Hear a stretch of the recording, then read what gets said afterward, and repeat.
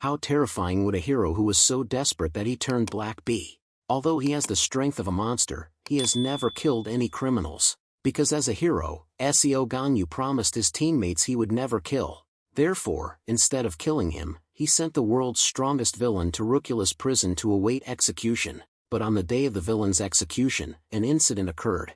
All the superpower control devices in the prison were simultaneously disabled, restoring the powers of all the inmates. Unluckily, Seo Gangcho, the male protagonist's older brother, was in charge of Sungwon's execution that day. Knowing Gangcho wasn't as strong as his younger brother, he didn't hesitate to attack him. Upon hearing the news, Seo Ganyu, consumed by rage, stormed towards Rucula's prison. He posed as a prison guard to begin a massacre of all the inmates. What good is a promise now? If I don't kill him, he'll kill me. Let's get to the main story. The story begins with images of huge plumes of smoke rising from beneath the ground. Then, large, jagged holes, as if from a fierce battle, are shown. A tired man, sweating profusely, with numerous wounds and blood on his face, is seen. Beneath him, another man with white hair and wearing white clothes is being choked and pinned down. The two appear to be at the end of a battle. Surprisingly, the man being choked, despite bleeding profusely, shows no fear, even grinning, ha ha ha, as expected.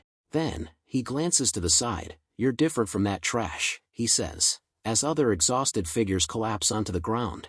A tragic scene unfolds, with falling rain adding to the sorrow. The black-haired man above can't stand the mocking tone and angrily shouts, "Shut up. Kill me." The white-haired man below continues to grin, "Only you can kill me." The black-haired man looks at him coldly with sharp eyes. "Is that so? But I won't be the one to take your life," he says, grabbing the man's collar. "I made a promise to my teammates." Staring intently, he yells, "You will face the death penalty in justice." The white-haired man confidently smirks. "I still regret it," the black-haired man cries out. "He'll face justice and then I'll regret it. I should have killed him then." On the news, a reporter announces an urgent report, showing an image of the white-haired man with the caption, "Sungwon, the worst villain, the villain who brought fear to the whole world." So, the villain's name is Sungwon. A judge's gavel slams down, and the verdict is announced. Sungwon is nailed to a wooden board. Soldiers in protective gear, armed with guns, stand guard. The death penalty is again enforced. Sungwon is wearing a special device to control his powers, but even in captivity, he confidently smiles. He's being held in Rucula's prison, which houses the most vicious criminals, in the deepest dungeon. Furthermore, a ceremony named Justice is scheduled for tonight. A person watching the news grinds their teeth in anger, with a wound still on their face. To commemorate, images appear of a girl with shoulder-length purple hair, a monk, a girl with long blonde hair, a bearded man, and a boy with green hair, heroes who sacrificed themselves fighting Sungwon alongside Seo Ganyu. The remaining man, Seo Ganyu, is recovering, but upon hearing the news, his expression turns chillingly cold. The TV continues, with the government expressing gratitude for the fallen heroes. Suddenly, someone turns it off. A voice calls out, "Seo Ganyu, our protagonist," turns around coldly. A young man in a police uniform enters. "Your body is aching, you should be resting instead of watching TV." This is Seo Gangcho, the manager of Rucula's prison. Seo Ganyu thinks to himself, "That's my older brother, a prison manager." Then Seo Ganyu speaks, "Brother." He looks at his hands, confused and speechless. "That damned Sungwon." His face darkens fearfully. "I should have killed him when I had the chance."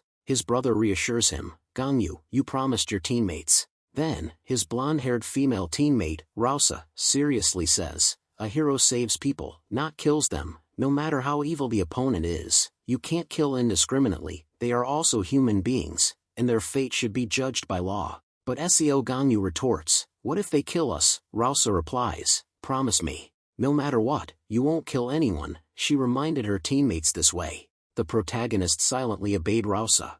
Returning to the present, Seo Gangcho, his brother, says, "I also agree. Because the only thing that can judge people is the law," he said while bowing his head. Not happy at all, Big Brother was a bit reluctant, and of course a prison guard like him had to keep this a secret. "This is confidential information. Sungwon will be executed next week. He will be on duty to carry out the sentence." Seo Ganyu heard that and looked over in surprise. Big Brother continued, "You kept your promise to your teammates. You did a great job. Leave the rest of his life to us jailers, then let's go." Seo Ganyu looked up at Big Brother, even more astonished. SEO Gangcho reached out to greet him, smiling and saying, "Come meet my colleague." The scene shifts to a different setting. Letters and flowers for the fallen heroes are piled high. The people gathered together, with banners, their faces filled with grief and indignation. And so, the images of the fallen heroes were lined up neatly and respectfully. The two brothers, SEO Gangcho and SEO Ganyu, were also present to commemorate their comrades. In his hand, he held a fully bloomed white chrysanthemum for his beloved comrades.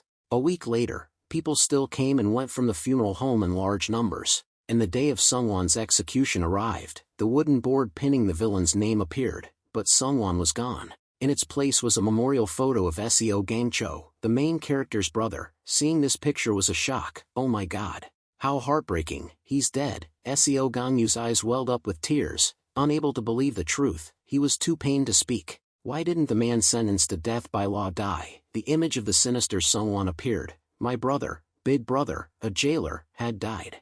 SEO Gangcho's memorial photo showed him smiling, a jailer who always did his job well. In front were memorial chrysanthemums and a burning incense burner. SEO Ganyu could only sit blankly beside his brother's memorial photo. As he sank into despair, a voice called out, "SEO Ganyu." A woman appeared, followed by two men in uniform. She spoke, "Long time no see, huh? This woman is a rookie-less prison officer named Jo Seun. Can we talk for a bit?" SEO Ganyu glared at them with tired eyes. A tablet displaying a video was presented. SEO Ganyu asked irritably, "What is this?" Jo Seun replied, "This is the video of Sungwon's execution today." The scene shifts to the events in the video. Neatly arranged footsteps are shown. Sungwon, bound to a board, is being carried by several jailers. SEO Gangcho walks beside him. Sungwon glances at him, smirking, and says, "Hey, you look like..." He leans closer and continues, "You look very much like SEO Ganyu. Are you brothers?" SEO Gangcho remains silent, glaring at him. He continues to taunt, "You're a jailer. You brothers are quite different. Ha, ha ha ha. Of the two of you, who's the older brother, who's the younger?" SEO Gangcho remains silent. Sungwon stares at him expectantly. Suddenly, he calls out again, "Hey!" Sungwon asks, "How do you feel after killing someone?" SEO Gangcho irritatedly exclaims, "What?" Sungwon continues his lewd smile, "You're a jailer. Isn't your job also to kill people, just like me? How does it feel?" He tries to provoke SEO Gangcho, but he remains silent and stoic. Then he glances at him and says menacingly, "I feel a little regretful." SEO Gangcho irritably asks, "Regretful?" Sungwon smirks and utters disgusting words that fill one with indignation. "Killing people with a light touch, it's not fun at all." SEO Gangcho, finally provoked, exclaims, "I." He points at him, gritting his teeth, "Even killing someone who isn't even human like you, I feel immense guilt, even though I just lightly touched the button. But the truth is, I've been having nightmares every night. I wake up, tearing my hair out in anguish. The nightmares leave me exhausted and unable to sleep properly. It's a nightmare." Images of other criminals appear, shouting, "You're just like me." Even before his death, he smirks and curses SEO Gangcho's job, calling them nothing more than murderers. SEO Gangcho, provoked, exclaims, "The prisoners I executed haunt me even in my dreams." Sungwon continues his smirk and asks, "So what motivates you to continue being a jailer?" Big brother thinks for a moment, Everyone has their job. I'm just doing my duty as a jailer." From this moment, before the execution of death row inmate Sungwon, SEO Gangcho sits in front of him and asks, "Is there anything else you want to say?" Sungwon casually replies, I just want to ask." He laughs maniacally and asks, "It's irrelevant. Of the two of you, who's the older brother?" Big brother issues the order over the radio, initiating the execution. 3 jailers prepare to press the button. 2 fingers are about to touch the button, while Sungwon maintains a nonchalant expression, smirking. A finger touches the button is about to be pressed. Then suddenly there was a flash of light in the darkness. At this time the video on the tablet was paused. SEO Ganyu couldn't believe what he was seeing on the computer screen and was speechless. Jo Seun speaks up again about the time of the release. The screen now shows black bars due to signal interference. At Lucas prison, the ceiling was visible along with long, unlit light bulbs. The guards were panicked and exclaimed, "What's happening? Power outage, inmates." Then they glanced at Sungwon. Could it be that he also had a red button on his collar? He laughed like a demon, then pressed and crushed the red button with his finger. A mysterious attack had been launched. Sungwon yelled, "The only one who can kill me." SEO Gangcho was terrified. A large explosion rocked the prison cell, and everyone tried to huddle together and jump out. The electrical wires on the ceiling began to spark and crackle, producing flashes of light and smoke that obscured vision. A guard managed to shout into his radio, "Everyone, catch him, emergency, we need backup." The death row inmate had unlocked the control device. He spoke as quickly as possible, "I'll say it again, death row inmate, control room." But Sungwon appeared behind the guard, his eyes filled with malice. The guard's face instantly began to blister in terror, sounds of pain followed. "Ah!" Sungwon opened his mouth and laughed gleefully. The guard's body swelled until it exploded, shattering before Seo Gangcho's horrified eyes. His eyes went blank as he witnessed the fresh blood of his comrade. Seo Gangcho knelt on the ground. Sungwon stepped over the pool of blood and approached him, saying, "When I saw you." He looked down at him with disgust. "I knew you were big brother, didn't you?" Seo Gangcho, enraged, gripped the handle of his knife. Then he leaped up and swung his knife down with all his might. But Sungwon simply raised his hand, and Seo Gangcho's arm instantly shattered. Seo Gangcho's eyes were filled with pain and rage. He fell, clutching his wound with his remaining hand.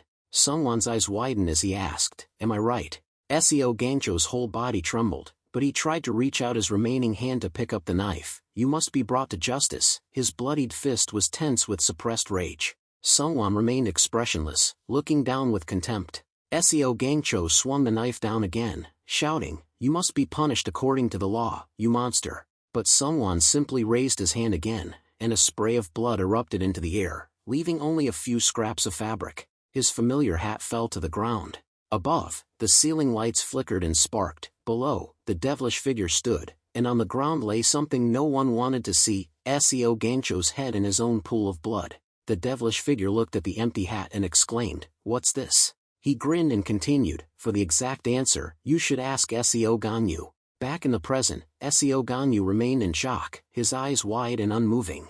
Cho Seun spoke again, "Therefore, currently, due to the sudden attack, originating from Sungwon, the control devices installed on death row inmates on all floors were released. Fortunately, the escape of the death row inmates was prevented, but countless guards were locked up with the prisoners." Seo Ganyu finally regained his senses. Grinding his teeth, he angrily asked, "Who did this?"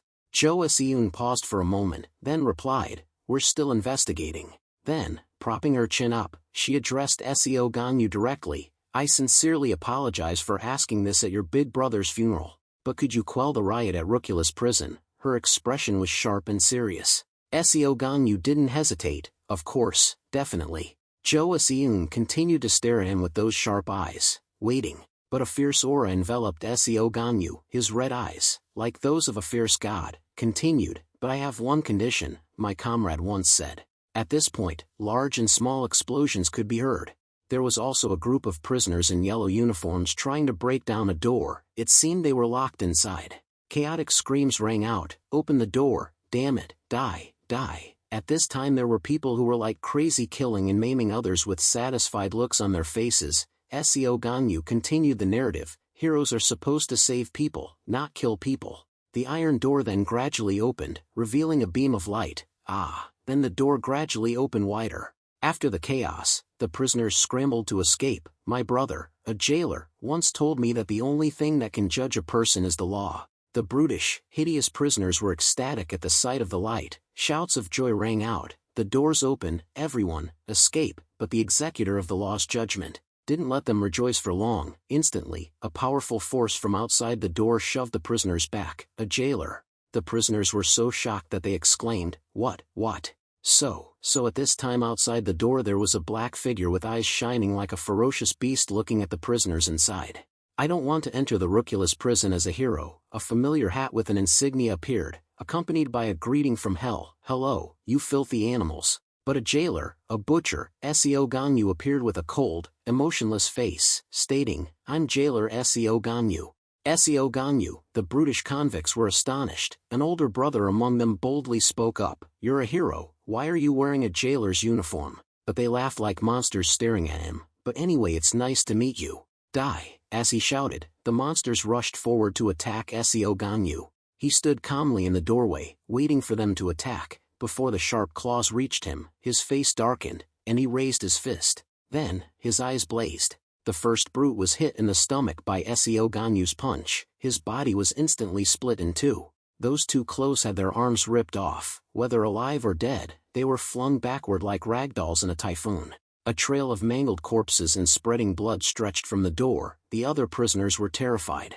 One prisoner gritted his teeth, sweating profusely. What the hell, is SEO Ganyu just standing there catching his breath? Then, he stood proudly and loudly addressed the prisoners. Listen up, by order of the government. On the first floor, a giant man sits with his head bowed. First floor solitary confinement. Basement level 1, a girl with purple hair smiles. Basement level 2, a group of faceless people, only their glowing eyes visible. Basement level 3, a person with light blue hair and a phosphorescent symbol under their eyes. Basement level 4, a girl with long green hair, half her face visible. Basement level 5, a familiar bloodstained hat. SEO Ganyu continued, all my big brother's work. Someone, sitting amidst the corpses, nonchalantly put on the unfortunate jailer's prized hat. I will. He smirked upon seeing him. You're here. SEO Ganyu concluded his narration. Taking over, his enraged face appeared, and he delivered his verdict. The execution begins. The prisoners panicked at his words. Execution. They screamed wildly in disbelief and outrage. You're going to kill us. SEO Ganyu looked at them with cold eyes. Waiting for silence, he spoke gravely. You've killed countless people, and you still think you don't deserve to die. The prisoners looked at each other in confusion. Did we kill that many people? Then he yelled. I didn't kill that many, but this guy, Kelida, killed 12. Another raised his hand. I only killed a few, maybe 7, that's Brooke. A fat prisoner proudly held up a few fingers. I haven't even killed 5. This guy's Keed, even worse, he kidnaps, rapes, and murders children. Then a bunch of unrepentant prisoners kept questioning. SEO Ganyu, who are you to kill us? I need to talk to a lawyer. Murderers are human too. Then came the curses and rebuttals of that trash. Another prisoner silently observed. He was annoyed by the noise. He had long moss-green hair and looked exhausted. His name was Choi Guwon, and he had killed 8 people and committed sexual assault. Choi Guwon, amidst the chaos, plotted in his mind, distracted by the other prisoners. He looked through the gaps at SEO Ganyu. His eyes gleamed with a wicked plan. Choi Guwon quietly backed away. A foot slammed on the floor. While the other prisoners were fiercely resisting SEO Ganyu, Choi Guwon used his lightning-fast strength to rush outside. Take this opportunity to escape from prison. But before he could gloat, something approached his ugly face. How could SEO Ganyu let this insignificant Tomoki get in his way? With one kick, a large pool of blood sprayed into the air. The previously noisy prisoners fell silent in horror. At this time, only a broken thing fell to the ground. SEO Ganyu spoke softly. These guys. He stood proudly in front of the prisoners who were standing there dumbfounded as if they were being held captive by the heavens and said, I will give you one last chance. Obediently put on the monitoring device and return to your cell to await execution. Or be executed right here, right now. His expression as he said that was no different from the King of Hells. The prisoners' faces paled with terror and confusion. Suddenly, a fearless prisoner scoffed. What does that bastard think he's doing? He swaggered, uttering arrogant words that shocked the others. There's something I want to say. If we're going to die anyway, isn't it better to die in a riot than to wait passively for death? This negotiation is utterly pointless. That disgusting rat, with his foul mouth and nonchalant expression, deserves to die 1,000 deaths.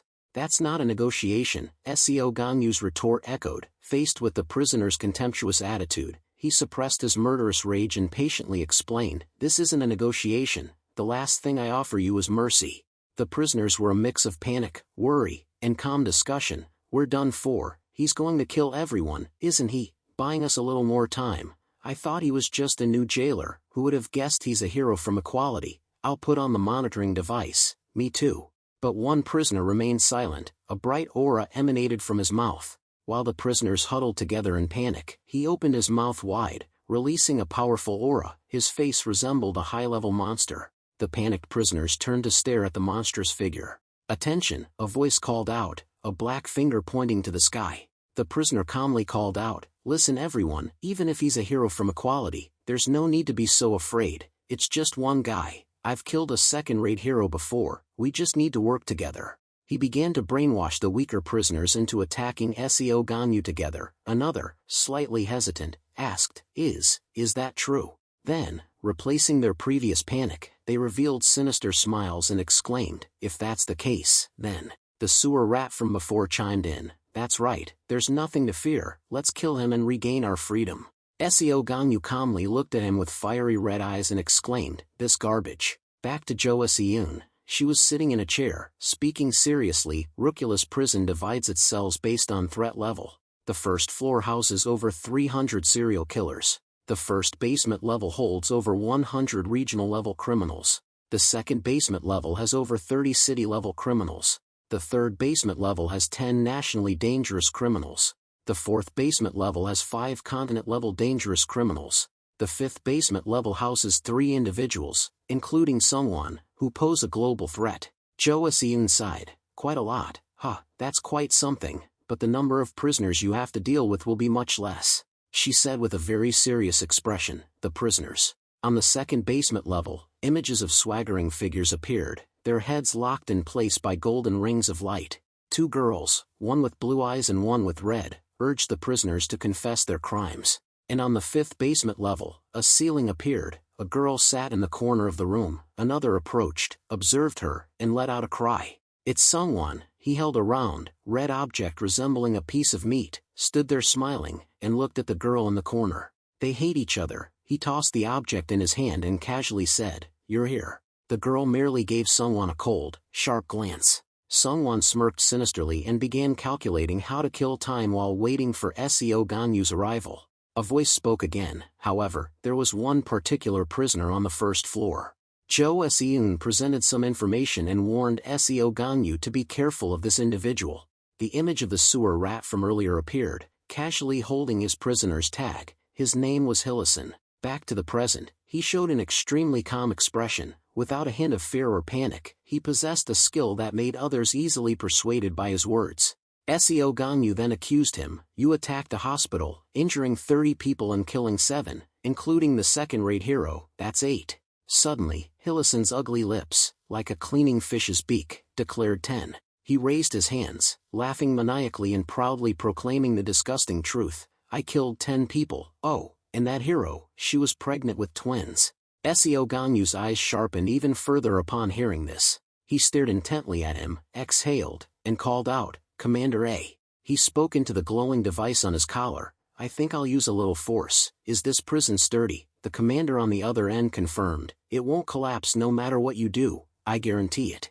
Seo Ganyu's expression turned icy cold as he declared, "Then I won't hold back my power." Hillison remained unafraid, scoffing, "You're just bluffing." He kept mocking him and his teammates, "You're a hero of equality but you can't do anything. To catch Hwang Sungwon, you were so desperate that you had to use your own teammates as bait, right?" He took the lead and said with a disgusting grin, "We'll send you back to your deceased colleagues." Then, Hillison threw his head back, unleashing a frenzied burst of power. The other prisoners who received that power surge began to become excited, their eyes gleaming with hope. One of them grinned and exclaimed, "My body is full of power." Then, Hillison opened his mouth like a high-level monster and roared, "Attack." Immediately, the other prisoners charged towards Ganyu, aiming to subdue him with fervent belief. 2 streams of glowing power attacked Seo Ganyu. But instantly, the prisoners at the forefront were torn apart just like the others before them. That dark power surged, attacking all those fearless prisoners. Hot blood spurted into the air, the front ranks of prisoners dissolving. The dark power weaved through the prisoners, causing them to panic and cry out, "What is this?" Afterward, the prisoners were killed by Seo Ganyu's power, their bodies mangled, body parts littered the ground like chickens struck by disease. A few lucky ones stood dazed, rooted to the spot. What the hell was that? Among them was Hillison, his previous arrogant sneer replaced by stunned horror and terror. Then, a foot was launched with immense force. It was Seo Ganyu. His aerial kick released a wave of dark energy, crisscrossing like a spiderweb. Then, Seo Ganyu brought his foot down with twice the force. The crimson energy spread even more forcefully. Instantly, his power reached its peak as his foot hit the ground, and the remaining prisoners were decisively sent to hell. The scene shifts to a beautiful sunset sky, the recent carnage just a nightmare. Someone was sitting in a dark room. It was a man, sitting with his head bowed in silent stillness. Suddenly, the prisoner raised his head, his mouth was covered with leather, a questioning voice boomed, "Seo Ganyu." On the other side, a prisoner screamed, "AA." He was still being pummeled by SEO Ganyu, about to meet his maker, but still managed to curse, "Damn it." Then, his eyes widened in terror. SEO Ganyu continued to leap and strike, dealing with the remaining prisoners who could only cower and dodge. SEO Ganyu, his eyes blazing, charged forward with his deadly, swirling fist. That fist transformed into a powerful force descending, screams erupted, "No, stop." Blood continued to spray into the air, two death cries echoing. His fist, like a net, pierced through the prisoners. It was like the claw of a giant beast. The prisoners were terrified as they were ensnared by the crimson energy. Hillison was no exception. He was bisected by that sharp energy, his face showing no immediate sign of pain. A moment later, his eyes widened in disbelief. No way. The result of SEO Ganyu's purge was that the remaining prisoners were cut in two. After SEO Ganyu retracted his power, only an apocalyptic scene of corpses remained. SEO Ganyu then spoke, "First floor execution, complete, let's go to the isolation cell." Behind him was a sight no one wanted to witness, but it was well deserved for those men. How many people were killed, it was impossible to count. Looking at that mountain of corpses, dozens, hundreds. SEO Ganyu's death fist still burned with power. He stood before two prisoners, one large, one small, both terrified. SEO Ganyu said, "Choose. 1. Wear the device. 2. Die." His voice was cold, his eyes sharp. The smaller one gritted his teeth in fear, while the larger one, gnashing his teeth in anger, said, "You." He scornfully lunged, trying to attack SEO Ganyu while cursing, "You damned." But SEO Ganyu calmly kicked him, and the man was reduced to the same fate as the previous prisoners. There were about 300 people on the first floor. The remaining smaller prisoner, seeing the larger one die instantly, was terrified. He quickly raised his hands in surrender. I'll wear it, I'll wear the device." SEO Ganyu said, "Come and get it." The prisoner stammered, Yes, sir." He raised both hands in panic, cautiously saying, Please give it to me." SEO Ganyu's sharp eyes fixed on him. "I thought this guy knew how to cherish life." But suddenly this guy smiled a devilish smile. From his hand emitted a power that he thought was stronger than SEO Ganyu, who just cursed him, that bastard. Then he confidently launched that stream of power towards SEO Ganyu. He laughed maniacally. "You really think I'd listen to you, you bastard?" His eyes widened in surprise. Revealed after the attack, SEO Ganyu remained standing, unscathed. The man exclaimed incredulously, "What?" One of the villains Toma captured said that those lacking physical abilities were pathetic. Toma believed in equality. A female prisoner, chained all over, appeared, despite being bound. She laughed maniacally. "You don't know the thrill of crushing someone from afar, do you?" A familiar fist smashed into the man's face. Thrill. Instantly, the man's head exploded in the air. It was like crushing an egg with a single hand. Later, SEO Ganyu found himself in a cleaner, different space. He pressed a red button on the wall. After the door opened, SEO Ganyu's silhouette was seen backlit. A voice from inside boomed, "It's noisy out there, isn't it?" SEO Ganyu simply stared at him with icy eyes. The gagged prisoner still spoke. 3 years. Huh, I knew you'd come." SEO Ganyu frowned in annoyance. He continued, "Long time no see, Hero Ganyu. I'm Chuck Fielder, level 1 solitary confinement, a cannibal and brutal torturer." He asked, "Remember me?" Chuck Fielder stood up. "Seems like you've changed jobs." "Huh, doesn't look too good."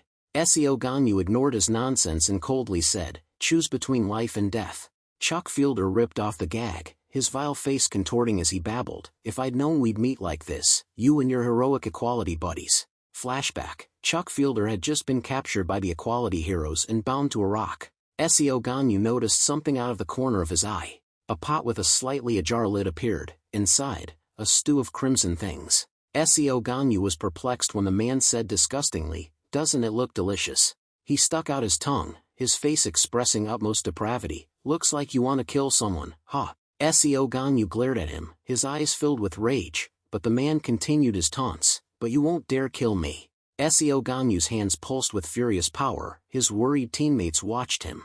SEO Ganyu lunged, his fist aimed at Chuck Fielder, roaring, "I'll kill you." As he was about to unleash his fury on the prisoner, a shout echoed, "SEO Ganyu." When the person appeared, his fist stopped. Rausa, with a sorrowful expression, pleaded, "Don't." SEO Ganyu suppressed his rage. But Chuck Fielder continued his provocation. "Look at your teammates, how disappointed they are." Back to the present, he raised his hand, power emanating from it, and said, "If you don't answer, I'll take that as you choosing death. Chuck Fielder continued his rambling, want to know why I kill? I'm not interested. Seo Ganyu, long past the point of sanity, had no patience for his rambling. Instantly, a surge of power struck, and Chuck Fielder's head separated from his body. Suddenly, a voice echoed, because. Chuck Fielder's head still grinned. I want them to remember me. He reappeared elsewhere, raising his hands nonchalantly, so I killed them and became the most memorable person in their lives. The image of one of his victims, looking up in despair, when they die by my skill, they won't forget me. His image appeared in the lives of his victims like hateful, poisonous insects, the victims trapped in a terrifying power they couldn't escape. He laughed like a proud monster. They'll etch my image and my eyes into their minds. Chuck Fielder ability. As proof, I can show you the memories of those I've killed. Seo Ganyu just glanced at him, annoyed by his cruel display. Ghoulish purple-black insects surrounded him, mirroring his power. He became arrogant again. Should I show you each one? A head appeared under his hand. Chuck Fielder was about to speak. This child. His eyes flashed. Instantly, the arm that had summoned the head was severed by a surge of power. Chuck Fielder clutched his wound in pain. Seo Ganyu asked, is it because you're in solitary confinement? Seo Ganyu transformed his power into a sword, approaching the struggling Chuck Fielder. I really want to shut your incessant mouth. His image appeared like King of Hell and said, you don't have time to attack me with your skills, do you? As the guy yelled, who? Then he asked, sweating profusely, let me ask you something, before I die, do you remember the people you killed? Seo Ganyu swung his sword and casually replied, no, nothing worth remembering, especially trash like you. Suddenly, his eyes turned serious. Chuck Fielder grinned, creating illusions of Seo Ganyu's comrades in front of him to disrupt him. Rausa, with a sad look, said, Ganyu, don't. Ganyu stared blankly ahead. Then, two more comrades looked at him affectionately, calling, Ganyu.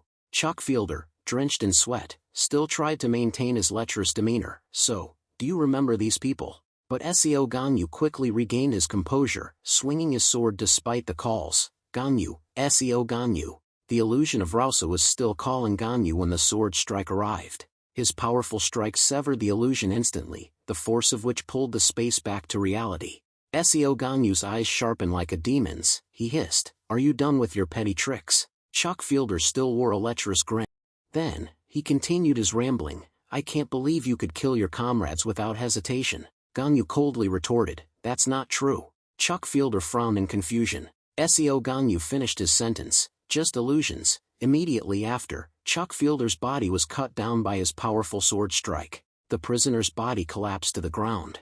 Seo Ganyu stood there, head bowed, and said, and I'm no longer a hero, I'm a jailer. Chuck Fielder, spitting blood, stubbornly retorted, what, you're more than just a jailer. His eyes slowly closed, but he still struggled to finish his sentence, you're a monster. But Seo Ganyu remained silent. Chuck Fielder's last words ended his cruel life, a monster, just like someone, a final jab at Seo Ganyu. But Seo Ganyu didn't care about those meaningless words. He only turned back to glare at the prisoner's corpse. The scene shifts to Sungwon. He looked up with a bored expression. What? There was no resistance. The female prisoner in the corner was beaten and thrown to the floor. Her face was blank, devoid of emotion. Sungwon showed his dissatisfaction like a spoiled child, a disgusting sight. Where are you coming down, Seo Ganyu, or should I go up? He was calculating after defeating everyone inside. It was night, the moon shining subtly through dark clouds. 3 people stood on a cliff observing. A man spoke, Sinka, when will you begin? The woman called Sinka smiled in response. He's appeared, he is. Seo Ganyu appeared on that floor, his face was icy cold, foreshadowing impending death. Sinka clasped her face, a delighted smile spreading across it. Then she exclaimed, my beloved husband. Your husband? A man there asked in confusion, looking at Seo Ganyu through a monitor. She smiled brightly and replied, yes, he's my husband, the man said. Sinka. He smirked and asked, isn't your husband Sungwon? My name is Canis.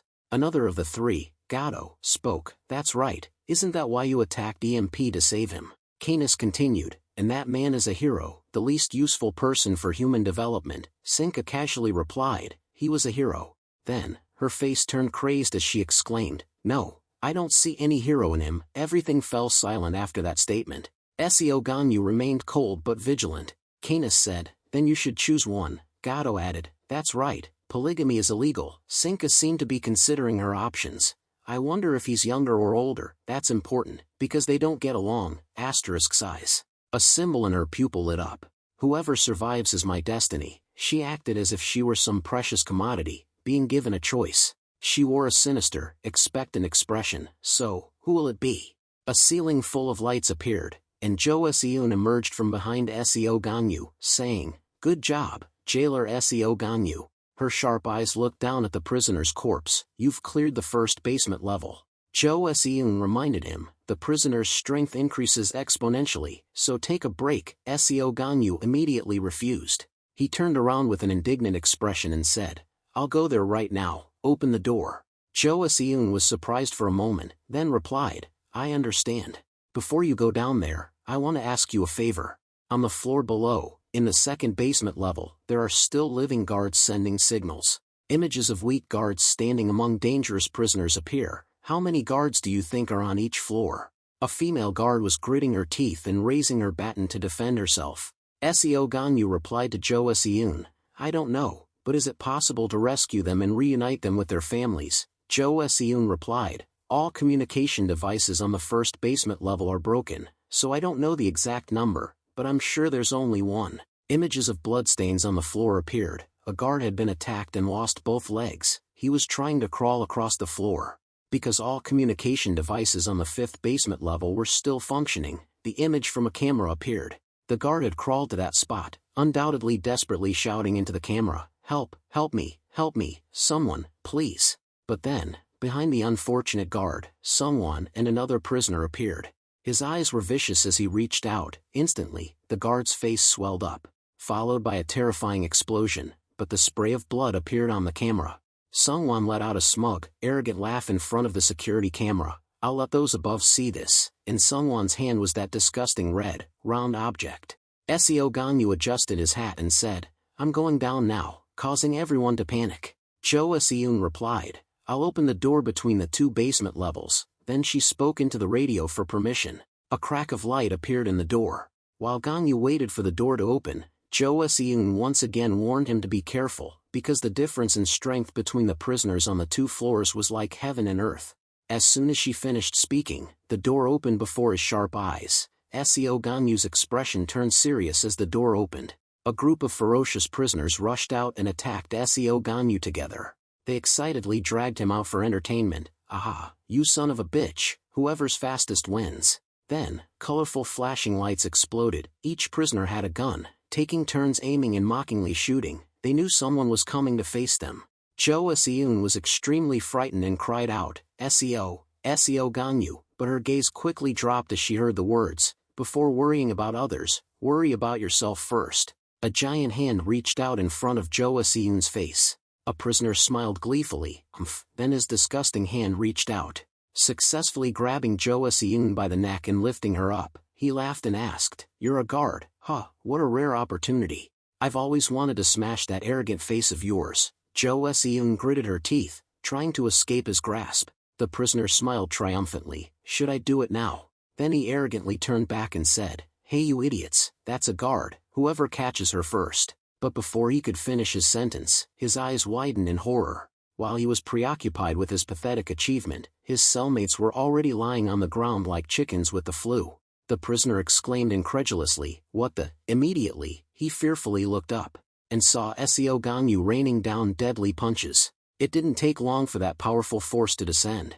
Seo Ganyu continued to punch until the man released Jo Seon. Jo Seon fell to the ground in confusion, then a voice shouted, "Don't go down." Seo Ganyu stood up, looked at her, and said, "Basement level 2, his eyes were sharp, warning her, "It's very dangerous." Jo Seon could only nod in agreement. Yes, I understand." Before he walked away, Jo Seon reached out and called out, "Guard Seo Ganyu." Tomoki was captured on the first basement level. Images of several women chained from head to toe appeared. Seo Ganyu silently walked away, then eventually replied, "I know." The scene shifts to a cell on the first basement level, where several hardened prisoners were talking among themselves. "Did you hear something? It sounded like a scream. Did he succeed?" Then a female prisoner with a voluptuous figure and a mysterious expression called out, "Hey, you idiots! Did he succeed? Which one of them do you think can cause chaos here?" I guess you guys will never know. This girl is Tomoki. She killed 28 heroes. Tomoki pointed to her forehead. Her arrogant face continued. Do you know why villains remain villains? Because you're not smart enough, former hero. A curse rang out. You bitch. A scowling prisoner approached, grinding his teeth as he looked down at her and asked, Want me to kill you? Tomoki laughed. Ha, kill me. You've only killed ordinary people, ever killed anyone with superpowers. The scowling man remained silent. She continued, pointing proudly, never fought them before. If you don't know why I'm here, it's because I killed them. The scowling prisoner emanated killing intent, shouting, I'll kill someone with superpowers right now. But in a moment, she extended her claws, slashing a line from the top of the scowling prisoner's head down. Kill. Immediately, a stream of fresh blood spurted out, Tomoki's monstrous arm covered in blood. A cold killing intent emanated from her. Who's the one being killed? Stupid. Those in the room were terrified, standing there dumbfounded. She continued proudly, When I was a hero, I caught countless villains, so I know how to catch those with superpowers. With that knowledge, I killed countless heroes. Tomoki stood before the bisected body she created, smiling brightly. Now I will teach those on my side. She stuck out her tongue and licked the blood on her hand disgustingly, then declared, I will show you how to hunt someone with superpowers. At this moment, Seo Ganyu appeared in the dark prison, his sharp eyes focused forward. She continued, and more importantly, her face like a venomous snake's smile. She exclaimed, I know Seo Ganyu's abilities. A voice of astonishment rang out. How did she know Seo Ganyu's abilities? Tomoki sat down on a man bent over as if he were a chair, like a king. She confidently placed her hand on her chest, replying, I was a hero, and I have reliable sources. Another prisoner asked, Even if you know, what can you do to him? He's a hero in equality, an organization of top-tier heroes, unlike third-rate heroes like you. Tomoki showed a sinister expression. Then she began to explain. Since Rausa became the guild master of equality, there have been changes in the hero profession. First, the way heroes operate changed. They are no longer allowed to arbitrarily kill prisoners. Second, they often organize group training sessions among heroes. Finally, the hero ranking system from rank 1 to 5 has been abolished. Tomoki confidently said, I mention this because Seo Ganyu joined equality while the ranking system was under maintenance. Seo Ganyu was specially selected without any outstanding achievements. In other words, he got in through connections, and there are rumors he's Rausa's lover. The prisoner hesitated. Actually, I've never seen him fight, but the way he cleared the first floor in an instant, he must be at least one level stronger than us, a third-rate hero. Tomoki laughed scornfully. The first floor was full of insects. Even you could do it. Kim Mok Gang with the sharp crest killed 1738 people, and Ron Rio with the vertical scar killed 1983 people. Her voice rang out again. Easy, right. Curiel with the wide eyes killed 2,270 people, and Mid Jonak with the narrow, contemplative eyes killed 3,521 people, right. Speech, a large, strong man who seems quite young, killed 6,435 people. The other prisoners were still bewildered. Tomoki continued, I'm not saying Seo Ganyu is weak, he's strong, but I'm confident, I know his weakness, and we can work together to take him down. Speech asked, You know his weakness, she casually said. Why are you all thinking so much? How long are you going to think? Decide quickly. They were still hesitating, but Seo Ganyu was entering. He's almost here. The prisoners hurriedly raised their hands. I'll join. Me too. Only Speech was silent, so she turned and asked, What about you?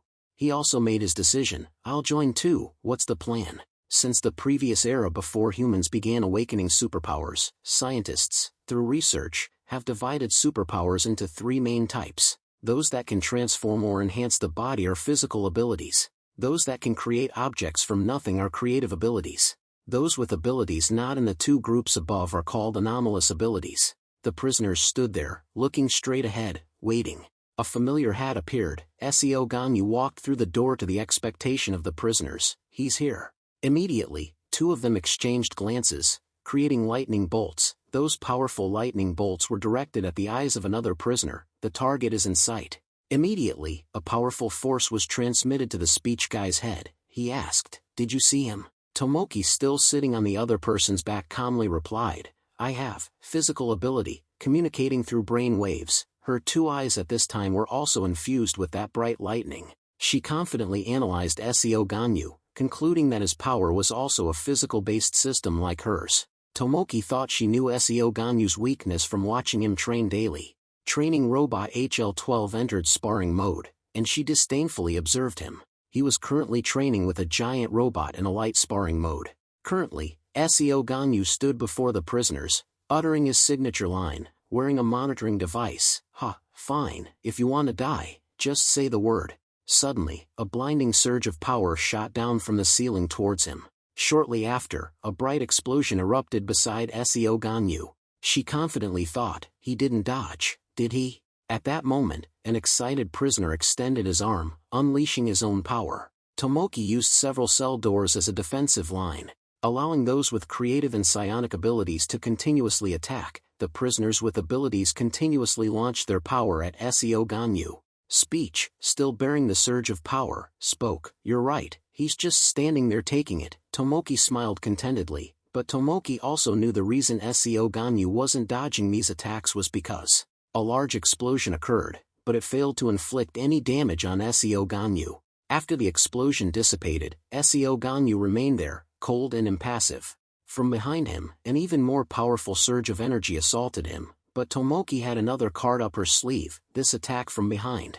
SEO Ganyu coldly turned and glanced at the ranged attack. His calm eyes suddenly widened in shock. SEO Ganyu's body was disrupted and trembled under the impact of the energy. His hand showed slight changes from absorbing the attack. After the attack subsided, SEO Ganyu stood motionless. The one who launched the ranged attack smirked triumphantly. Complete. At that moment, a small button on SEO Ganyu's collar flashed, a power-limiting device. As you said, I collected these from the warden's corpse. A hand held up the collar. It was speech. He still had some doubts, but will it work? This is from the first basement level. Tomoki immediately affirmed, it'll be fine, we just need to put more on him. These are from the first basement level. 10 should be enough for a second-class hero. Even a first-class hero would lose all their power with 15. Million can put them on him with his skill. The one called Million, holding a pile of devices, laughed in response. He's killed 2,421 people. His ability is object manipulation. Tomoki continued, to be safe, let's put 30 on him. SEO Ganyu was now adorned with countless power-limiting devices, yet he remained motionless. The others excitedly shouted, you're finished, you bastard, we've attached power-limiting devices to you. However, there were 3 mistakes in Tomoki's plan. Quickly, their joy turned to horrified shock as the power-limiting devices on SEO Ganyu's neck began to crack. His eyes blazed with the fierce light of a beast. First, the power emanating from him remained as strong as ever, completely unaffected. SEO Ganyu's power. The horrified prisoners watched as the power-limiting devices shattered and flew into the air, followed by a deathly fist descending. SEO Ganyu's punch sent them flying, shattering them like the prisoners on the first floor, many times the force of a first-class hero. The prisoner coughed up blood from the backlash, and the lightning power helmet shattered. Speech exclaimed in horror, the limiting devices, they're all broken. Tomoki, losing her arrogance, stared speechless at the scene. What the? Immediately, a desperate scream echoed, "Aaaah!" The prisoners turned to flee from SEO Ganyu's gaze. Damn it. Tomoki urgently shouted, Plan B. Tell them to deploy Plan B. Speech telepathically instructed, everyone, deploy Plan B. A voice warned SEO Ganyu, don't move. An innocent person was being strangled by a grotesque hand. This prisoner held the unfortunate warden hostage, threatening SEO Ganyu, if you move, I'll kill him. Then, the prisoners used the wardens as leverage, if you want to save him. But he calmly raised his hand.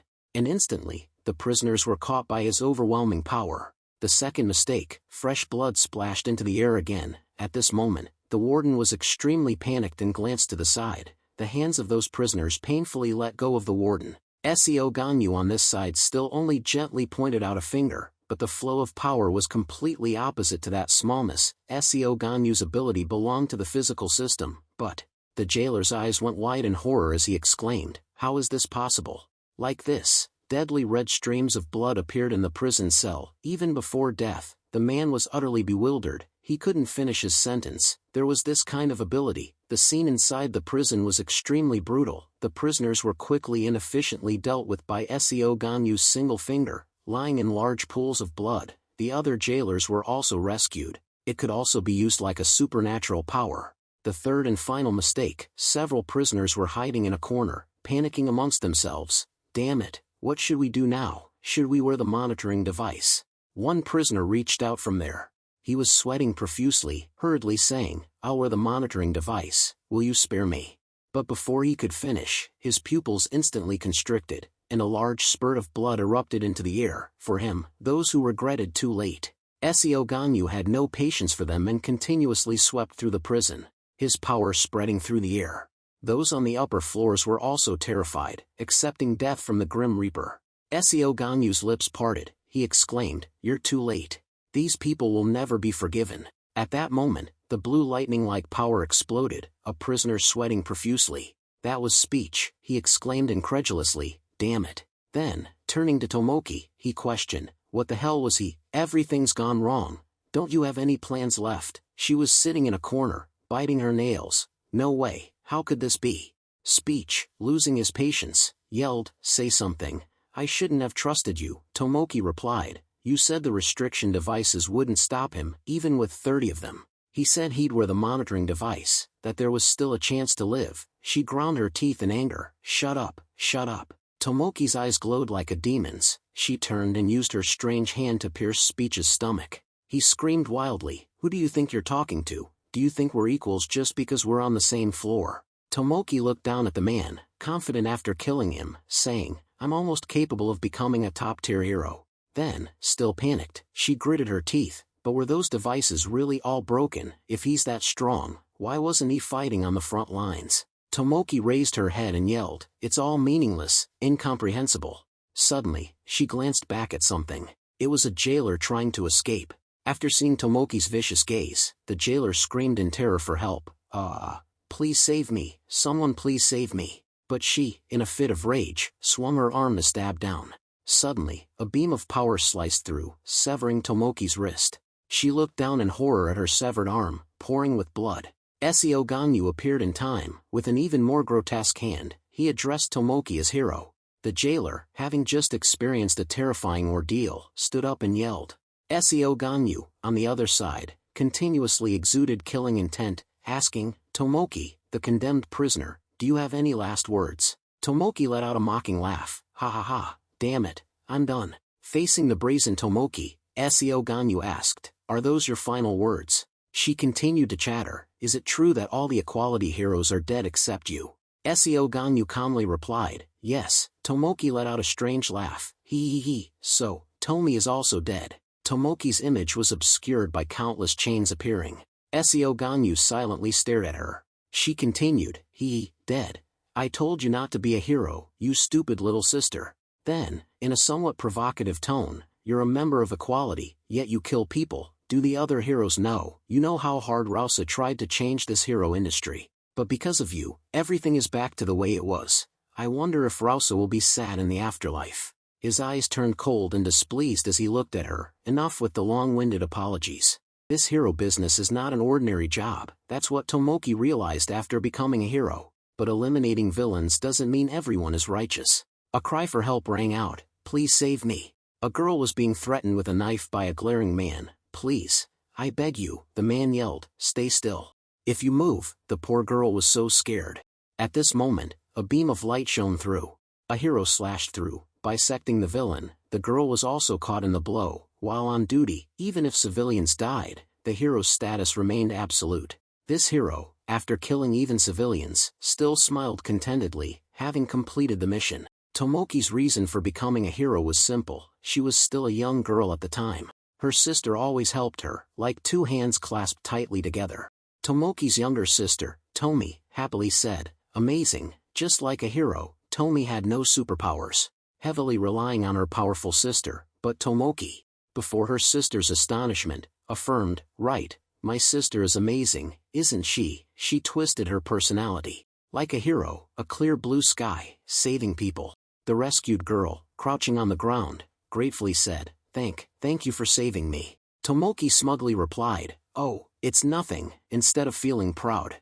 She hugged her face self-satisfied. It was just doing the right thing, yet she felt superior. Tomoki continued her hero work. Finally, during a mission, she killed a villain. It was her first kill. Tomoki's face became distorted. For the first time in her life, she touched her own face, then looked up to the sky and laughed wildly. She felt superior. Tears welled up. Killing was exhilarating. Afterward, Tomoki relentlessly killed people, villains, civilians, heroes, leaving no one spared. Among them, Tomoki most enjoyed killing heroes weaker than herself. A feeling of betrayal, shock, and ultimately, the loss of her happiness. "Please," the weaker hero pleaded, "spare me." That plea drove Tomoki into a frenzy. But the truth would come out. Tomi suspected Tomoki, always coming home late and smelling of blood, so that day she followed her. Tomi's eyes widened in disbelief at what she saw. Before her was the sight of her sister committing mass murder. The girl witnessed her sister killing people. Tomi was utterly shocked and gasped. Tomoki, startled, turned to her sister, her face covered in blood. "Tomi, I told you not to stay out late." Useless. Her hands still clutched the head of an unfortunate victim. Instead of remorse, she smiled excitedly, inviting her sister to join her in her crimes. "Want to join?" Tomi's eyes widened in disbelief. "What?" But Tomoki, even more frenzied, swung her hand down. "If you can't bring yourself to do it, I'll do it myself." A loud shout made her look up. "No!" A chain-emitting purple light shot down, binding her hand. That day, Tomi awakened her powers. In her first act as a new hero, Tomi, tears streaming down her face, pointed and cried out, "Sister." From that day on, Tomi became a hero, relentlessly pursuing her villainous sister. Tomoki's image, though blurred, showed a sinister smile. Finally, the villain Tomoki. Tomi captured her sister, exclaiming, "You're under arrest." Tomoki responded provocatively, "So you won't call me sister anymore? How sad. Your powers are getting stronger, but it's a pity they're summoning type, not physical. Those without physical powers are truly pathetic." Tomi silently stared at her sister. Tomoki became even more frantic. "They can only kill from afar. They'll never know the ultimate thrill of directly tearing someone apart. You've never understood me." Hearing those words, Tomi cried out, "I've never had a sister like you." Returning to the present, Tomoki asked, "Did Tomi die in agony?" Seo Ganyu coldly replied, "Tomi." Remembering the image of her falling down in the fight with Sungwon, when Seo Ganyu came to find her, Tomi painfully exclaimed, "It hurts so much." The girl's tears flowed down her face. "Save me, brother." Back in the prison cell, Seo Ganyu said, "She called out your name as she died." Tomoki fell silent for a moment, then exclaimed, "I shouldn't have asked, it only made." A surge of power erupted. "I feel worse now." A sharp blade sprouted from her hand, and her entire body transformed into a horrifying sight. Then she leaped forward. Seo Ganyu remained calmly standing there. Tomoki lunged forward, attacking and stabbing at him, but her eyes widened in shock, as her blade pierced only air. Seo Ganyu had appeared behind Tomoki. She struggled, gritting her teeth to resist the power. Both of them clashed. Tomoki's eyes flashed. Immediately, Seo Ganyu's kick sent her flying backward, creating a large explosion. A huge cloud of dust appeared. Seo Ganyu waited before the smoke. The light from the ceiling shone down, and Tomoki gritted her teeth, charging again. But Seo Ganyu calmly punched her in the stomach. Tomoki spat out a mouthful of blood, then collapsed to the ground, unable to fight on. Tomoki glared angrily at Seo Ganyu. Ganyu looked down with bloodshot eyes, saying, "Even if she's a criminal, I don't feel good about killing a colleague." Then, to his surprise, she spoke. "Then can you?" She let out a wild laugh and shouted, "Spare me." She bowed her head to the ground, saying, "You're a hero, didn't you promise Rausa?" He coldly replied, "I'm no longer a hero." Tomoki pleaded desperately, "Please, please, spare me." She fearfully touched Seo Ganyu's leg. "I don't want to die. I don't want to die." He said, "Your current state is the scene you've often witnessed, the scene of desperate victims begging for mercy. Spare me, please spare me, Tomoki." Seo Ganyu's eyes sharpened. "What did you do to those who begged for your forgiveness?" Tomoki's face twisted into a grotesque smile. "Haha. You dog." Seo Ganyu didn't let her speak any further and continued to unleash his powerful punch. Outside, dark clouds gathered, and the sounds of Seo Ganyu's fight echoed through the prison. Hearing that, the Canis group, who were watching, excitedly exclaimed, "Did you hear that explosion? It must be Seo Ganyu." "Oh, what now?" Sinka showed extreme excitement, causing someone to fall into a trap. The other guards were panicked and afraid, wondering what was happening, causing someone to be terrified. But for someone, the familiar hat. Sungwon happily shouted. Seo Ganyu made them even more expectant. Sungwon felt extremely excited and exclaimed, causing the girl next to him to be confused. No good. I have to go up there now. As he spoke, he made a monstrous, demonic face and raised his hand. But suddenly, a powerful force flung Sungwon aside.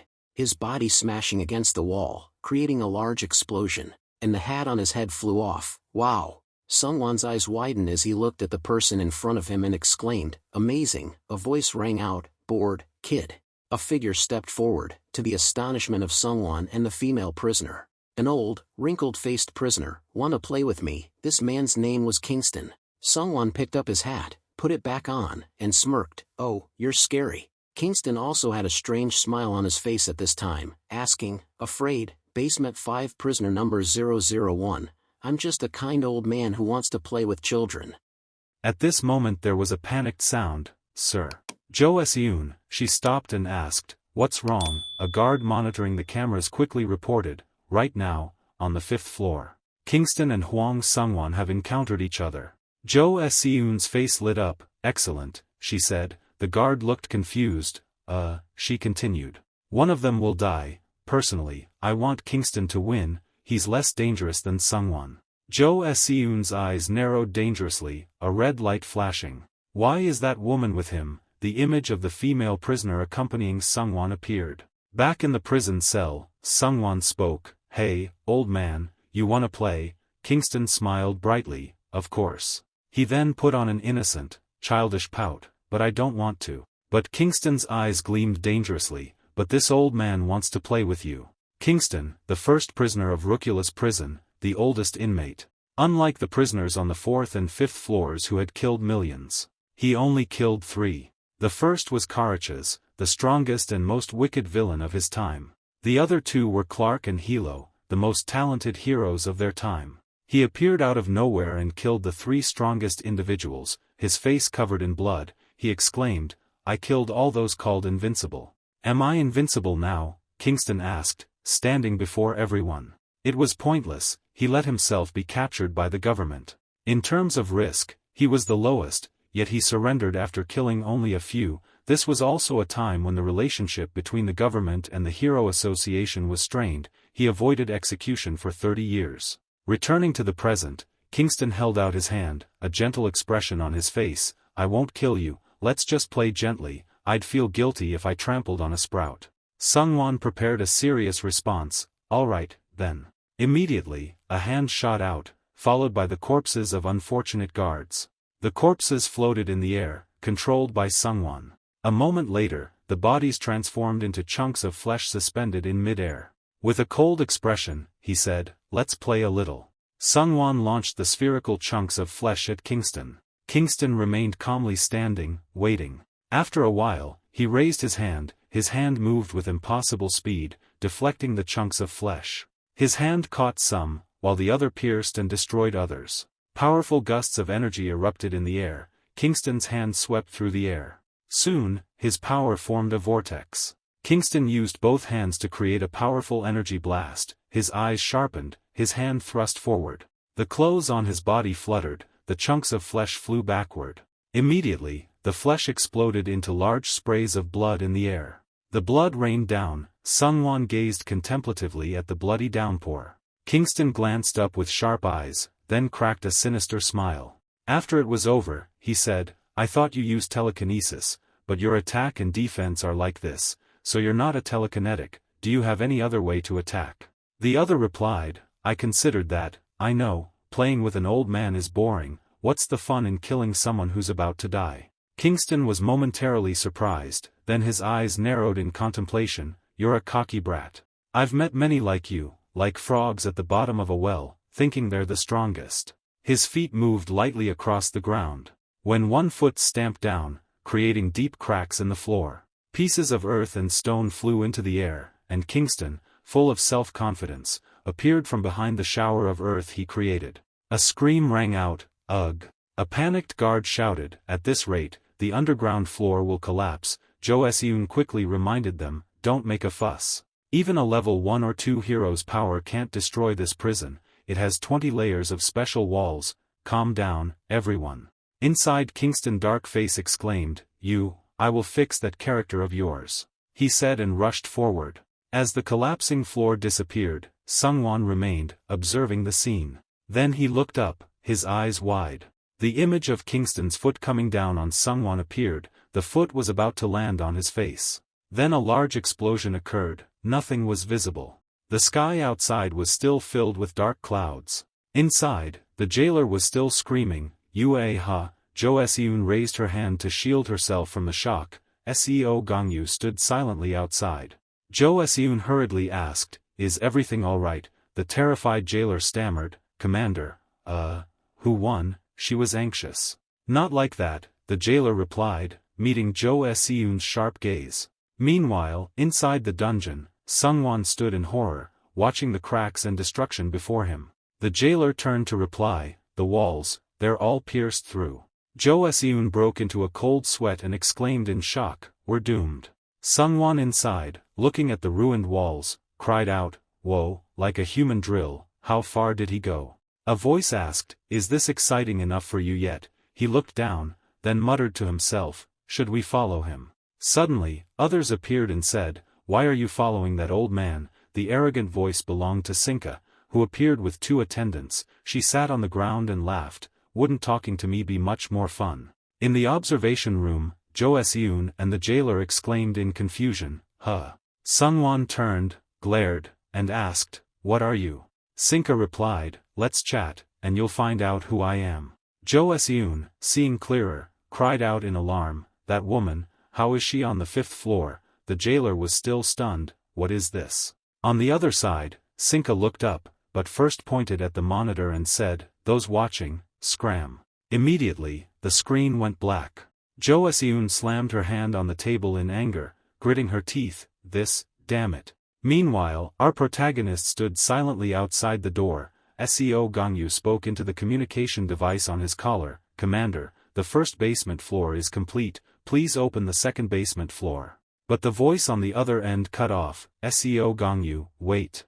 Seo Gongyu waited. After a while, he anxiously called again, "Commander, there's no response, the connection has been cut." Silence descended again, perhaps weak signal.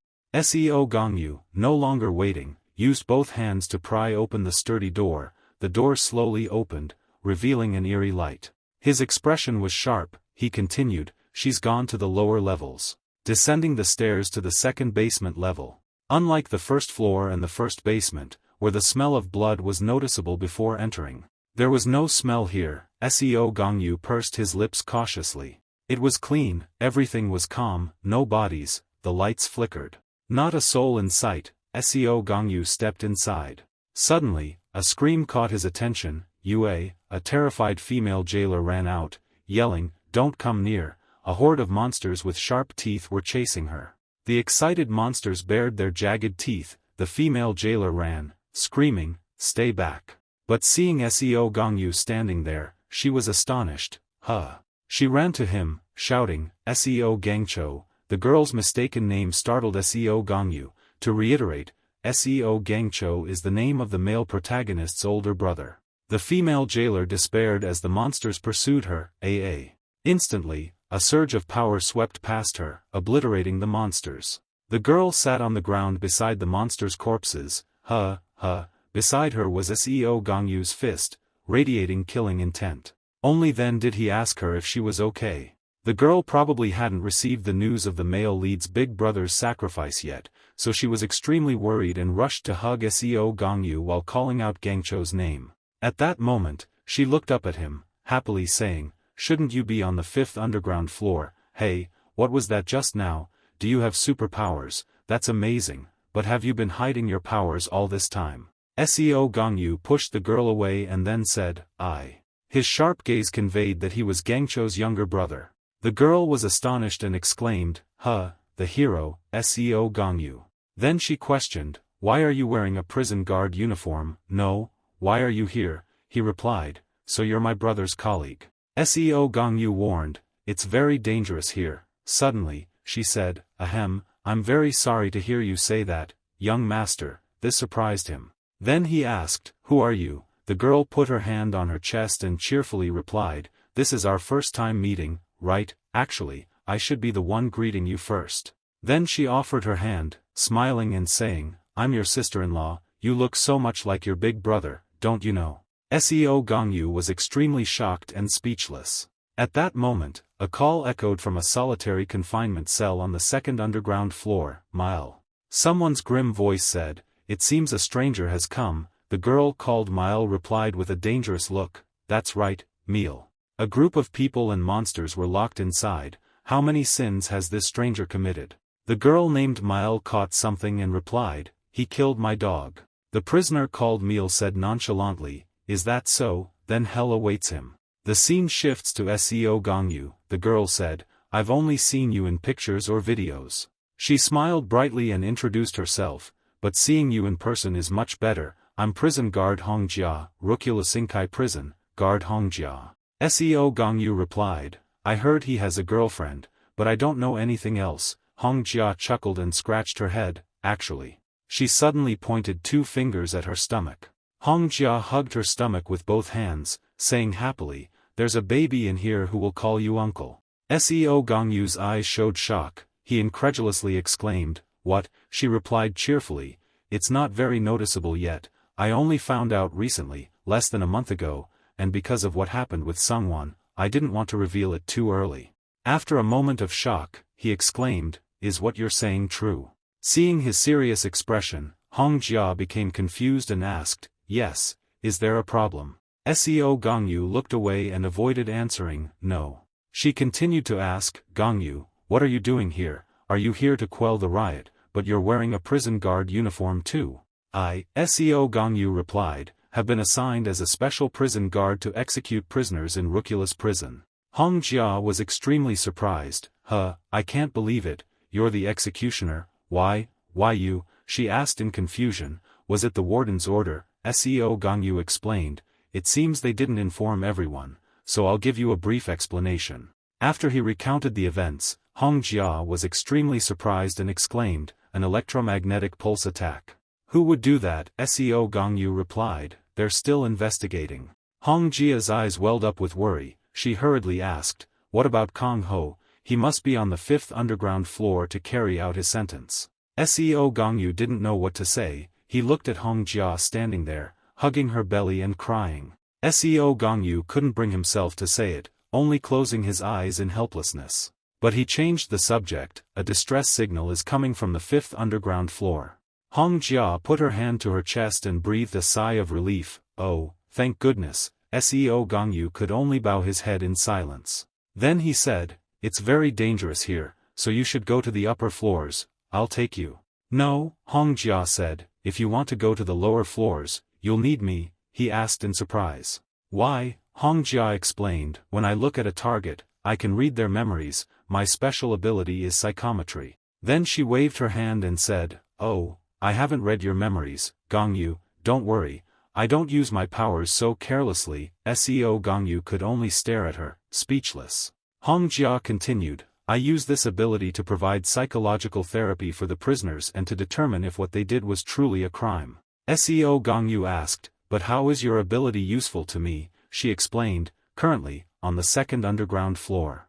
In the solitary confinement cells, Meal and Mael are in control. They are siblings with special summoning abilities. Their powers give them strength. Monsters appear, turning others into puppets by stabbing them in the heart. Currently, all the prisoners on the 2nd underground floor are their puppets." Seo Gongyu spoke up at this moment to her surprise. "I also knew a little about their abilities. They are Mago's disciples. Mago's image appears. I already know this, so go upstairs." Seo Gongyu pointed upwards and said.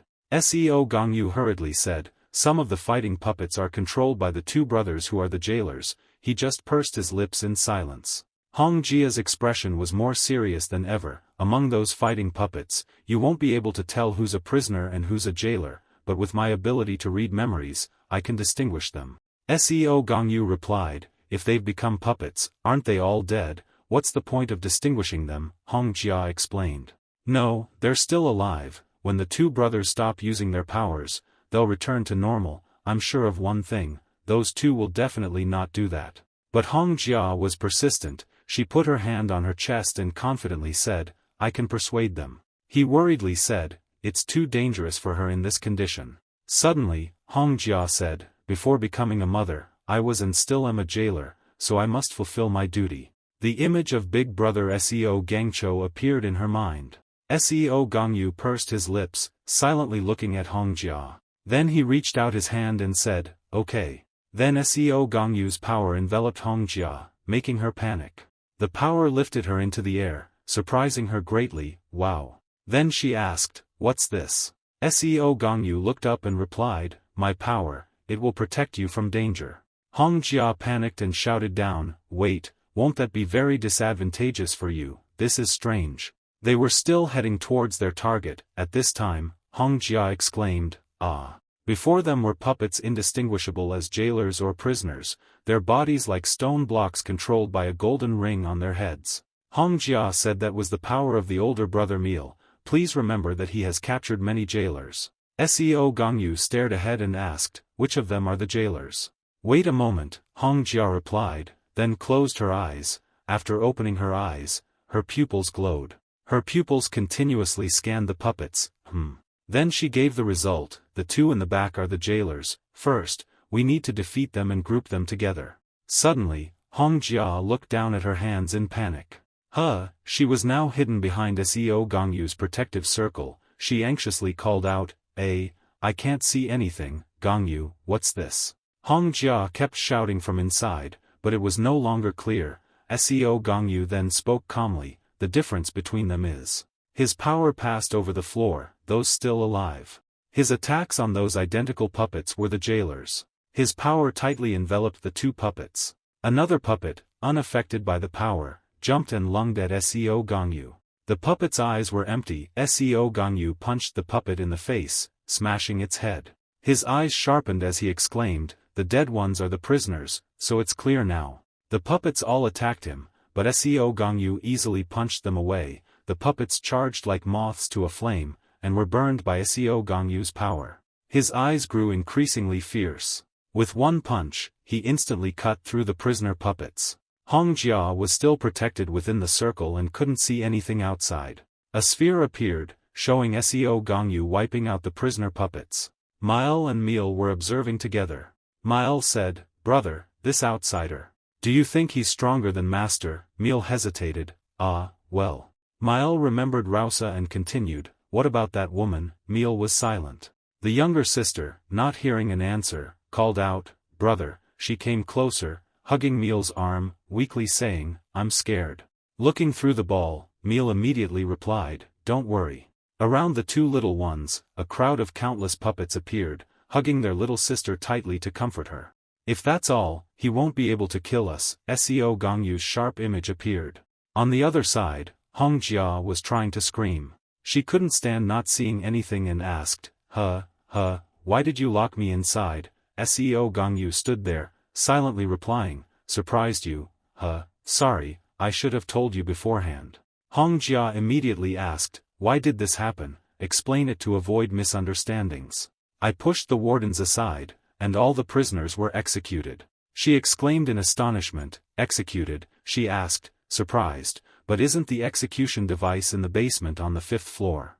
Seo Gangyu silently replied, "I executed them with my own hands." Hongjia exclaimed, "What, you mean you personally executed them, Gangyu?" He looked up and asked, "Is there a problem?" She hesitated slightly. "Who decided this?" His sharp gaze gave a straightforward answer, "I did."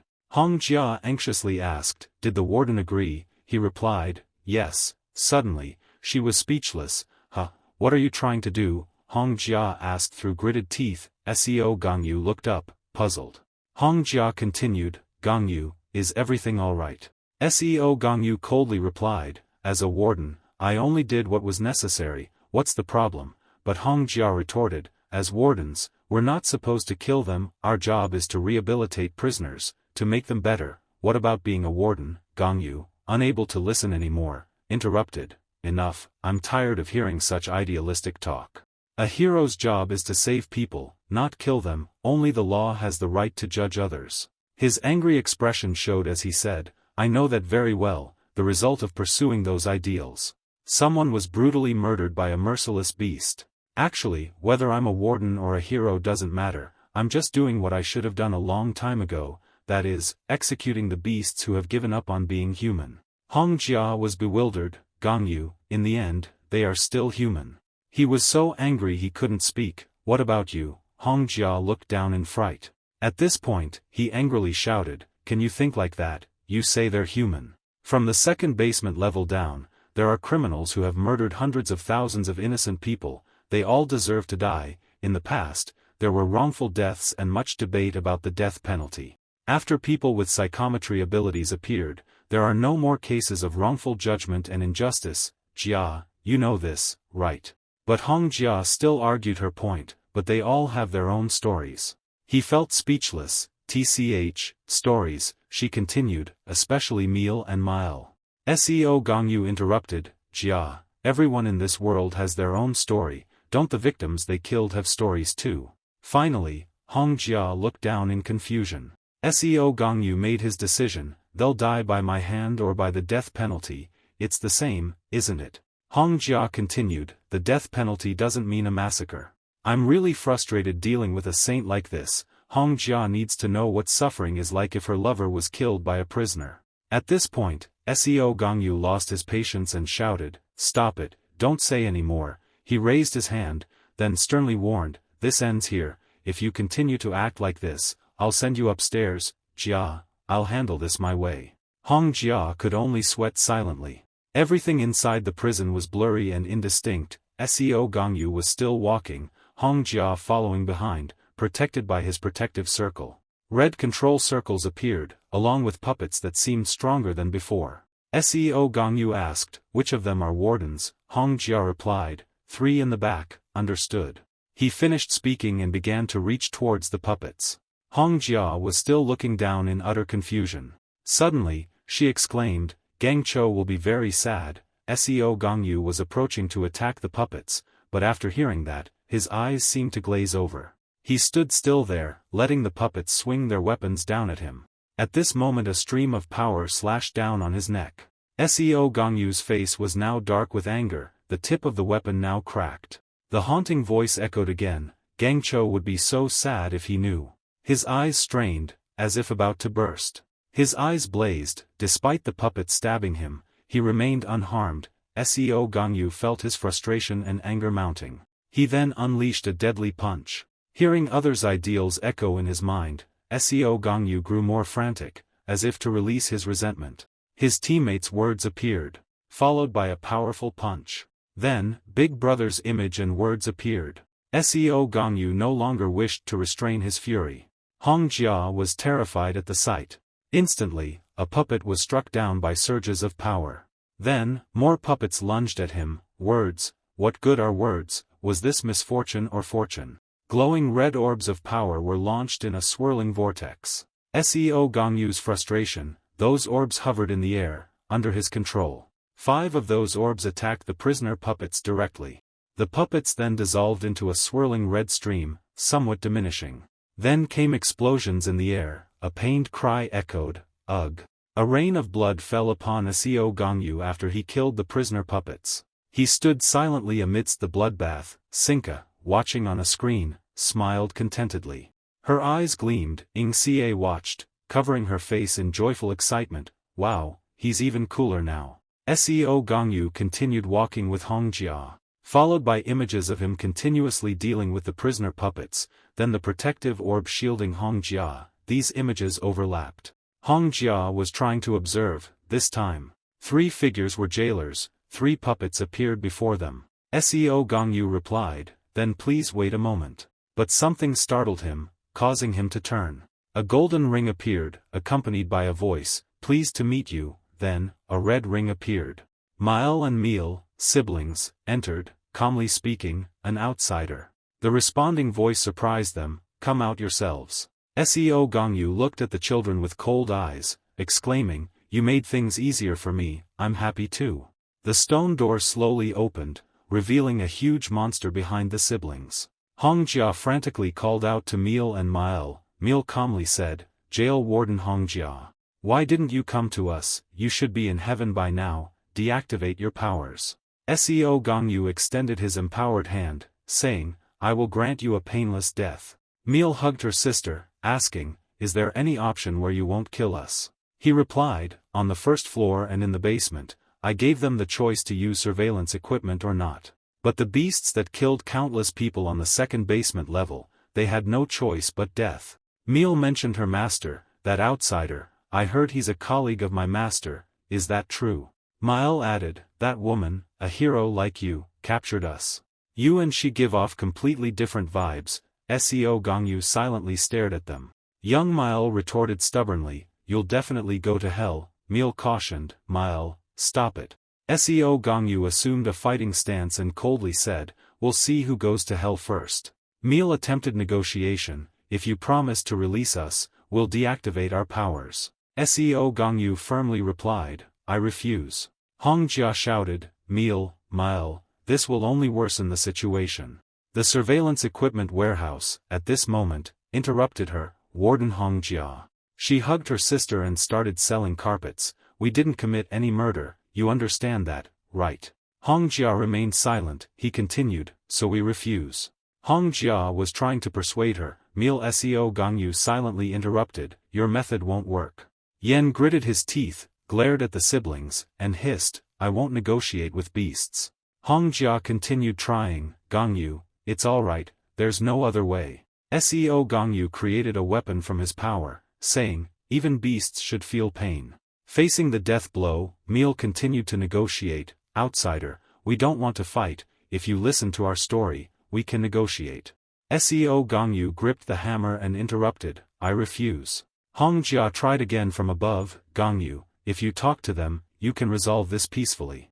Seo Gongyu raised his hand towards the protective sphere. Then angrily hissed, stay there. The outsider's power attacked the two prisoners. His power bound them and lifted them into the air. The power cords tightened, causing them immense pain and screams. As for torturing the villains, the image of a disfigured man appeared. Seo Gongyu's eyes were bloodshot, he said, I already know.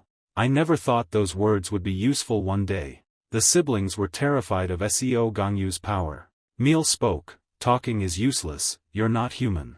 Miles' body emitted light, frowning, she explained, we're not beasts or monsters. Seo Gongyu glared at the villains. Two others were bound above. Two other prisoners replaced the siblings, the voices continued, we are humans. With special powers, immediately, they were crushed in mid-air, spraying blood, the voices echoed, but why don't they call us human, what's the difference between us and them? Countless puppets approached Seo Gongyu.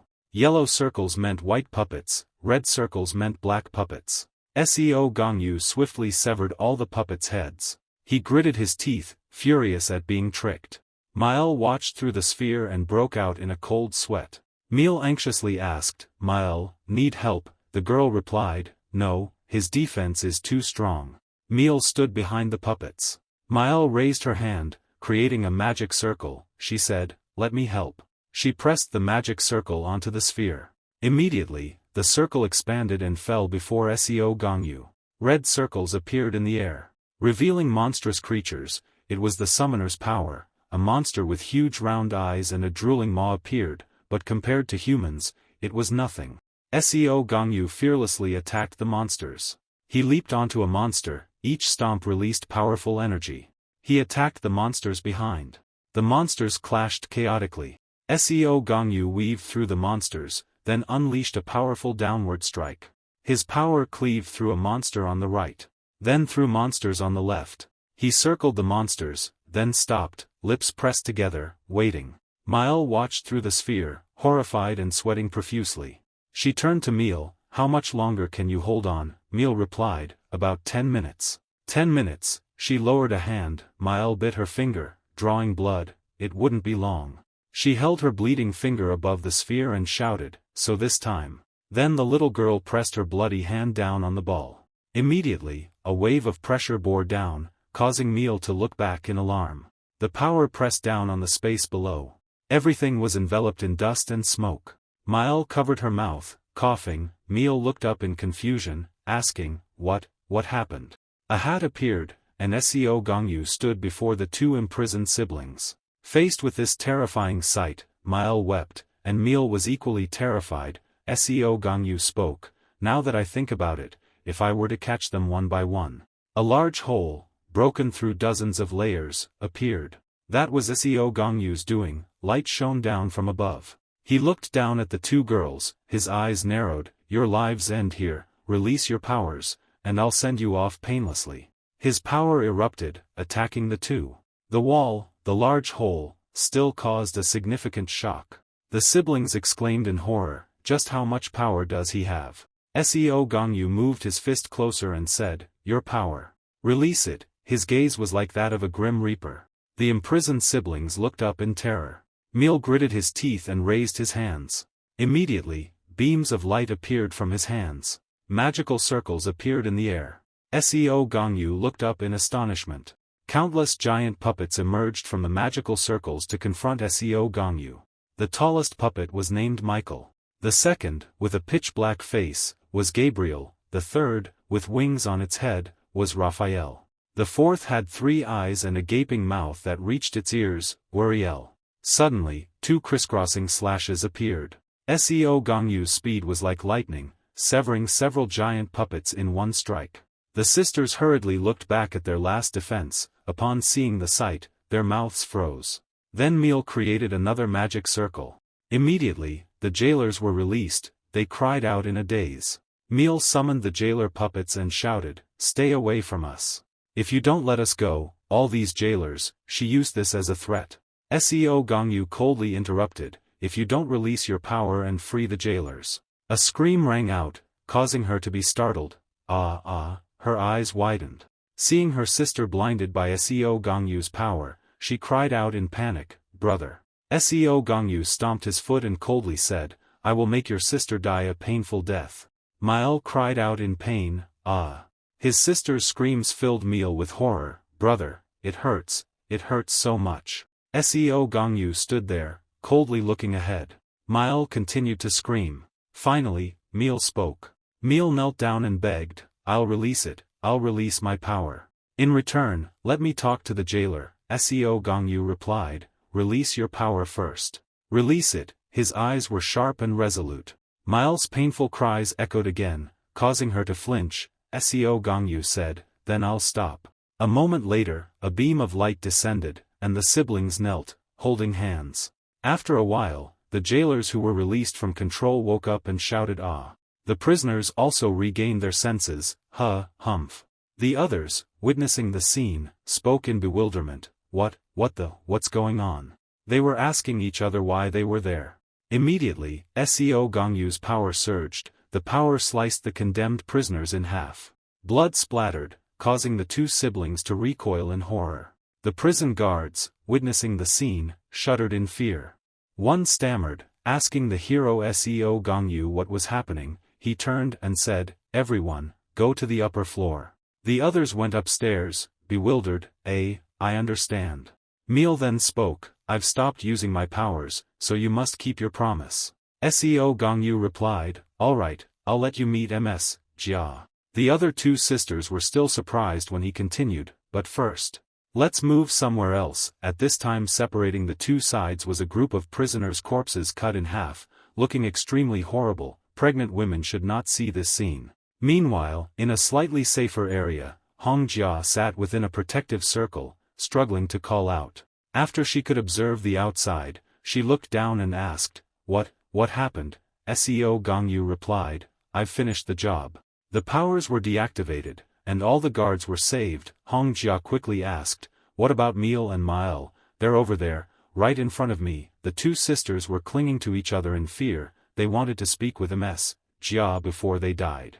Hong Jia still tried to persuade him. Gongyu, you can let these 2 kids wear monitoring devices. Seo Gongyu resolutely interrupted, don't make me repeat myself. The wild beasts in the second basement that have killed countless people will be executed by my own hands. Hong Jia was shocked.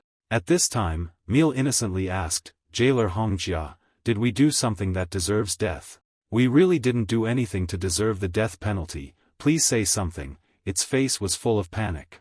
Hong Jia was momentarily speechless. Seo Gongyu urged, hurry up. Hong Jia exclaimed in confusion, Meal, Mael, you too must be executed. She managed to get the last words out.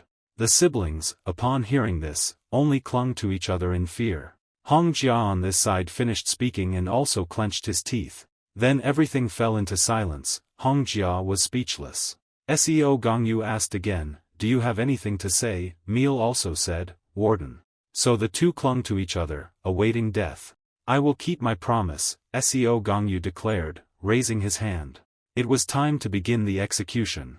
At this moment Miles' tears fell down and she cried, "Please forgive us, please. Brother, they now have no strength to fight back." Seo Gongyu then unleashed his deadly fist. The power unleashed created a cloud of dust. But after the power dissipated, something appeared that left Seo Gongyu stunned. A beard appears. That's Mago, he's creating a protective sphere for the two sisters. Mago of Equality appeared with a cold expression.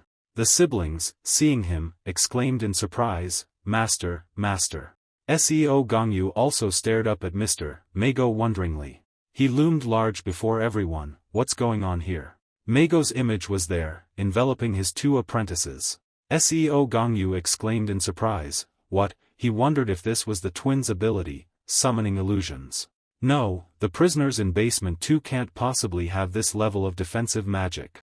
Mago was the one who used this ability himself, but why? Seo Gongyu wondered. Why is he using defensive magic on these two? Whatever, he exclaimed. Then immediately summoned his powerful power. No matter what he thought, nothing changed. The two brothers were still terrified, hugging each other tightly. His fist smashed through the barrier, and fragments fell. But then, Mr. Mago continuously unleashed magical circles that pressed down on Seo Gongyu. He gritted his teeth in anger. "Damn old man, what the hell did you do? Why did he do this?" Mr. Mago was seemingly using all his strength to protect the two brothers.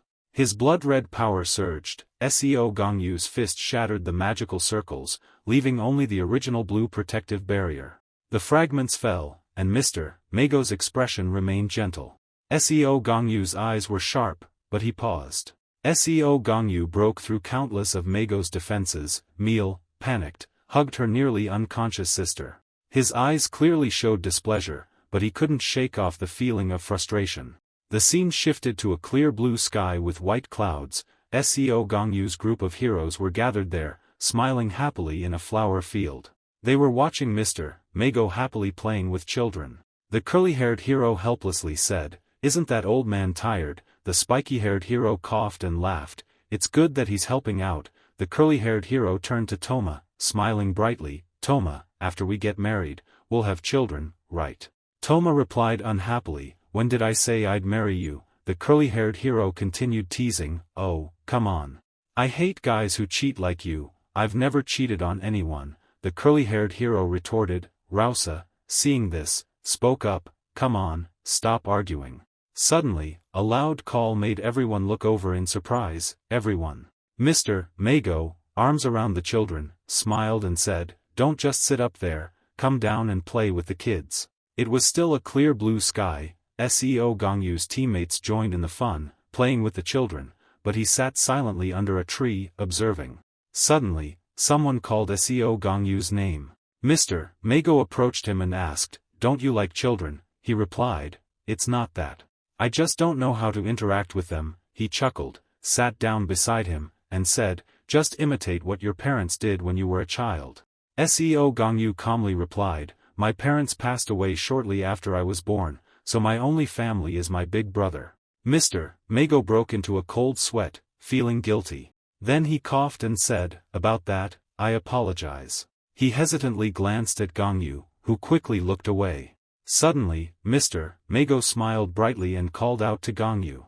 He pointed to his face and said to Seo Gongyu, "Then you can practice with me, try acting like a child." He looked over with a confused expression and let out a sound. Mr. Mago chuckled and said, "Ho ho ho, I was just joking, I didn't know you could make that expression. But I'm not entirely kidding, if you're having a hard time, you can act childish in front of me." Seo Gongyu silently observed his teammates playing with the children, then said, "I refuse." The sky turned dark, and rain began to fall. Sungwon appeared, his body covered in blood. Seo Gongyu stood there, stunned, under the cold rain. He glanced down, seeing his teammates, the curly-haired hero and Toma, hugging each other, awaiting death.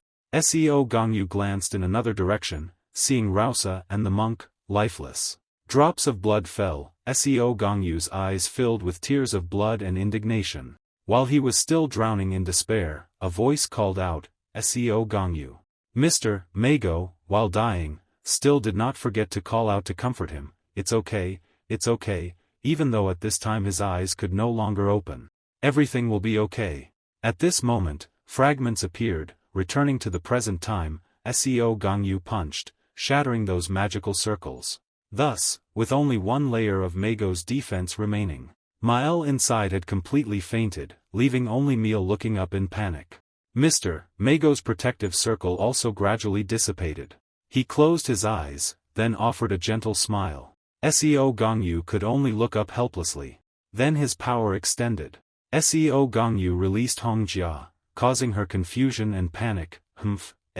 After safely bringing her to the ground, he called out, "Can you read the memories of the ability?" Hongjia quickly replied, "Oh, I can do that."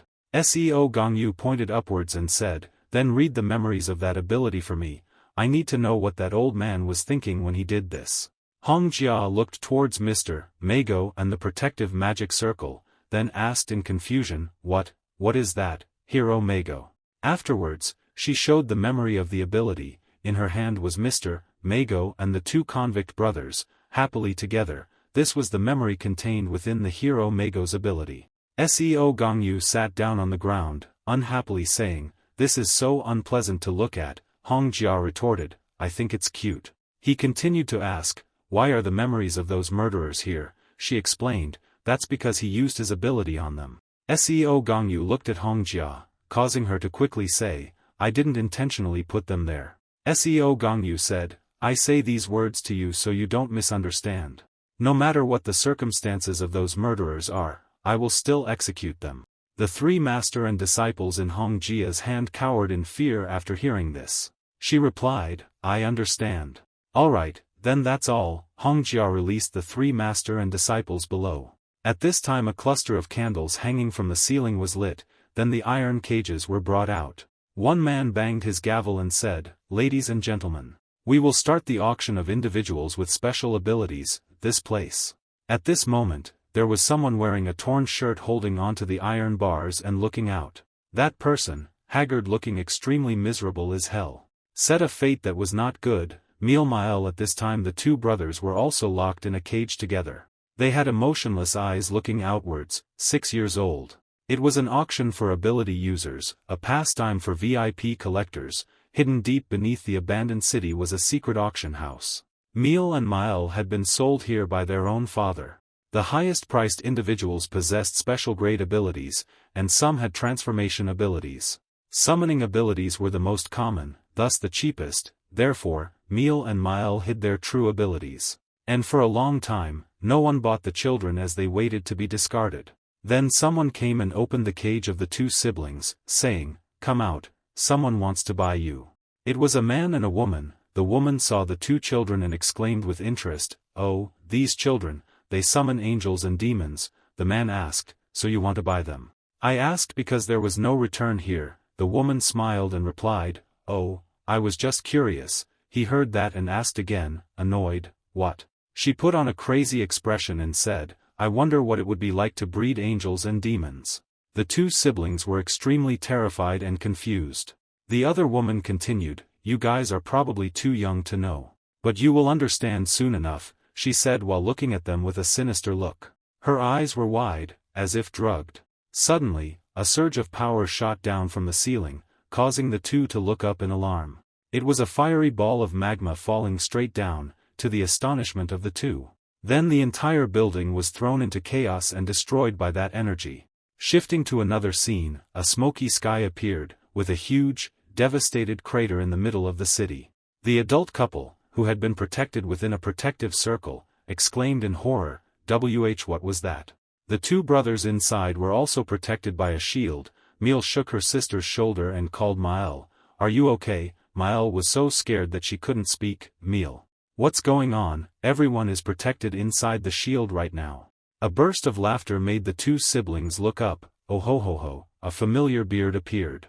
Mr. Mago playfully stroked his beard and smiled brightly. Beside him was a girl floating in the air, wearing a bunny bow. With a mischievous grin, he said, "It's magic." The bunny-eared girl exclaimed, "Come on, Mago." Her name was Lipus, Mago's summoning magic assistant. Lipus angrily scolded, "What kind of demonic level is this? How am I supposed to keep up?" Mago continued to smile mischievously, "Ho ho ho, if you work hard, you'll be able to do it. I told you, Lipus, with summoning magic, imagination is extremely important," Lipus replied grumpily. "But you teach too fast." Mago changed the subject. "Have you finished the task I assigned you?" Lipus replied, "Yes, I've teleported all the auction participants and released those who were imprisoned." Mago said, "Then let's move on to a different level." Lipus felt helpless. "What is it this time? How can I summon something as huge as a giant meteor?" Suddenly, a sound made them look down. Meal, hugging her sister, looked up and asked if they could take them along. "You're a summoner, right? We also have summoning abilities." Lipus shook her head. "No, he promised to only take her as a disciple." Mago smiled and retorted, "I never promised that." Lipus gasped in surprise. Mago turned to the two siblings, "Let's see what your abilities are." Lipus gritted her teeth in anger, "Liar." Meal summoned an angel, then another angel, while Miles summoned a devil, then another devil. Lipus was astonished. Their summoned creatures are so strange. Usually, children only summon toys and dogs. Mago was also a little hesitant. Done, he observed the two sisters, secretly impressed. Interesting. Being a child lover, seeing this interesting phenomenon, Mago didn't hesitate, smiled, held out his hand, and said, "All right, follow me, I'll teach you magic." Lipus puffed her cheeks in annoyance from behind. For 3 years, Mago taught Meal and Mile how to summon, emphasizing that imagination is the most important element in summoning magic. The image in your mind will appear when you use your ability. Meal summoned angels because she remembered her mother, who protected everyone when she was little. Mile summoned devils, likely influenced by her abusive father. Mago happily taught them, saying, "If we look at this world from multiple perspectives, we can summon many things. But focusing on one thing is also fine." Lipus, from behind, smiled and said, "Meteors are the best." Mago pointed behind him, "Just like that bunny girl. I don't know which direction you two will take." The siblings were a little confused. "We really like heaven and hell." Mago was surprised. "Heaven and hell," Lipus also exclaimed, "different from normal children, huh?" The children explained, "Our mother told us before she died, good people go to heaven, and bad people go to hell. Those words have always been our support. We want this world to be just, good people go to heaven, and bad people go to hell." The siblings said this with bright faces. Mago smiled, patted their heads, and said, "I'm sure you two will be able to do it, because you are the kindest children." One day, dark clouds appeared in the sky. A hurried voice called, "Mago, Mago." Lipus ran up, frantically saying, "The Hero Association needs your help." He exclaimed in surprise, "What?" Mago showed a rare anger, "They ignored my offer, and now they're asking for my help." Lipus was still confused. Has appeared in Finland, an image of a figure with bioluminescent markings on its face and neck appeared. Mago was shocked. "What did you say?" "I must summon the Hero Association immediately." "What are they doing?" Lipus replied, "I don't know either." Mago clutched his head, wearily exclaiming, "Oh, heavens." He stood silent for a long time before speaking, "Bring Meal and Mile here." After meeting and talking, the sisters were shocked. "You have to go." Mile hugged Mago tightly, crying, "No, don't go." Meal, more strongly, asked, "When will you be back?" Mago closed his eyes, resigned, "The opponent is quite formidable. It will probably take at least a few years before I can return." Meal asked sadly, "We can't go with you," he explained, "You and Mile, the opponent is too dangerous. I can't let you two come along."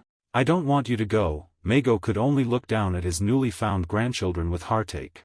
Mile cried, "I don't want to be abandoned again." Lipus scolded softly, "Abandoned? Are you two objects?" Mago gently called Meal and Mile. "This is my parting gift. My summoning symbol is on your clothes, so someone will take care of you when you arrive at the shelter," he said, transferring his abilities to the siblings. Mago closed his eyes gently and said, "One day we'll meet again," but he didn't expect that it would be their last. At that time, the two children could only hug each other and cry. He did not forget to remind the two children to grow up to be good people. But after Meal and Mile parted ways with Mago, they didn't go to their uncle's hiding place because they were afraid of meeting strangers. Instead, the two children went to a remote place and practiced their abilities on their own. What abilities must we cultivate to become good people until we see Mago again? Meal emanated a yellow aura. What is good, what is evil? The image of an angel and a devil appeared. While Mael emitted a red aura, symbolizing the devil. What should we do with our abilities? 2 years later, Meal and Mael decided to define good and evil for themselves, and returned to their hometown. Good people will go to heaven, while the wicked will go to hell. There, they began to create their own heaven and hell, based on their own imaginations. Their utopia, the siblings' faces showed clear excitement. In just 1 month, Meal and Mael transformed the entire city into their own paradise. They observed the townspeople, summoning their angels and devils. Then monitored the residents, choosing who would go to heaven or hell. Those standards were determined by the twins themselves, based on things they had heard from their mother when they were young, things that people were not allowed to do. Stealing, littering, causing public disturbances, lying, betraying friends. And so, for them, deep within their childish memories, these things were indelible obsessions. Even for those who met the standards, it still summoned a devil and said to the person, laughing, "I've always been watching you." She lived a righteous life.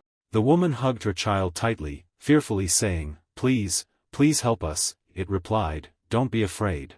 This isn't the end." Then, it controlled the devil to stab the unfortunate mother and child. It proudly said, "She will have a beautiful dream in heaven." The mother could only cry out in despair and agony, while it stood there, rubbing its hands contentedly, forever. Unbeknownst to them, the commotion from the twins' land. A towering building appeared. Had attracted the attention of the Hero Association. A man with a troubled expression exclaimed, "Now, let's begin the meeting." This was Utoritai, the chairman of the Hero Association. Utoritai continued, "I've already announced this. Why is the attendance so poor?" Before him were only 3 young adults lounging in chairs. A blonde girl replied, "Well, I guess they're on vacation or something like that." She was Tsuyu Banjo, a Class 3 hero. One of the boys, chewing gum, said, "Please open that information and let's see what it is." This was Kusta, also a Class 3 hero. A few dim lights shone down. After reviewing the information, both Kusta and Tsuyu Banjo exclaimed in astonishment, "What the?" Kusta exclaimed, "A first-level villain at this level. It's rare to find a 102. Tsuyu Banjo added dejectedly, "Damn it, I want to rank up. I want to reach that level." Chairman Utoritai asked, "Class 3, do you want to try?" Tsuyu Banjo replied dejectedly, "It won't be effective, Mr. Chairman." Then she looked at the information containing the picture of the 2 siblings, "But, why did you choose this small village, basement level 1, it doesn't really improve hero performance that much." Utoritai explained, I chose that place because these children are classified as level 1 villains." Kusta asked, "How old are they?" The chairman replied, "About 10 years old." The young man exclaimed, "At that age, they've already conquered the whole village." Tsuyu Banjo continued, "After their second level up, they could become a level 2 or level 3 villain. Should we prepare anything before dealing with them?" Kusta asked. Xiaobanzu smiled brightly, "It'll take them at least 5 more years to further develop, so we don't need much preparation." Kusta exclaimed, "That long?" Utoritai then spoke, "There are also a few things to add. These 2 are Mago's disciples." Kusta exclaimed in astonishment, "Mago?" Tsuyu Banjo said helplessly, "Ah, I knew it." Another debate erupted between the 2 young men. "Should we tell Mago about this? He's in Finland hunting a Swede. Just tell him to come back after he's finished." Utoritai sat silently amidst this discussion. A beautiful set of nails was displayed. The other person, who had remained silent until now, suddenly raised their hand. This girl was wearing a mask, her head was full of hairpins, her pupils were heart-shaped as she asked, "Can I go?" This girl is Thu, also a level 3 hero. The scene shifts to a sunset with a bright yellow sky. A wheel rolls across the ground. When Thu arrived, she stopped to observe. She drove a stylish pink motorbike.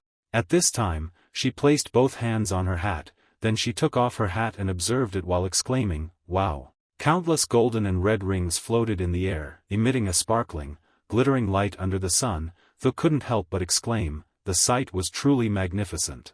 She didn't know that she was being observed through a crystal ball. On the other side, the two siblings were closely watching Thu's every move. Miel anxiously spoke, "Brother, there's a stranger." Miel only responded with a hum. At this time, Thu's heart-shaped pupils were still focused on observing. The sunset sky was still vibrant that evening. Thu even took out her phone to take pictures with the puppets. While taking pictures, she exclaimed, "Wow, this is a special ability. Is it brainwashing, or are they just hypnotized? I don't think they're dead. What's that?" Suddenly, something made her cautiously turn around. The devil and angel from before had transformed into those twins. To Thu's astonishment, Miel spoke, "Stranger. Why are you here?" Both siblings stared at her with skeptical expressions. Thu saw the two siblings, rubbed her hands together, her eyes sparkling with wonder. "Oh. Wow, those are amazing abilities. What can you guys do? Is there anything else, or anyone else?" Miel responded unhappily, "You should answer our questions." Thu continued, "But..." She pointed towards the sparkling golden and red rings floating in the air and continued, "Master knows, right, about these things. In the end, he has many disciples who are summoners." The siblings looked at Thu in confusion. Thu then questioned, "Did you learn the summoning technique from your master?" Miel anxiously asked, "Who are you?" Both of them were sweating nervously. "I'm your senior." At this point, Thu made a rather perverted expression, sticking out her tongue, "Remember that." Miel stepped forward to protect her sister and said, "We don't have any seniors besides Lipus." Thu laughed and replied, "Master has removed my name from the list of disciples." At its frown, she continued, "I think I've paid too much attention to some sharp objects." As she spoke, she rolled up her sleeves, revealing numerous large and small scars. Thu ran her claws over the wounds and said, "Master said I needed to learn more defensive magic for protection. Unfortunately, I didn't like that, so I didn't listen to him. He stopped paying attention to me." The siblings were even more confused. Suddenly, Thu exclaimed, "Oh, this is embarrassing." She tiredly bowed her head and said, "Master was so terrible." "Terrible." Then Thu's frantic sounds echoed, her hands covering her face as tears streamed down. "It's not right, it's wrong, it's not right, it's wrong, it's wrong." The siblings were terrified. Miel huddled next to her brother, fearfully saying, "Brother, she's terrifying." Thu, in a state of anguish, cried out, "Master, you said I had magical talent. I just wanted to be praised, even just a smile from you." As she spoke, she unleashed a surge of furious power, but he erased my name. At that moment, Miel quickly raised his hand, creating a magical circle. He hurriedly shouted, "If you don't leave immediately," but at that moment, a different color shone in his pupils. Sharp objects like knives and blades appeared in the air, reflecting Thu's loss of control. Those objects in the air shook violently. The siblings became increasingly terrified and screamed, "Ah!" Thu's weapons then attacked the siblings' puppets, blood splattering in the air. Fresh blood spurted continuously. The unfortunate puppets continuously vomited mouthfuls of blood. After the horrific scene, only Thu's blood-soaked weapons remained in the air. Even with tears streaming down her face, she gave a sinister smile and said, "Will you pay attention to me again, Master?" Fresh blood continued to spurt into the air, a poor puppet impaled by countless weapons, a horrific sight. Thu below continued to control the weapons with both hands, laughing maniacally, "Ahahaha." Meanwhile, the victims suffered as if they were in hell. Thu's face twisted into a perversely distorted expression. "This is so much fun." Miel collapsed onto the ground upon witnessing this scene. He turned to his sister, "Miel, are you all right?" Miel, also panicked, knelt down and called, "Brother." The two siblings watched in horror as Thu slaughtered their puppets. Both clenched their teeth, terrified of this woman. "What is she?" "Ah, that's right," Thu said after the carnage. "This is the feeling." The unfortunate puppets were horrifically impaled with knives and blades. Thu now stands in the middle of a pile of corpses he created and dances excitedly. "It's even more interesting than I thought." At this time, there was also a person in the air with a golden ring on his head. Thu saw it and her face showed excitement. "More." Thu created another weapon in her hand. She frantically launched the weapon at the remaining person, screaming, "I want more." But at that moment, the two brothers appeared and created a barrier against the attack. Thu's face twisted even further at the sight. "Wow, you kids can use protective magic." Both twins frowned and stared intently outward. "Thu, still in a frenzy, you've learned a lot from your master, haven't you?" Immediately, an angel puppet silently attacked from behind. A purple magic circle appeared, the puppet about to attack from the side paused, and K2's voice sounded, but a giant pair of scissors appeared in her hand, cutting the puppet in two. Then Thu glanced over, gave a sinister laugh, and continued, "This still isn't enough." Meal, enraged, shouted, "This is your doing, you'll go to hell." Thu, holding the giant scissors, just winked, pouted, and said, "You're so rude to your benefactors." Really, I've always wanted to use my power in a crowded place like this. But after all, I'm a hero, I know I'd be arrested if I did that, so I've been restraining myself. But thank you kids for preparing this place, and finally I can make my dream come true. So now, as she spoke, Thu raised her hand again, "I think I can summon it." Thu's expression changed, she gritted her teeth and broke into a cold sweat. Then she couldn't take it anymore, and screams erupted. The twin brothers were terrified again. Thu's mouth gaped open as she screamed, A paper-thin blade began to appear. That paper-thin blade emerged from a tear in the sky, looking incredibly terrifying. Thu's eyes, nose, and mouth were bleeding, but she still smiled contentedly. There it is, imagination is the most important thing for a summoner. The experience of slaughtering countless lives had amplified her imagination, and made her powers even stronger. The giant paper-thin blade now appeared above Thu, summoned by her. This is the first time I've summoned something this huge. Thu excitedly roared, "It's so huge. It's so cool." Thu broke into a frenzied smile.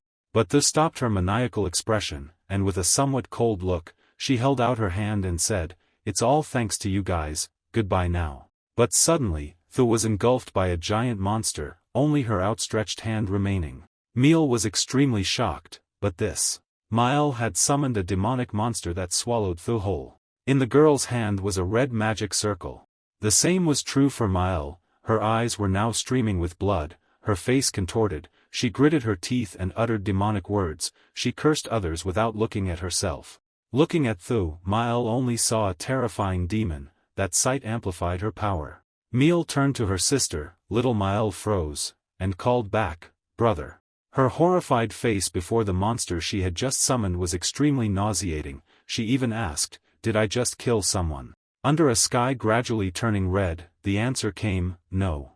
The giant monster with its bulging eyes remained. Meal hugged her sister, comforting her, that wasn't a human, it was a demon. A year later, Meal and Mile had created an even bigger paradise for themselves. Red and golden rings shone brightly in the sky, and the Hero Association once again recognized them as villains from the second basement level of Rucula's prison. The second basement level, a finger trembled as it looked at the information about the two demon girls. "Mr. Mago," exclaimed in disbelief, "Meal and Mile." The chairman spoke, "They're your disciples, aren't they?" Mago was still panicked looking at his disciples' achievements. "Why did things turn out like this?" The chairman continued, "We're very curious too." After a moment, Mr. Mago stood up, turned, and said, "Let me go there." The chairman unexpectedly stopped him. "What, you can't go?" Mago asked in confusion. "What?" The chairman tensed. "I can't let you handle this." "What do you mean?" The chairman explained, clearly, "I told you to kill a Swede and return, but you didn't follow my orders, right? Instead, you arrested her and handed her over to the government. If that's the case, I can't follow your orders either." Mr. Mago lost his composure and shouted, "We're not going to solve anything by talking like this. I'm going." Chairman Utorotai slammed his hand on the table and yelled, "I said it clearly. That you can't go." The table cracked from the force of the blow. Mago didn't back down, he raised his hand and created magic circles. "Stop it," he said, like a power-hungry madman. Suddenly, a voice sounded, "Let me go." That person appeared to cut off the confrontation between Mago and Utorotai. That person was Rausa appeared. She spoke expressionlessly, "I'll be the one to go there." Rausa level 3 hero Utorotai agreed after hearing that. "Actually, using this as a promotion mission for a level 3 hero is a good idea. She should go." Mago, still angry, interjected, "I said I would." But then a loud call made him stop. Mago. His eyes were filled with utter astonishment. Rausa, with a confident and determined expression, approached him. He could only stand there silently. Then Rausa put her hand on her chest, with a trustworthy expression, saying, "Trust me." The scene shifts to a city with red and yellow circles in the sky. A voice called out, "Mile." The other two were still hugging each other, observing the situation through the red orb. Me worriedly said, a small intruder, while Mael was calmer, yes, that's right. How cruel they were, yet they maintained that innocent look. The person who arrived, they looked through the orb and saw it was Rausa. The two girls showed frightened expressions. I wonder how many crimes she's committed. Rausa outside just smiled and glanced upward. Sunlight shone down on the buildings. Rausa stood proudly in the sun, her gaze distant. She was observing something. 3 people were in the sky, their heads covered in something, their limbs hanging limp. She commented, are those the heroes who previously took on this mission? At least they're still alive. Rausa continued to observe. Meal and Mael looked back at her. One spoke, who are you, why are you here? She calmly introduced herself, I'm Hero Rausa, I'm here to bring you both back. The 2 girls were doubtful, a hero, a different hero. One of them cast a magic formation. The monsters summoned by the 2 girls were menacing to Rausa. They warned her, leave now. Or I'll send you to hell. Alright, then I'll return. Rausa laughed, a bright smile like sunshine, I want both of you to come back with me, let's go home. The monsters were engulfed in flames. Meal and Mael were surprised and couldn't believe their powers had been defeated. Rausa stood tall, even in the sea of fire. She walked towards them and looked at them. She spoke, you're children with kind hearts, I didn't sense any killing intent in your attack. Her expression changed with her words, it's sad, if the heroes who came here were good, the situation wouldn't be this bad. She slowly walked towards them, the 2 girls helplessly hugged each other. Isn't it strange, you think you're doing the right thing, but countless people come to stop you, don't come closer. Facing their panicked eyes, Rausa remained gentle, don't be afraid, I won't hurt you. Rausa continued, but what you're doing is wrong, your teacher is very sad. The 2 girls' eyes widened at the mention of their teacher. They talked amongst themselves, Teacher Mago, he's back, Mael, don't believe this lie. Rausa stated frankly, I'm not lying. She reached out to them. Then, with a smile, she said, unleash your abilities and come back with me, it's time to go back to Teacher Mago. The 2 girls stared at her with wide eyes, Meal and Mael. They reached out and touched her hand, feeling an indescribable warmth from Rausa. Rausa took both girls' hands and walked away with them. The sun began to set, the 2 girls gasped in amazement as they witnessed something, while Rausa remained calm and said, I knew it. Mago stood facing them, come with me. The 2 girls rushed into Mago's arms, he opened his arms to embrace them, Teacher, Meal and Mael. The 2 girls burst into tears and snot as they talked to him, Teacher, actually our abilities are supernatural, Mom told us to keep it a secret from others. He heard Meal and Mael say and was surprised, Teacher only accepts summoners as students right, sorry we lied to you. He questioned Meal again, I only accept summoners, who said that? A hero named Thu, she said she's your apprentice. Mago found the information unbelievable, my apprentice, Meal, I've never taken on anyone besides you 2 and Lipus. His explanation surprised the 2 girls, we only met her once at the association and gave her some advice. What, they had reunited after 3 years. They shared with each other what happened during those 3 years. The 2 kids talked about how hard they tried to grow up into good children and how they were misunderstood. To this day, Meal and Miles still don't understand. Mago watched the 2 sleeping children on the grass. Rausa spoke from behind, you're finished talking to the kids. He looked at her seriously and pleaded, could you entrust them to me? Rausa didn't answer but presented another relevant matter, even though they haven't killed anyone in the village, they held thousands hostage and killed a hero, it's hard for them to avoid the death penalty. Mago rushed to say, they're simply lost and misguided because they're too young, they've also released their powers, if you entrust them to me, I'll help them understand that what they did was wrong, I can't do this. He continued to plead, Rausa, you said they're just children. Rausa lowered her eyes, Mago, I also disagree, the government changed the law to allow the execution of underage children, and the law is the law. Furthermore, the job of a hero isn't reforming criminals, Rausa, however. She continued, I sympathize with you, there are too many problems in this world right now. So, Mago. She proposed, could you work with me from now on? He was confused, but what does that have to do with the 2 children? She continued, her eyes serious, it will change this world. Mago's eyes widened at this declaration. He spoke, I have one condition. Then he pointed at the two girls, until they grow up, don't let them die, please let me use my abilities on them. Rausa agreed, alright. Having received Rausa's support, Mago quickly used his abilities, until they grow up, none of them will die. We'll change this world before they grow up, a man in a military uniform and hat said. He remained silent as another girl approached, Gongyu. Seo Gongyu, he looked towards the source of the sound. A person with light brown hair continued, I've heard Gangcho tell me a lot about you. Rausa smiled, extending her hand, do you want to change the world with me? He slowly stood up after emerging from his memories. Mago was showing him Meal and Mile, they said, we simply judge people based on our own rules, aren't laws also rules set by the people of this world? Gongyu remained silent, the other two continued, what's the difference between us? The other girl finally spoke, Gongyu, Gangcho and I are tasked with intensive rehabilitation for these two children. She explained nervously as red rays surrounded her, I'm not saying they didn't do anything wrong, they need to understand that what they did was wrong first. Gongyu enveloped her in a red sphere, preventing her from finishing. He stepped forward, Seo Gongyu. Red rays spread from the ceiling to the ground, Meal hugged Mael, frightened. He looked at his hand. The other two panicked, please spare us. Seo Gongyu, The closer he got, the louder Meal and Mael begged, please, please, we know we were wrong. He raised his fist. The other two screamed, Mom, Mom. Sobbing, Teacher. Gongyu punched down. A shockwave erupted from the place. The red rays were still not retracted. Gongyu punched the ground, a distance away from Meal and Mael. Their eyes were scared, tears and snot running down. Gongyu cursed, damn it. He gritted his teeth until they bled, his eyes bloodshot, veins bulging on his hands and face. It was really annoying. Gongyu had been thinking a lot. And those thoughts became a chaotic jumble in his head.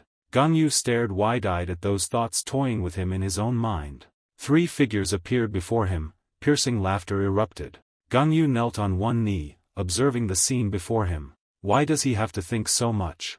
The girl with black hair laughed, that look didn't suit him. She's even prettier in person. Gongyu's eyes widened. The black-haired girl smiled brightly, hello, my husband, your bride has arrived.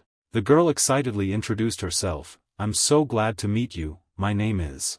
Before she could finish, Gongyu lunged forward, a collision ensued, he was a little surprised. You should listen when someone's talking, a man blocked his blow, not even the slightest bit of courtesy. The girl pouted, Canis, soon he'll be our master, he's so rude, I apologize, Miss Sinka. She cleared her throat, let me reintroduce myself. But as she continued, Gongyu lunged again, my name is. He didn't listen, just swinging his fist. The girl calmly extended her hand. A shield appeared between them, easily blocking Gongyu's attack. He was incredibly impatient. She continued, we'll be seeing each other for a long time, so let's talk a bit.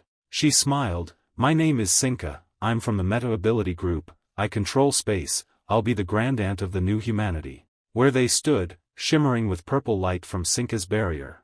Gongyu questioned, grand aunt. She laughed, yes, grand aunt, it's exhausting. He shrugged, brain-dead exhausting, a crazy woman just appeared, crazy. Sinka wasn't offended, instead she laughed, perhaps I'm the sanest person here, right, everyone, right, yeah, probably. She continued, Gongyu, do you know humanity is in danger?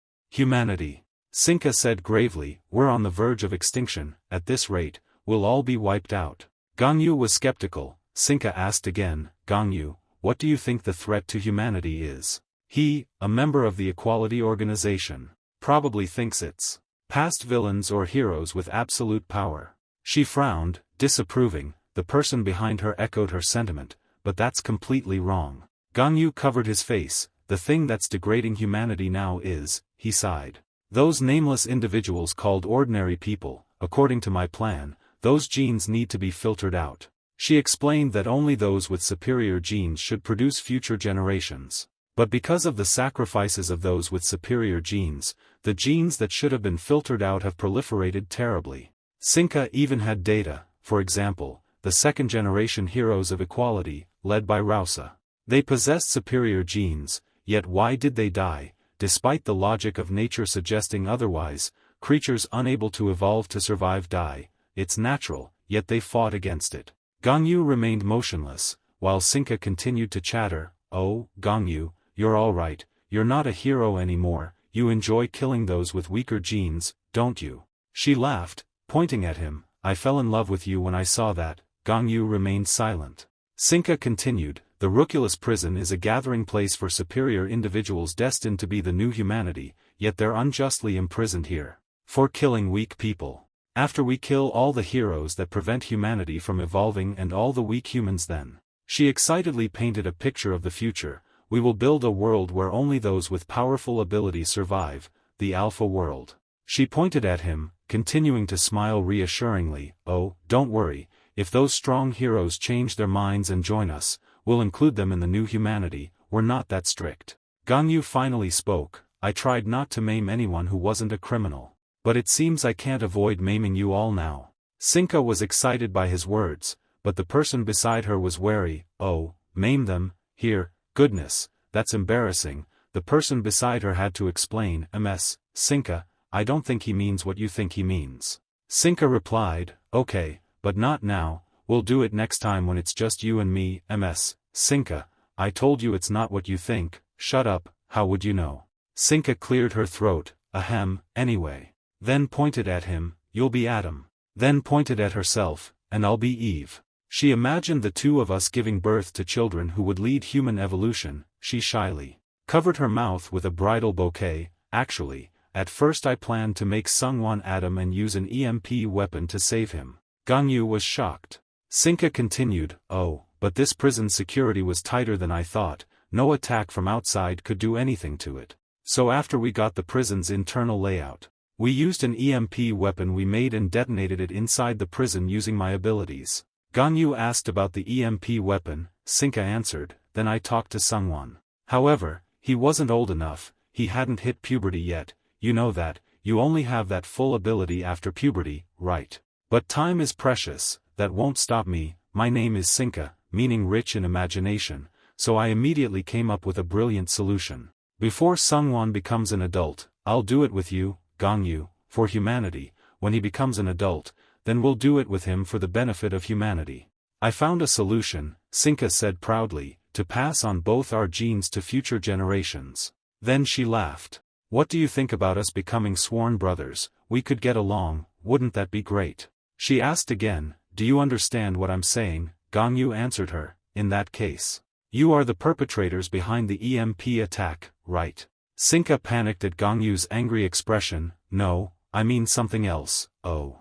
As if remembering, she admitted, "Oh, right, your brother was an investigator, wasn't he? He died in that EMP attack. It's okay, you can build another family with me, let's build the biggest family possible." Gangyu couldn't contain his anger anymore. Sinka asked him, "So, have you decided?" "I decided a long time ago." "Oh. Really?" He reached towards the barrier. "I retract my statement that I couldn't avoid maiming you." Sinka looked at him expectantly. "I will make you." He used his abilities, gritting his teeth in pain, tearing apart your bodies and breaking your bones. Sinka worriedly looked at the girl beside her, joking, "Isn't that maiming many people?" The man also worried, "It didn't look good. Wow, why does he want to rip me apart?" Gangyu was like a bloodthirsty beast. "Well then." Sinka closed one eye, acting cute. "Lovers fighting isn't that bad. They say the more you love each other, the more painful the fights, and the better you understand each other." Gangyu furiously tore apart Sinka's barrier. She was amused. "Wow, you're really fired up." The man beside her was wary. "This is very dangerous." His abilities were about to reach her. Immediately, a spatial portal opened. Gangyu paused slightly. He was falling into the portal. A second. Words caught his attention. She waved and smiled at him at the exit. "Let's finish this outside." She didn't forget to remind him, "Calm down first, then come." Then the portal disappeared. Gangyu was left in this space. He still used his abilities. Gangyu went mad. A pillar of power from the center pierced the sky. His power erupted, causing Sinka's group to be wary. Gangyu had escaped.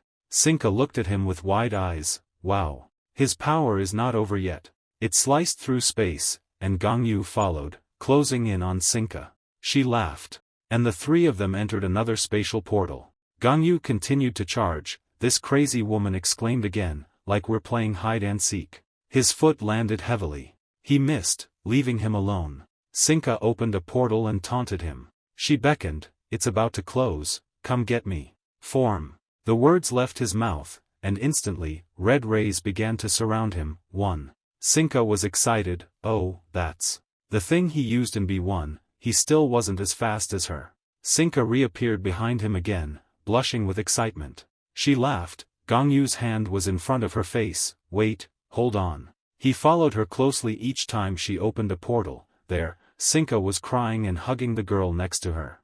Gangyu's claws were about to reach her. Suddenly, the space around him changed. Gangyu's eyes widened in surprise. The girl was on top of him. Is holding his neck. Mio. Sinka reached out from another portal. "Gato, everything is going smoothly, why are you interfering, Sir Sinka?" While this Gato girl was rushing towards Sinka, Gangyu grabbed her head. Gato didn't have time to finish. "If he catches you, you will die." He slammed Gato's head into the gate. Another explosion was created. Sinka and the man were silent. Gangyu didn't stay quiet, the surroundings were a mess. Someone spoke, and his gaze immediately turned towards the sound. See. Gato appeared behind Sinka. "Exactly, I told you, if he catches you, you'll die." Sinka asked again, "About the life just now, how do you plan to solve this, Sir Sinka, please decide."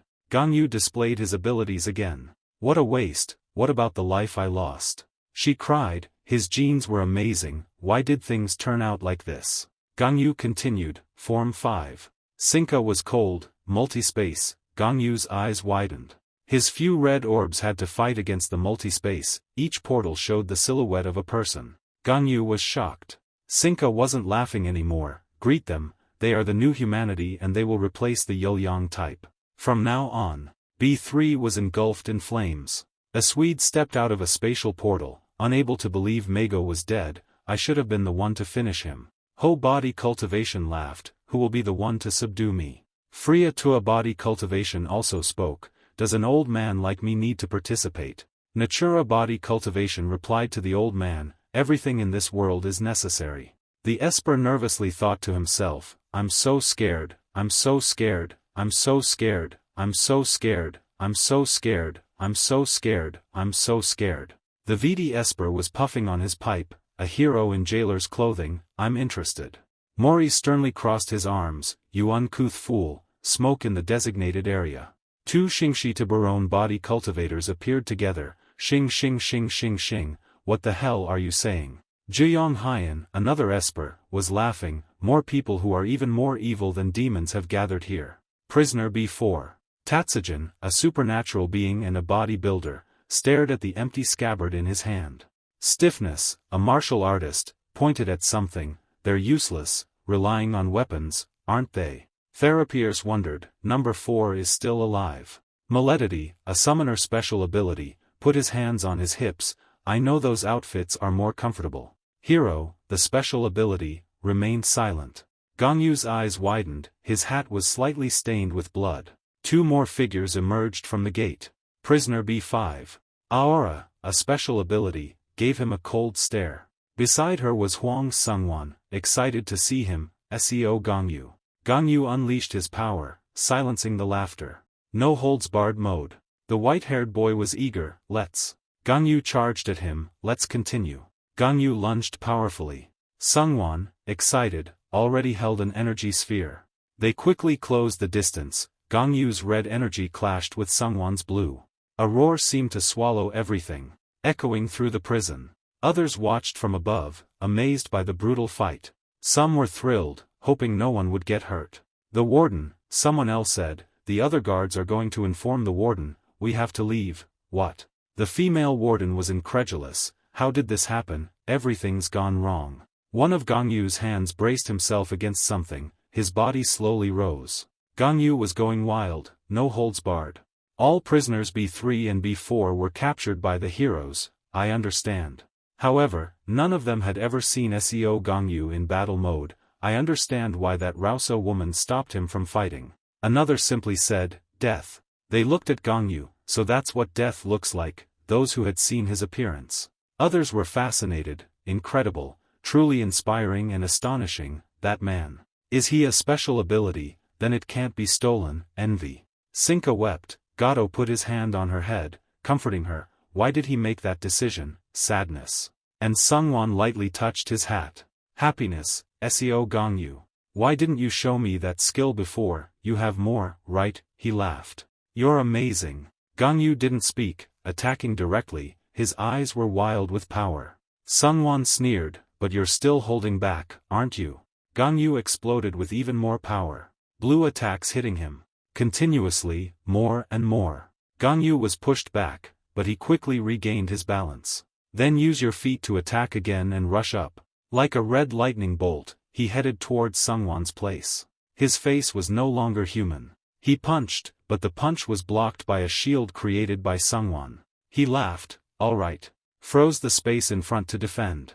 They created an explosion together. The viewers exclaimed, wow, what a terrifying bastard, he's already this strong without even using any fighting abilities. He's not even an adult yet. If he becomes an adult, how much more monstrous will he become? Seo Gongyu.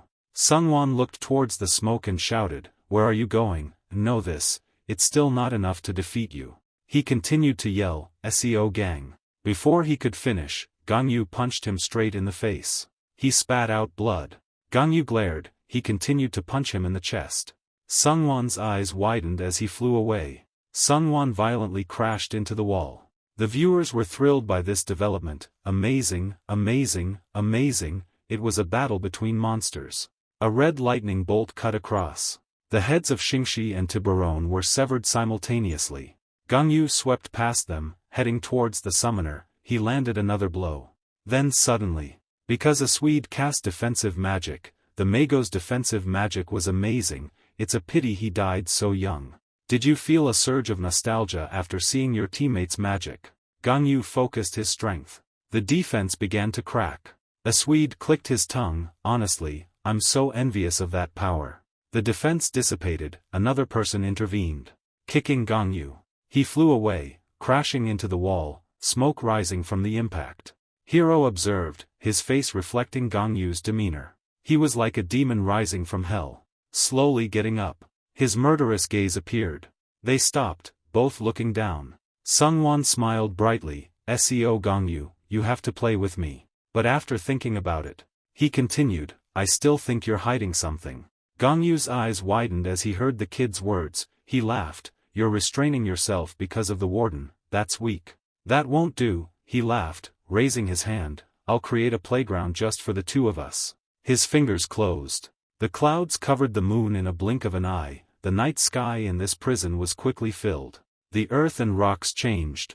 Jo Seun and the others couldn't believe it. They were quickly affected, unable to control what was happening.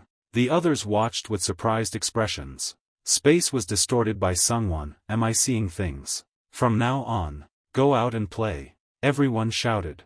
The entire prison was transported elsewhere. At that moment, a massive explosion erupted from the building, threatening to blow it apart. Screams echoed. Jo Seun and the other prison guards were terrified.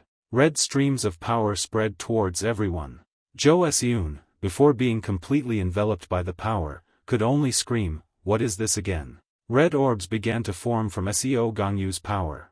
These orbs became increasingly dense. Before the massive explosion could occur again, he threw the orbs out to protect everyone. A hand reached out.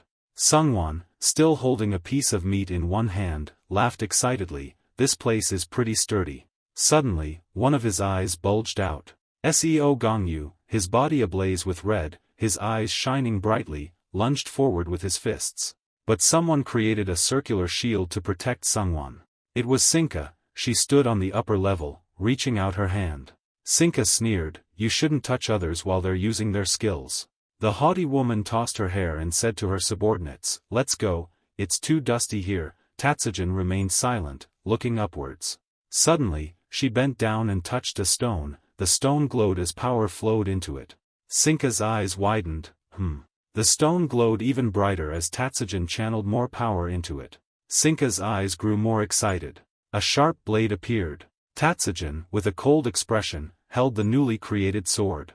Sinka asked, what are you doing? But she didn't answer, instead slashing the air with multiple sword strikes, to the astonishment of those behind her. Sinka's face showed excitement. Wow. But she turned towards the spatial portal and said scornfully, "Why waste so much energy? We can go out this way. Alright, let's get out of here, assemble."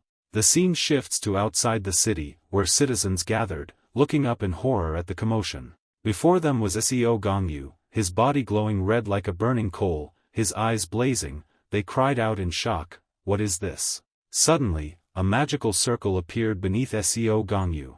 Then he quickly disappeared, leaving everyone bewildered. Everyone stood frozen for a few seconds. What just happened? A villain. Seo Gongyu reappeared elsewhere, surrounded by huge clouds of smoke. The smoke thickened, obscuring part of his body. Only his devilish, bright eyes remained visible. A huge pile, like a mountain, was visible. It was a giant orb, and Seo Gongyu was standing beneath it. Another hand appeared. That rough orb was created to confront Seo Gongyu. Beams of light erupted from inside the orb. Sungwon let out an evil laugh, *boom. The orb exploded instantly. After a while, more smoke spread. Sungwon created the explosion, leaving a massive crater in the ground. He landed with an evil, triumphant grin. On the other side, Seo Gongyu was sitting, supporting himself with one hand on the ground. One side of his face was returning to normal. The streams of power were dissipating from his body. On this side, by the massive crater, Sinka and her group watched. Sinka excitedly shouted, "Don't interfere with them, we'll just watch." The reason why prisoners B3 and B4 listened to Sinka, even though they were not the type of people who would normally listen to others. "Hello, I am Sinka. I will help you achieve your desires." Desire. Every time she talked to the men, she displayed her most seductive demeanor. Sinka used the prisoners' desires, a feeling common to all humanity. A globe appeared. Whether an old man or a minor, she successfully invited all the prisoners to join her world. But, however, exceptions arose. At that time, a Swede coldly asked, "What if I refuse?" Sinka replied, "If you refuse, it'll be a shame. You'll die, and for other reasons as well." Sungwon then burst into laughter, "Ba haha." Sungwon laughed uproariously as if he'd heard a joke, a new kind of humanity. He wiped his eyes from laughing so much and said, "You want to marry Seo Gongyu for that reason and then marry me? You're quite interesting." Sinka, naturally thick-skinned, clapped and laughed along, "I'm glad you think so." But then Sungwon said, "But there's still a problem.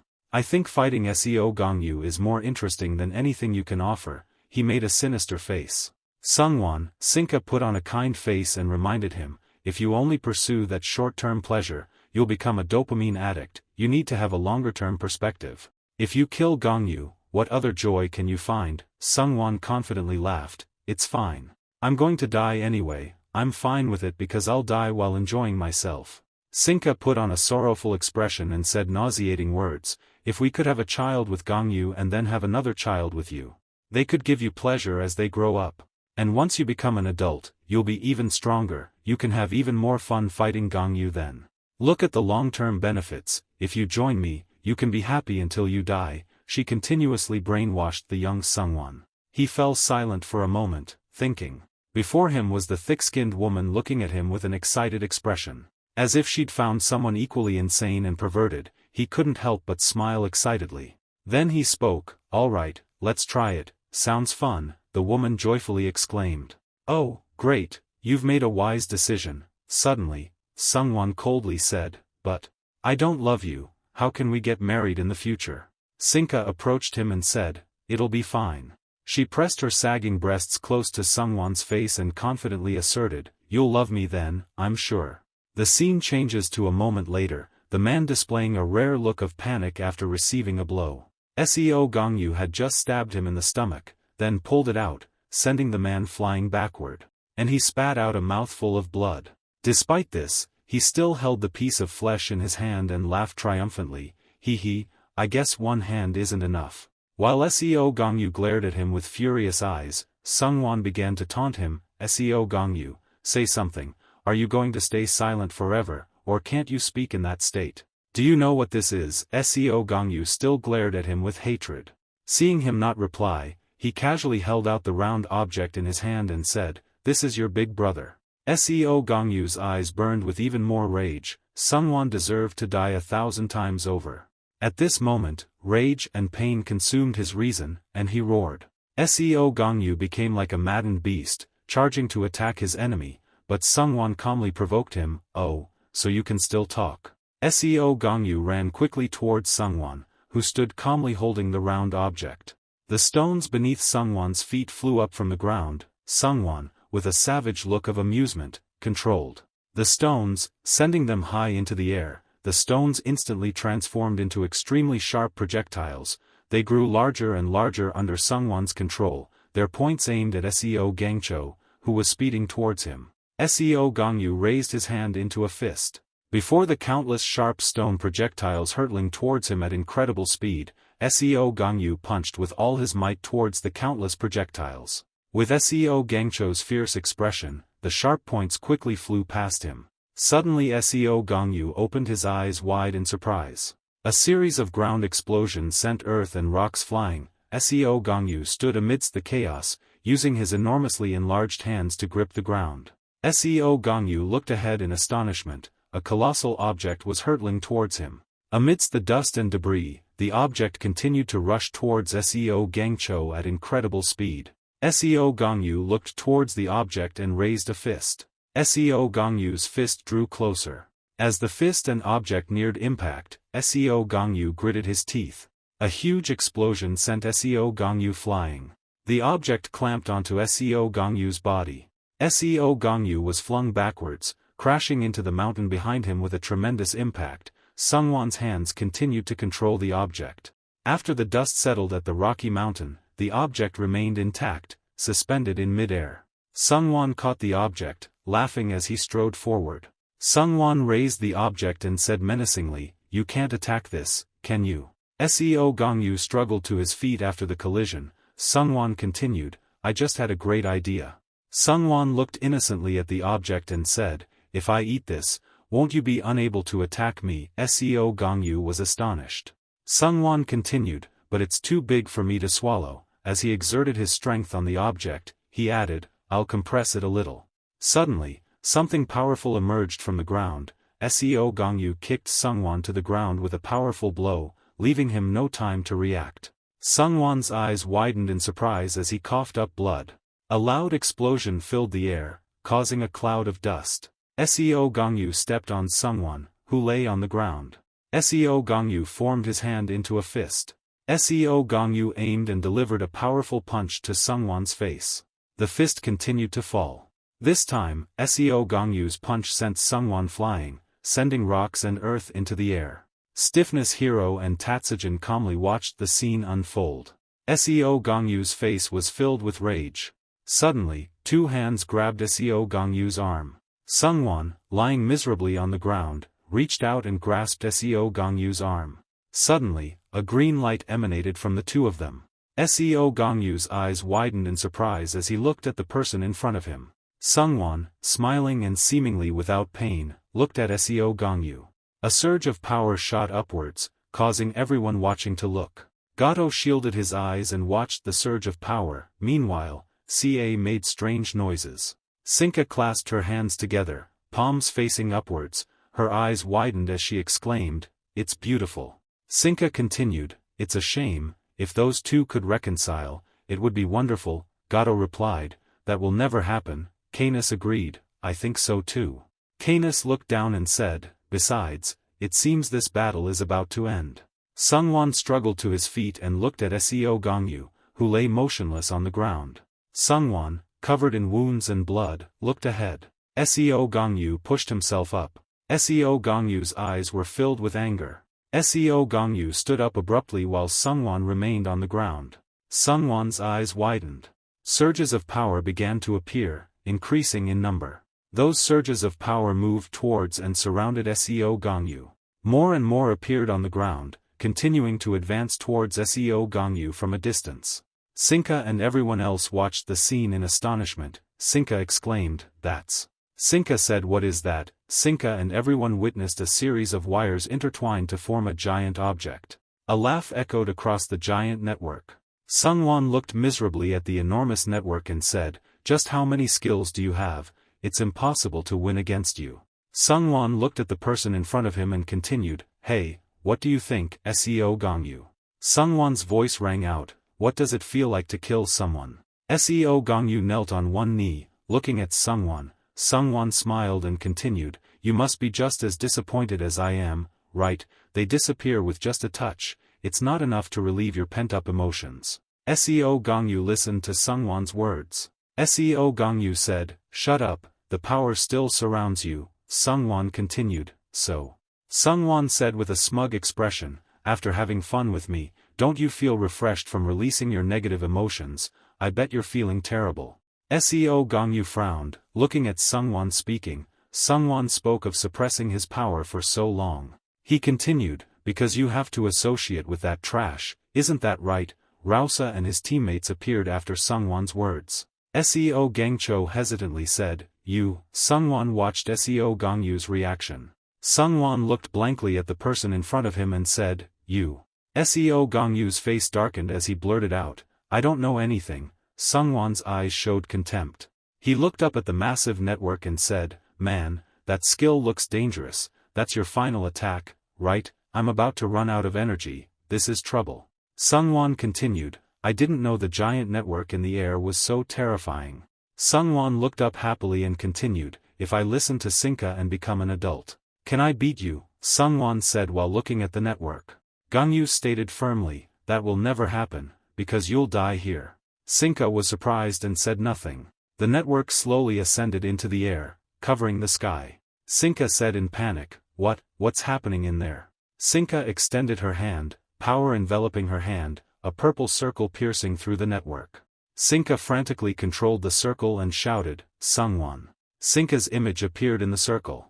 Through the circle, Sinka witnessed Sungwon being stabbed, his eyes wide with pain. Countless sharp points pierced Sungwon's body, killing him instantly. Seo Gongyu's eyes widened, his face darkened. From afar, he saw Sungwon being stabbed by hundreds of blood-red threads emanating from Seo Gongyu. He widened his eyes, his mouth agape, without a sound. Sinka cried out in panic, Sungwon.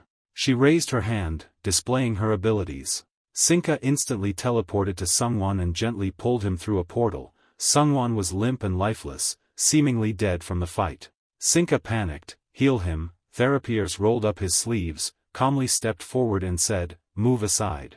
He knelt down and plunged his hand into Sungwon's chest.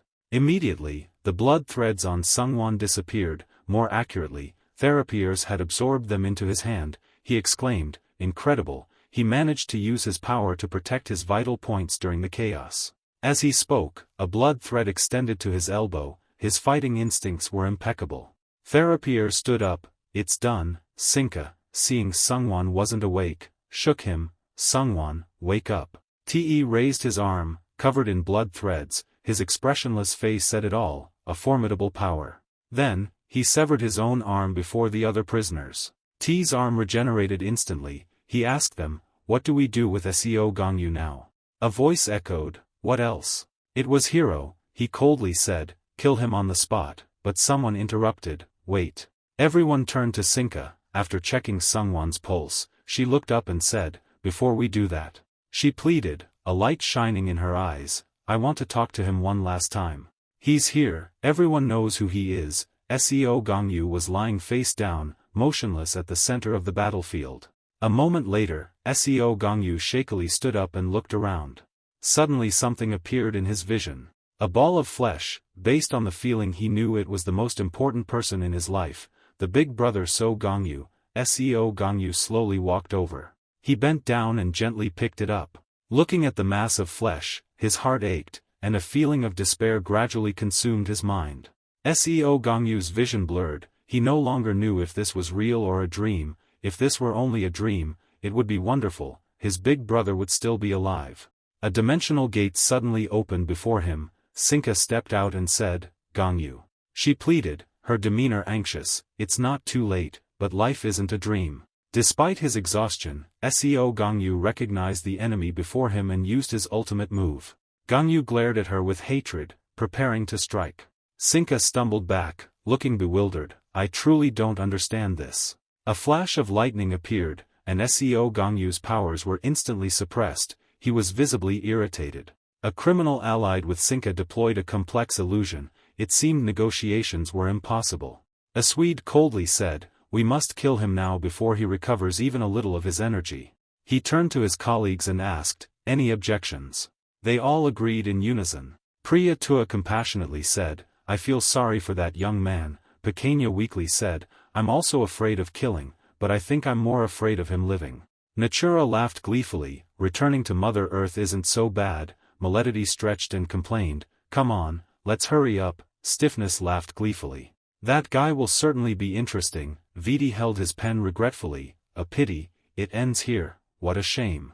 Hyen chuckled, ha, he's even scarier than a devil, cough, let's tease him, a rabbit emperor, huh. A booming voice echoed above them, get out of my way. They looked up, Hero had transformed into a giant, standing behind them. He clenched his fist. Swinging his fist down aimed straight at Gangyu, Ganjuko alone protected the only thing his big brother left. He endured the pain without a single sound. Hyen Juyong would be the first to strike. Huin Duong summoned a lion with his hand. A Swede also attacked. The criminals from B3 and B4 began their assault on Gangyu. The smell of burning smoke, a question suddenly popped into Gangyu's head, how long has it been? Gangyu breathed out after the brutal torture by the criminals. He lay motionless, mouth agape, clutching the mass of flesh. Hero raised his foot, ready to stomp, alright, let's end this. Gangyu couldn't resist, he could only wait for the blow. A swirling gust of wind rose with Hero's step. Who knows what he was thinking? As he was about to stomp, a blue light flashed. And a hand rose, using its power to stop him. Sungwon, had he woken up? Sinka. He said to her, didn't you say I would become stronger when I grew up? Hearing this voice, Sinka turned around in surprise. Sungwon. The criminal accomplices also looked at him. Sungwon cheerfully said. Do you know, before the gaze of his criminal accomplices, he continued, for the first time in my life, I have a dream to strive for. He said excitedly, his eyes sparkling like stars, I want to defeat SEO Gangyu. Sinka was shocked speechless. Sungwon continued, so don't kill him, I will be the one to finish him off. A frowned, his eyes wide, enough, we have to kill him now. Sinka interrupted him, everyone. Before a Swede's astonished gaze, she said, let's go back. Her clear voice rang out, everyone promised to obey me. Hearing her, everyone fell silent, they did not object, let's go home. The smoke continued to blow, light flickering through the clouds. Sinka opened the portal for them to pass through. She happily said to Sungwon, want us to help you? Sungwon took the hat. It's okay. Putting on the hat, he glanced behind him.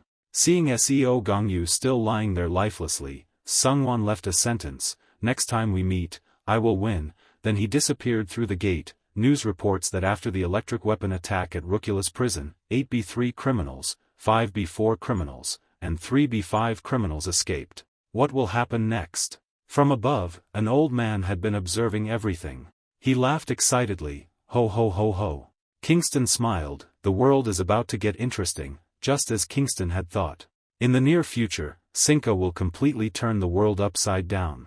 The diaper-wearing Saw Hong giggled, saying, Mayam, you seem surprised, what, really? It continued to babble, Mayam. The girl talking to it was hesitant, but she hesitated, I'm not ready yet, Saw Hong replied, Mayam. Suddenly the scene of these two talking became distorted. The screen went black. The earth appeared with a strange symbol, a joyful voice rang out, a new world, the Alpha world welcomes you. Sinka and 2 others appeared, she cheerfully said, Heya, hello everyone, I'm Sinka, from now on I'll be your Eve, okay? She said and introduced the 2 people beside her. Beside me are some guests, the man said, Canis, and the cat-eyed girl also introduced herself, I'm Gato. A line of text appeared, the question being, what is the Alpha world? Canis answered this question, the Alpha world is a world created. He continued, to shelter humanity infected with the disease, along with MS, Sinka in the role of humanity's Eve. The next question appeared, who has the right to stay in the Alpha world? At this time, Gato replied, to become a part of the Alpha world requires the following conditions. The first condition.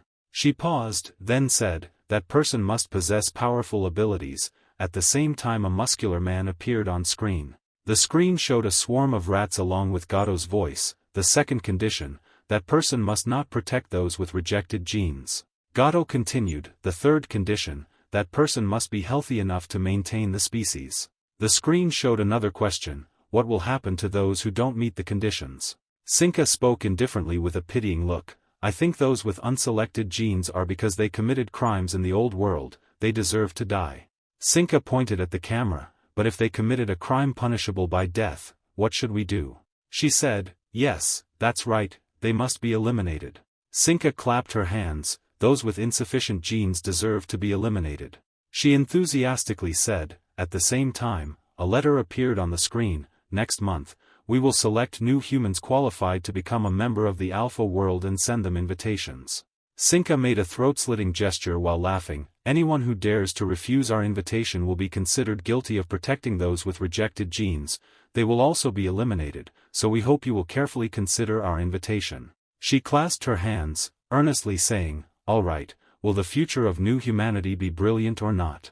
Then she approached the camera and winked, it all depends on your future, Eve. This is Sinka, goodbye. The screen became distorted again.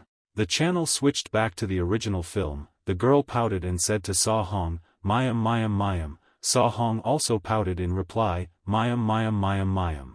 The screen went out again, the light from the large screen gradually faded.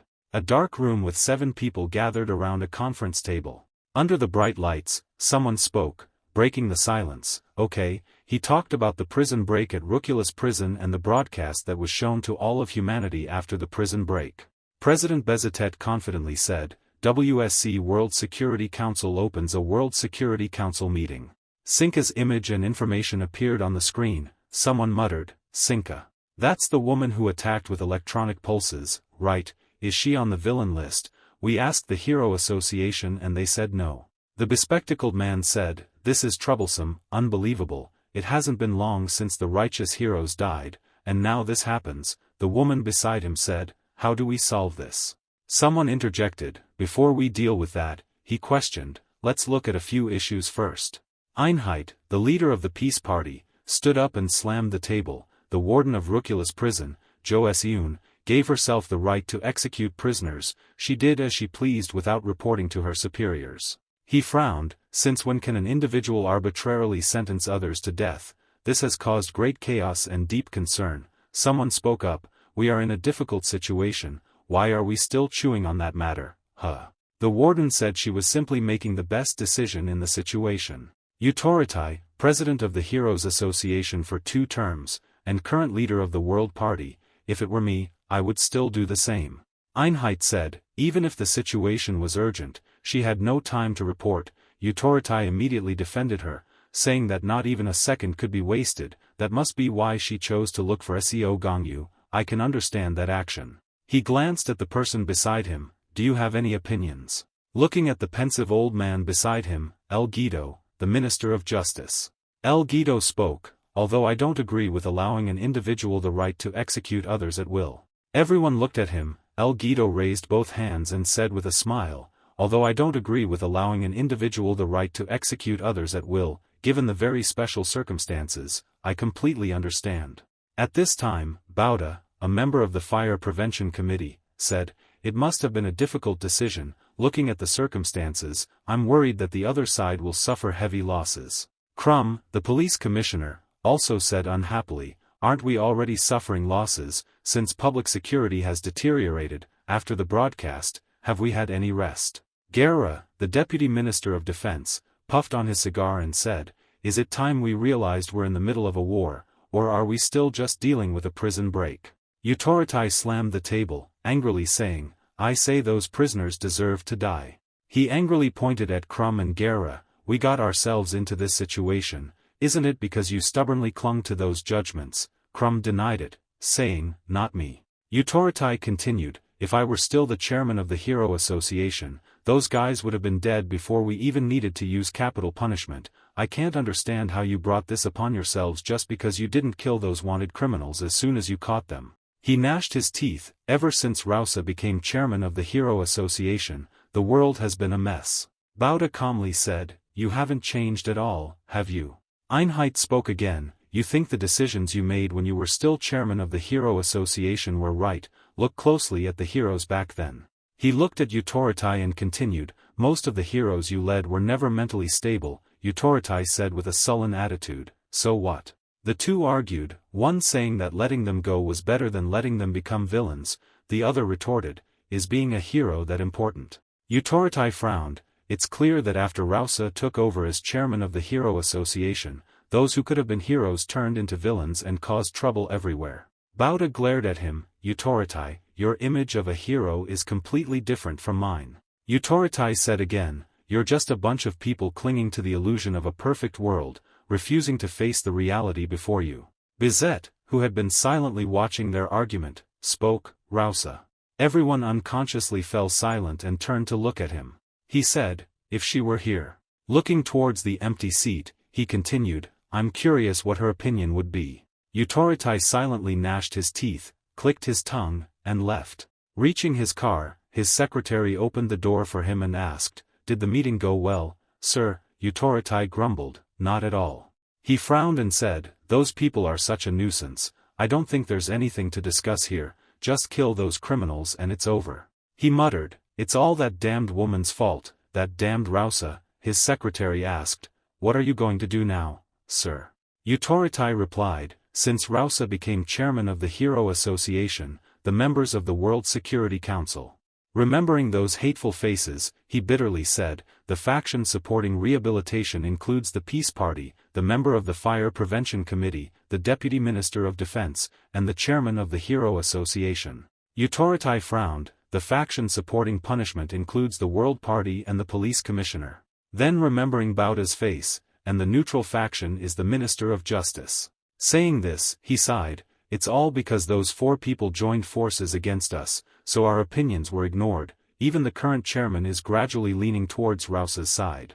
He said, but currently, the chairman's seat of the Hero Association is vacant, we just need to help our person get that position. To make things balanced, he's willing to do anything. If it were 3 against 3, our opinions might have been considered seriously. Utorotai paused, therefore. He looked out the window, we'll go see SEO Gongyu, the former justice hero. He said in a firm tone, I'm sure that. A guess came to his mind, others have already started acting.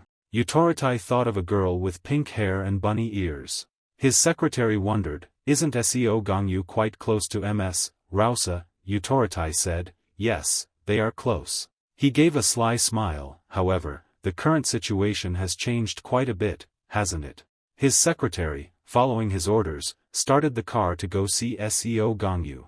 At this time, SEO Gongyu was in the operating room. His lips were cracked from dehydration. SEO Gongyu drowsily opened his eyes.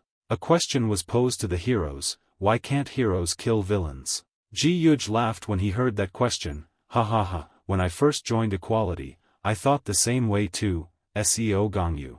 He says you will find the answer to that question too when you go along with Equality.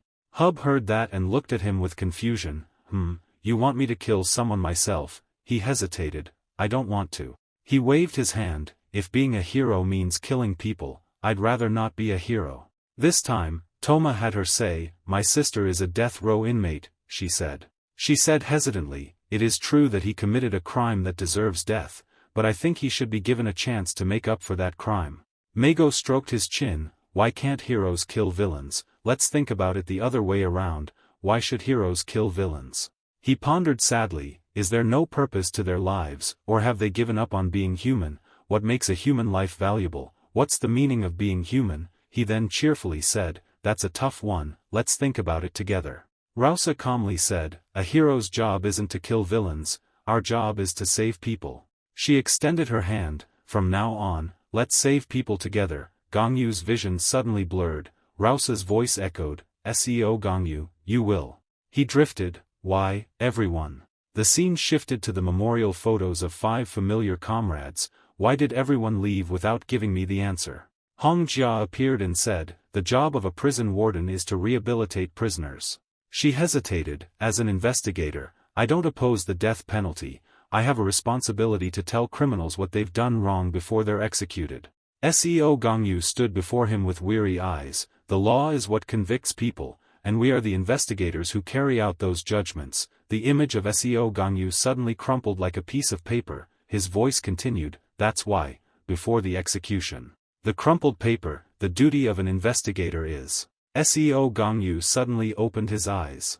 Bloody rain fell, a sickening feeling washed over him, and a voice called out his name. Seo Gangcho, a hand offered a ball of flesh.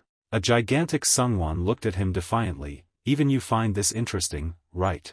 He excitedly said, after all that's happened, they still keep blabbering nonsense. Seo Gongyu sprayed stiffener, the surroundings turning into a sea of blood. Gongyu jolted awake. He gasped. A voice called out, Seo Gongyu. Lipus, sitting cross-legged, said, "You're awake." She worriedly asked, "Are you all right?" Seo Gongyu was still reeling from the nightmare. The world remained blurry before his eyes. Lipus said, "I'm sorry." She confessed, "I should have come to help, even though I knew something would happen in prison." Lipus seemed hesitant. "I couldn't get the details because the investigators covered up the riot." Seo Gongyu covered his eyes. "It's fine." He continued, "Even if you had come, you couldn't have done anything." Lipus was still worried. "Are you really okay? I heard about your assignment at the prison, executing convicts." Seo Gongyu interrupted her, "Actually." He looked at Lipus. "I'm not okay at all." Lipus looked at him. "Gongyu." Seo Gongyu angrily glared. "I should have killed them all, but I couldn't." Lipus's eyes widened in surprise. Seo Gongyu asked her, "Lipus, did you come here to tell me I shouldn't kill villains? If so, go back, I'm not a hero anymore."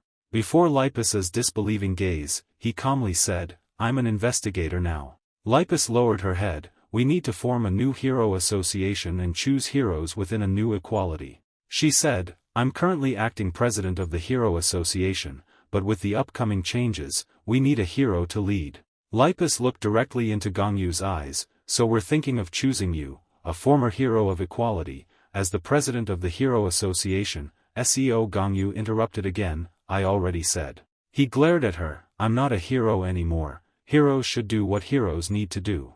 Seo Gangcho said, "As soon as I recover, I'll go out and do what I need to do." Lee stood up, coughing. Another voice interrupted, "Hero Gongyu, you're right." Utoritai stood before the hospital bed, hands in his pockets, looking arrogantly at Seo Gongyu. He chuckled, "Oh, you're investigator Seo Gongyu now, huh?" Lipus was surprised. "Utoritai." He slowly approached, "You've had a tough time executing criminals alone, but you won't need to anymore." Utoritai confidently declared, "I'll soon become the president of the Hero Association, and I intend to have heroes execute criminals." Lipus looked shocked. "What? Seo Gongyu, beware, are you the world faction representative? What are you talking about?" Utoritai replied, "I will step down from that position soon." He continued, "So I can participate in the election for the chairman of the Hero Association." Utoritai adjusted his vest and looked at Gongyu. "I came here to talk to you and ask if you were interested in becoming the chairman of the Hero Association, but it's unnecessary now. Consider this a visit and my greetings." Then he turned and walked towards the door, wishing for his speedy recovery and discharge. "Just wait and see, Lipus." Lipus frowned. "You think anyone will vote for you?" Utoritai just clicked his tongue. He smirked, "We'll have to wait and see, won't we?" Lipus anxiously turned to Seo Gongyu. Gongyu, closing his eyes, said, "I'm tired." He looked at Lipus. "Go." Lipus was speechless, dumbfounded. A moment later, Utoritai got into his car and looked at the scenery outside. He said, "Just as I thought." He mused, "Everyone is very busy. Many others, including myself and Lipus, are probably seeking out Seo Gongyu." He thought and spoke at the same time. After the emergence of superpowers, many people have been struggling. Military and police organizations are overly reliant on a single individual with great power. Utoritai thought of the WSC, the World Security Council. They would likely soon discuss Seo Gongyu's execution of criminals and whether he should be granted the power of execution. He continued, "According to current law, Seo Gongyu's actions are illegal." The secretary curiously asked, "So what do you intend to do?" Utoritai clicked his tongue again. A thought sprang into his mind, if that's what the law dictates. In the meeting of the parties, Einheit slammed his fist on the table. "We need to punish the investigator from Rucula's prison." Crumb countered, "Wasn't that a special situation?" She said, "Even if my subordinate did that, I would overlook it." Einheit was about to retort, but then someone interrupted. Utoritai said, "You haven't offered any information on what we can do or any solutions at all. All you've mentioned are idealistic but meaningless scenarios." Einheit frowned. Idealistic scenarios, I've already presented a solution. Then he pointed to those seated at the meeting table, fire department, military, and police. Crumb raised his hand. I will never agree. He continued, including the Hero Association cooperating and arresting criminals, we will make them face legal judgment. Autoritai shouted, that's your solution. Einheit calmly replied, yes, it is. Autoritai immediately pointed, is your head in the clouds? Bizet spoke up at this point, Autoritai. He, too, was weary of the situation. Then what's your solution? Autoritai said, hold a vote. Everyone was astonished. A vote. Autoritai continued, let the nations vote on investigator Seo Gangyu. He rested his hands seriously, whether he has the right to execute or not, we will change the law, everyone, vote for or against granting Seo Gangyu the power of execution. After hearing Autoritai's words, everyone was astonished and stunned. A vote. Autoritai said, yes, instead of arguing like this, a vote will be much clearer. He looked at everyone, aren't we all working for the people? Einheit immediately retorted, matters like this are very dangerous if decided by majority rule. Autoritai pointed at him, are you looking down on the people now? Seeing Einheit's inability to retort, Autoritai was pleased, I see. He taunted, you're avoiding it because you think you'll lose, aren't you? Then he glanced to his left, am I right? Everyone looked at the highest authority present, the chairman. He closed his eyes and thought for a few minutes. Then he said, all right, let's hold a vote. The emotions of those present were a mixture of joy and sorrow. And 2 weeks later, a girl with green hair read the voting results. Everyone anxiously listened, 88% approval, 12% disapproval, the approval votes overwhelmingly dominate. Autoritai laughed joyfully, of course. The girl continued, according to the opinions of those in favor. Everyone listened intently, this situation should be considered a declaration of war, and the enemies must be eliminated, there's no need to apply the law to them, as they are beasts who have abandoned their humanity. Autoritai's wrinkled face brightened, furthermore, because these issues arose while pursuing ideals, the power of execution should be given to all heroes, not just Seo Gangyu. Her voice was calm, and the opinions of those opposed. She says Seo Gangyu's current state makes it difficult for him to make rational decisions, giving him the power to execute is quite dangerous. Everyone's faces were pensive. If the power of execution was given to an individual, it could cause the same problems as the previous heroes. If an individual valued his own judgment over the law, society would be at risk of collapse. Finally, she emphasized that it was the opinion of the opposing faction. Einheit spoke first, we can accept this result to satisfy everyone. Autoritai slammed the table, damn it. His face crumpled, satisfy everyone, the result was overwhelmingly clear. What was there left to discuss? Bizet reminded them, don't make a fuss. Calmly, he said, bring Seo Gangyu here. In the office, bathed in the setting sun, Bizet stood backlit and said, it's been a while, hasn't it? He addressed the young man standing proudly before him, Seo Gangyu. Bizet said, have you heard the news? Seo Gangyu replied, yes, I have. Bizet asked again, so, what's your decision? Seo Gangyu said, following the results of the vote, I will execute them all with my own hands. Bizet said, I have one more thing to ask. He waited for his reaction, what would you do if the voting results were contrary to the current results? He frowned, Seo Gangyu said, if so then. Red eyes glow, I will kill them all and surrender. Bizet is thoughtful. He looked up again and said, one more thing. Bizet, think of the former hero, if Rauso was here, what do you think she would do? Seo Gangyu looked surprised, he thought for a moment, his eyes looking at him expectantly. Seo Gangyu spoke up, that's it. He clenched his fist, you should ask Rausa directly, it will be clearer. Bizet sighed, well, maybe that's true. He looked straight into Seo Gangyu's eyes, asking one last question, if he finished this matter. Seo Gangyu was about to leave when he turned back to look at him, will you come back as a hero? After hearing this, he left, saying only, I don't know yet. The meeting had just ended, and the press had already caught wind of it, reporting extensively on Seo Gangyu. A special law concerning Seo Gangyu was passed. In front of countless reporters pointing cameras, B said, President of the World Bizet. He said calmly, I have granted death penalty authority to Warden Seo Gangyu to deal with prison breaks. His gaze was firm, to address the recent incidents at Ruculus Penitentiary and prevent future terrorist acts. Utorotai intently watched the screen. Alright, let's start from here, step by step. I guess we can get it back to the way it was. Lipus, sitting on the grass, also watched the news. She remained silent. Everywhere showing Bizet's speech. A man holding an urn of ashes, tears streaming down his face. She sat dejectedly on the cold bench. Tears keep falling, Gangcho ah. Somewhere else, the familiar voice rang out again. Is that so? If so, then we need to prepare now. Sinka looked back. Is everything ready? The criminals eagerly awaited. Sinka finished. The executioners. Sungwon smiled unharmed. Not long ago in Spain and Portugal, a blue vortex appeared carrying a piece of paper with an invitation written on it. Heard it is from world government. And everyone looked up to the sky. Everyone froze. A giant blue whirlpool appeared in midair. In that vortex appeared another green magic circle. A loud noise came from it, but no one knew what it was. In just a few seconds, an explosion occurred, killing all the people there. The last blow created a huge hole in the ground. A cheerful voice rang out, "Wow." The gang of criminals came out from Sinka's gate, coughing and stretching. "It's hot," the girl with the umbrella said to a Swede, who had just rushed out of the place. "This crazy guy." Mori said displeasedly, "What if someone received the invitation? Why did you attack so indiscriminately?" A Swede was upset. If he died at that level, he didn't deserve to be invited. Immediately afterward, on the screens in the national parks of the world appeared the image of Sinka. She said hello.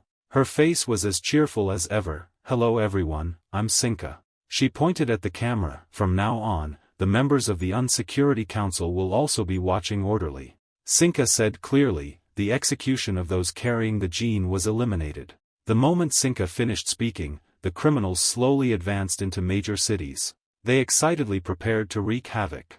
Seo Gongyu put on his hat, his eyes full of determination. In the Unsecurity Council meeting room, the secretary said, "In this incident, based on documents received from the Hero Association, the man with tattoos under his eyes and neck, a Swede, belongs to the summoning system. He is a villain who was once captured by the justice hero, Mago. He has the ability to transform stolen summoning abilities from opponents into marks on his body. With a simple hand gesture, he can create a large explosion." Looking at the devastated scene before him, Wet felt no sympathy whatsoever. "They're too weak." He possessed the ability to copy his opponent's summoning abilities. He looked at his hands with displeasure. Should have stolen Mago's combat system abilities instead. Next is Ho, the cat-eared girl, belonging to the physical system. She is a villain who was once captured by the justice hero, Duji Yuj. She possesses the ability to transform into a fox spirit, capable of killing hundreds in the blink of an eye.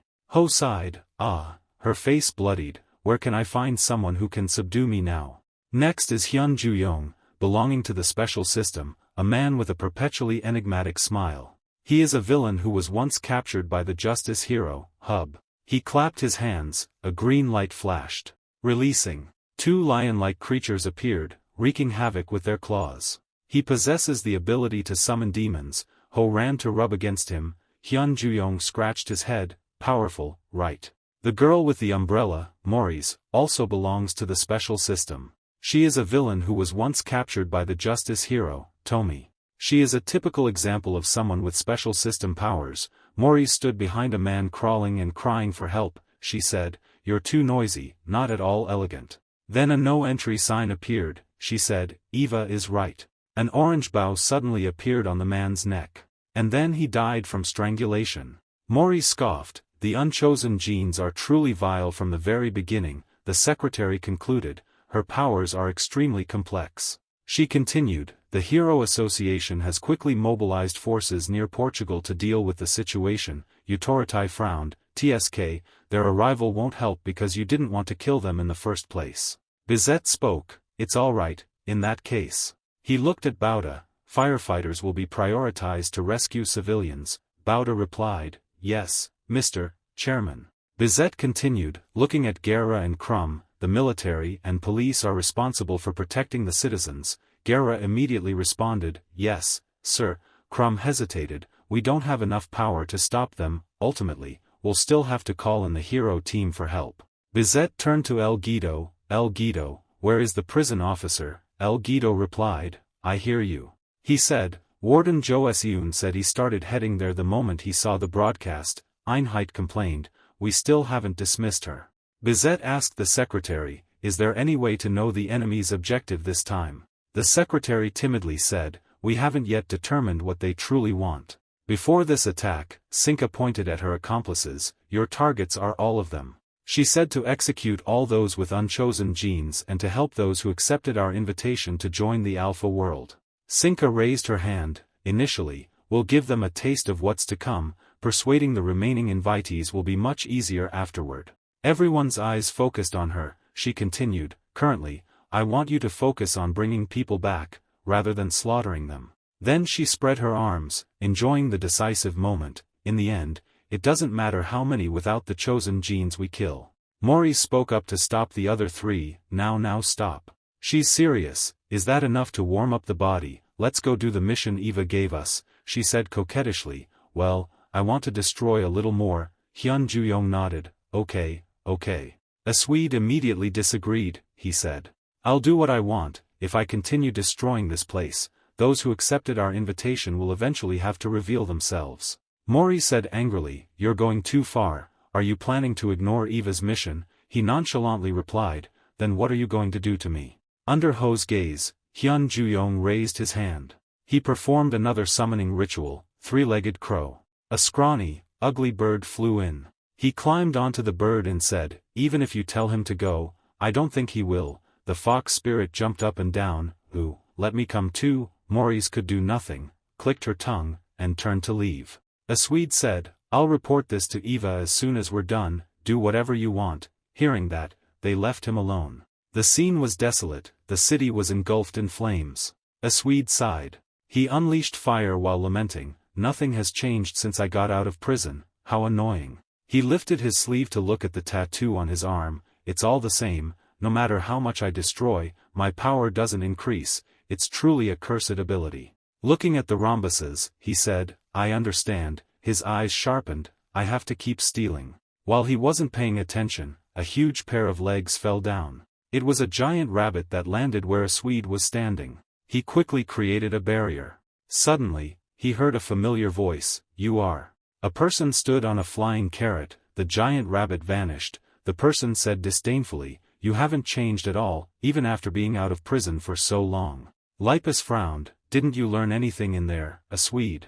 The barrier a Swede created began to crumble. He frowned and said, Lears arrived at just the right time, will Mago even get a moment's peace? At a school, the Lisbon Academy of Talents. In a classroom, a teacher was lecturing.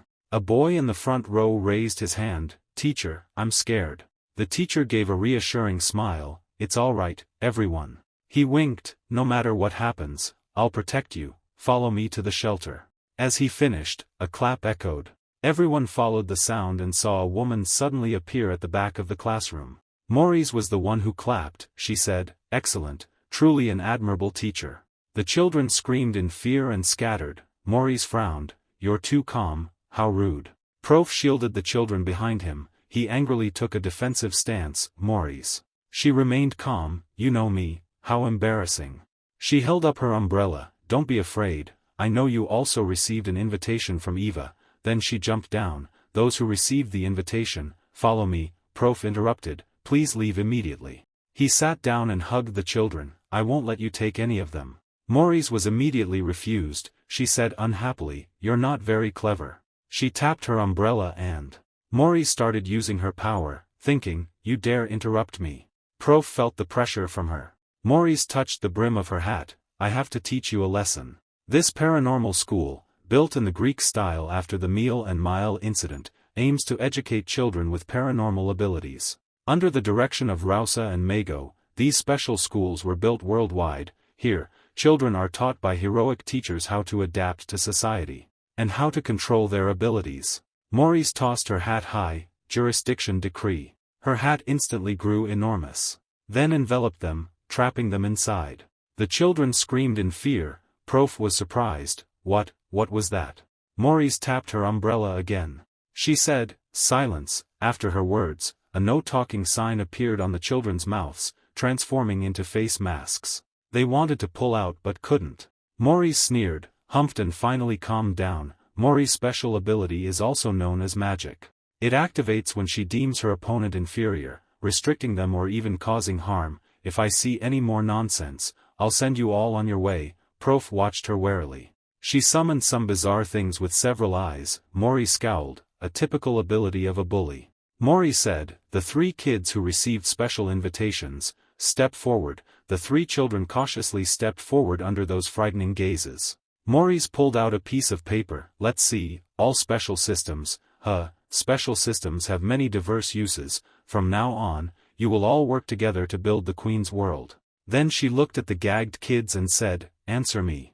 The chat ban was lifted. A nervous boy asked, is the Queen the woman who appeared on TV? Mori's replied with a bright smile, exactly. She continued, a beautiful woman with perfect ideals. The boy immediately said, then I don't want to. All eyes turned to the boy. Mori's was taken aback. The boy continued, didn't that person say they would eliminate everyone without abilities? The boy continued, I have many friends without abilities, and I would never hurt my friends. The cat-faced girl beside him also said, me too, my parents don't have abilities either, they haven't done anything wrong. The ghost girl beside her stammered, and me too. The children continuously questioned Mori's. Furthermore, their teacher had taught them that discrimination and hatred are wrong. He also said that those who want to solve everything their way using abilities instead of words are bad people. You wicked thing, let us go. Mori's was silent for a moment, then asked, don't you like it? The children said, yes, I don't like it. She immediately used her ability to create a no-entry sign under the children's feet, then die. An orange ribbon appeared on the children's necks. Suddenly, Mori's eyes widened.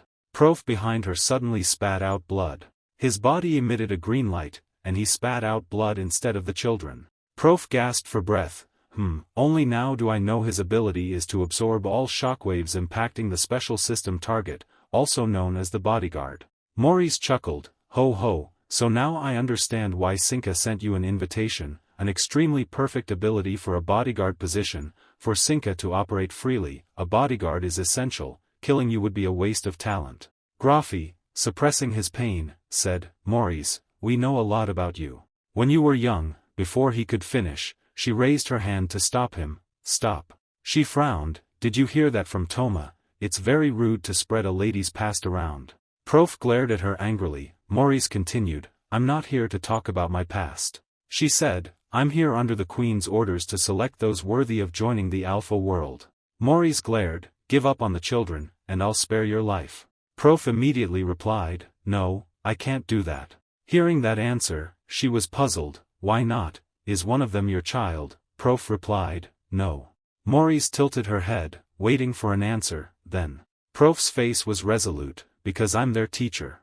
Prof belongs to the Hero Association and is also a teacher at the Ability School. His defense can withstand attacks from prisoners on the 3rd and 4th floors. But when Utoritai was the guild master of the Hero Association, he was always a 5th-rate hero. Why, one day, Utoritai called Prof to his office and asked, how long are you going to do this? He looked at him, we don't need a punching bag. The reason was that he lacked the ability to kill, he wasn't capable of eliminating villains. But when Rausa became the guild master of the Hero Association, she called Prof. Rausa made him an offer to become a teacher at the Ability School. He seemed surprised, have I been wrong? Are my abilities unsuitable for being a hero? Rausa shook her head, no, what are you saying? I mean, do both, be a teacher and a hero. She said nothing is more important than educating children, so I want to entrust them to the best hero. Prof said self-deprecatingly, but I'm not suitable. Rausa looked at him and smiled, what are you saying? Who could do it better than you? Prof was stunned, Rausa looked at him affectionately, you're the hero of heroes, the one who sacrificed himself to protect his comrades, isn't that amazing? At that moment, Prof was speechless. Back to the present, Mori said, I have a good idea, go persuade the children. She said arrogantly, they'll listen to you, because you're their teacher, right? Prof began, Mori's. He said the world is changing. Remembering the ruined buildings, the emergence of abilities, and the great wars that caused our society to collapse. His mind flashed images of the backs of heroes. Prof continued, and to stabilize this society, we had to sacrifice a lot.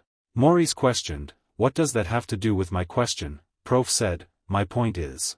He looked straight into Maurice's eyes. If that woman's crazy delusion becomes reality, this society will fall into chaos again. Hearing this, Maurice flew into a rage. Don't you dare insult the queen. She said, you are so long-winded to refuse the queen's invitation. I don't care if this society is in chaos or not. The prof denied that she should care.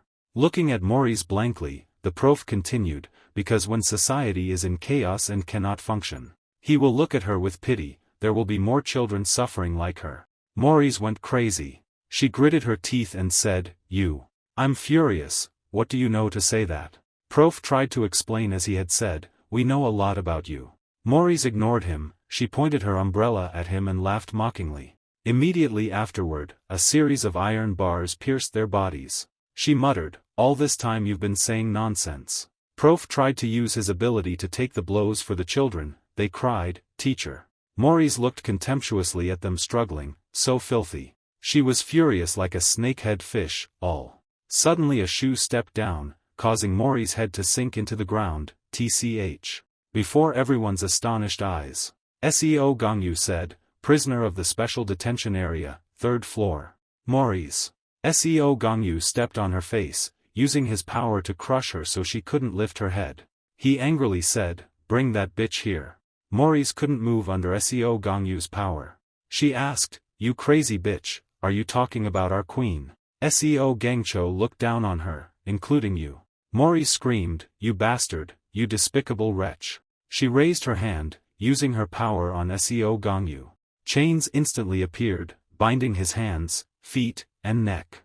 A guillotine appeared above Seo Gongyu's head. Maurice said triumphantly, your judgment day has come. Seo Gongyu used only a second of his life to destroy her guillotine. The chains on his hands and neck simultaneously shattered. He continued to strike Maurice in the face again. Her face caved in. Her hat also gradually shrunk to its original size. Prof watched dumbfounded as Seo Gongyu tormented her. Seo Gongyu said, Prof answered, yes. He looked at Prof and told him to get the children out of there. Prof was still pinned down by the iron bars. The power that was cast upon us hasn't been neutralized yet. Hearing that, Seo Gongyu clenched his fist. He struck Maurice in the stomach again. After many more times like that. After a while, Maurice was motionless. The things Maurice summoned also gradually disappeared. Seo Gongyu reminded them, run as far as you can. Prof immediately said, okay, let's go, kids. Seo Gongyu grabbed Maurice by the neck. She seemed still dazed. Seo Gongyu said, I'll say it again. I'm threatening her, bring that bitch here. Maurice gritted her teeth at the threat. Maurice said, the manner of a lady. 2 concentric circles instantly appeared beneath their feet. She exhaled, phew. Before Seo Gongyu's gaze. Maurice turned into another person. It's been a long time since I looked like this. Seo Gongyu didn't react in time and was caught by the 2 men. Maurice quickly stepped back to keep his distance. The 2 men holding him were both invisible and disguised as gentlemen, constantly saying, women first. Maurice raised her umbrella. She drew a circle around herself, a lady's territory. Then she tossed the umbrella into the air, which then grew large, protecting Maurice underneath. She said, consider the misfortune of encountering me. You must be very unlucky. The ladylike demeanor was Maurice's original form. Once the ladylike demeanor is activated, those who acknowledge Maurice as a lady will also possess the same superpowers. Simultaneously, this power targets the typical weakling. That's why Maurice frowned. She never thought this power could stand against Seo Gongyu, the man who could break Sinka's spacetime abilities. He easily dealt with the 2 invisible men in front of Maurice. She simply wanted to buy time. This place will be my grave. Maurice's main goal was to help the remaining criminals complete the tasks assigned by Sinka and return safely. She was determined to buy as much time as possible. Seo Gangcho stepped forward. It seems you don't intend to bring her here. Maurice chuckled. Kukukuku, I don't understand. Hiding under the umbrella, she said, if I were you and chosen by the queen, I'd be ecstatic. It's unbelievable that you'd miss such a precious opportunity. Seo Gongyu didn't care. He unleashed his technique. Maurice continued to stall. Wait a moment. She raised her hand. I said. Facing this devil, she thought she had to buy as much time as possible. Maurice said, I know where the queen is. Veins bulged on Seo Gongyu's neck. he wanted to kill this loudmouth immediately. Well, I don't need to know that. SEO Gongyu continued to approach. I just need to bring your corpse to a psychic superpower user and have them check it. Maurice broke into a sweat. She hadn't thought of that. If I die here, it doesn't matter. She said, what will you do after finding the queen? Even if you get there, you'll have to fight everyone. Do you think you can win? This time, even the queen won't spare you. SEO Gongyu didn't listen. He raised his hand, red rays gathering. Maurice was wary, she knew. She looked at him cautiously. I have to end myself. SEO Gongyu reached out, piercing the protective layer while she was still thinking, I must die without leaving a trace. The red light scattered. SEO Gongyu was startled. Before him was Sinka emerging from a teleportation portal. She blocked his attack and chuckled, you wanted to see me so much, I guess your heart has changed its mind. Maurice was surprised, the queen. She shouted, it's dangerous here. Suddenly she glanced at SEO Gongyu. A violent aura erupted, SEO Gongyu had transformed. Sinka cheerfully said, wow, you revealed all your power upon meeting. I guess your mind hasn't wavered yet, but are you alright? Ignoring her rambling, SEO Gongyu threw a punch, breaking through Sinka's defensive wall. SEO Gongyu looked at her with hatred, I will kill you with every ounce of my strength. Sinka cupped her cheek, how scary, but why am I not upset, seeing your mind obsessed with me, is this love? SEO Gongyu shattered the barrier protecting them both, he slowly walked forward. Sinka said, Maurice, I'll handle things here, can you deal with those who refused our invitation? Maurice replied, yes, my queen. Before she could finish, red threads shot towards her. SEO Gongyu rushed to kill her, but she was faster, creating a teleportation portal. Sinka seemed surprised. A voice echoed from behind the children, I'm a little late. Maurice walked in holding his bloody stomach, cough cough, the children screamed in fear. Prof said, you guys run away from here. Maurice clutched his mouth, spitting blood, no. Suddenly, the cat-faced child stopped and said, what? The girl pointed at Moore, that person. She's the person who appeared in the textbook. On the other side, Sinka was surprised, oh.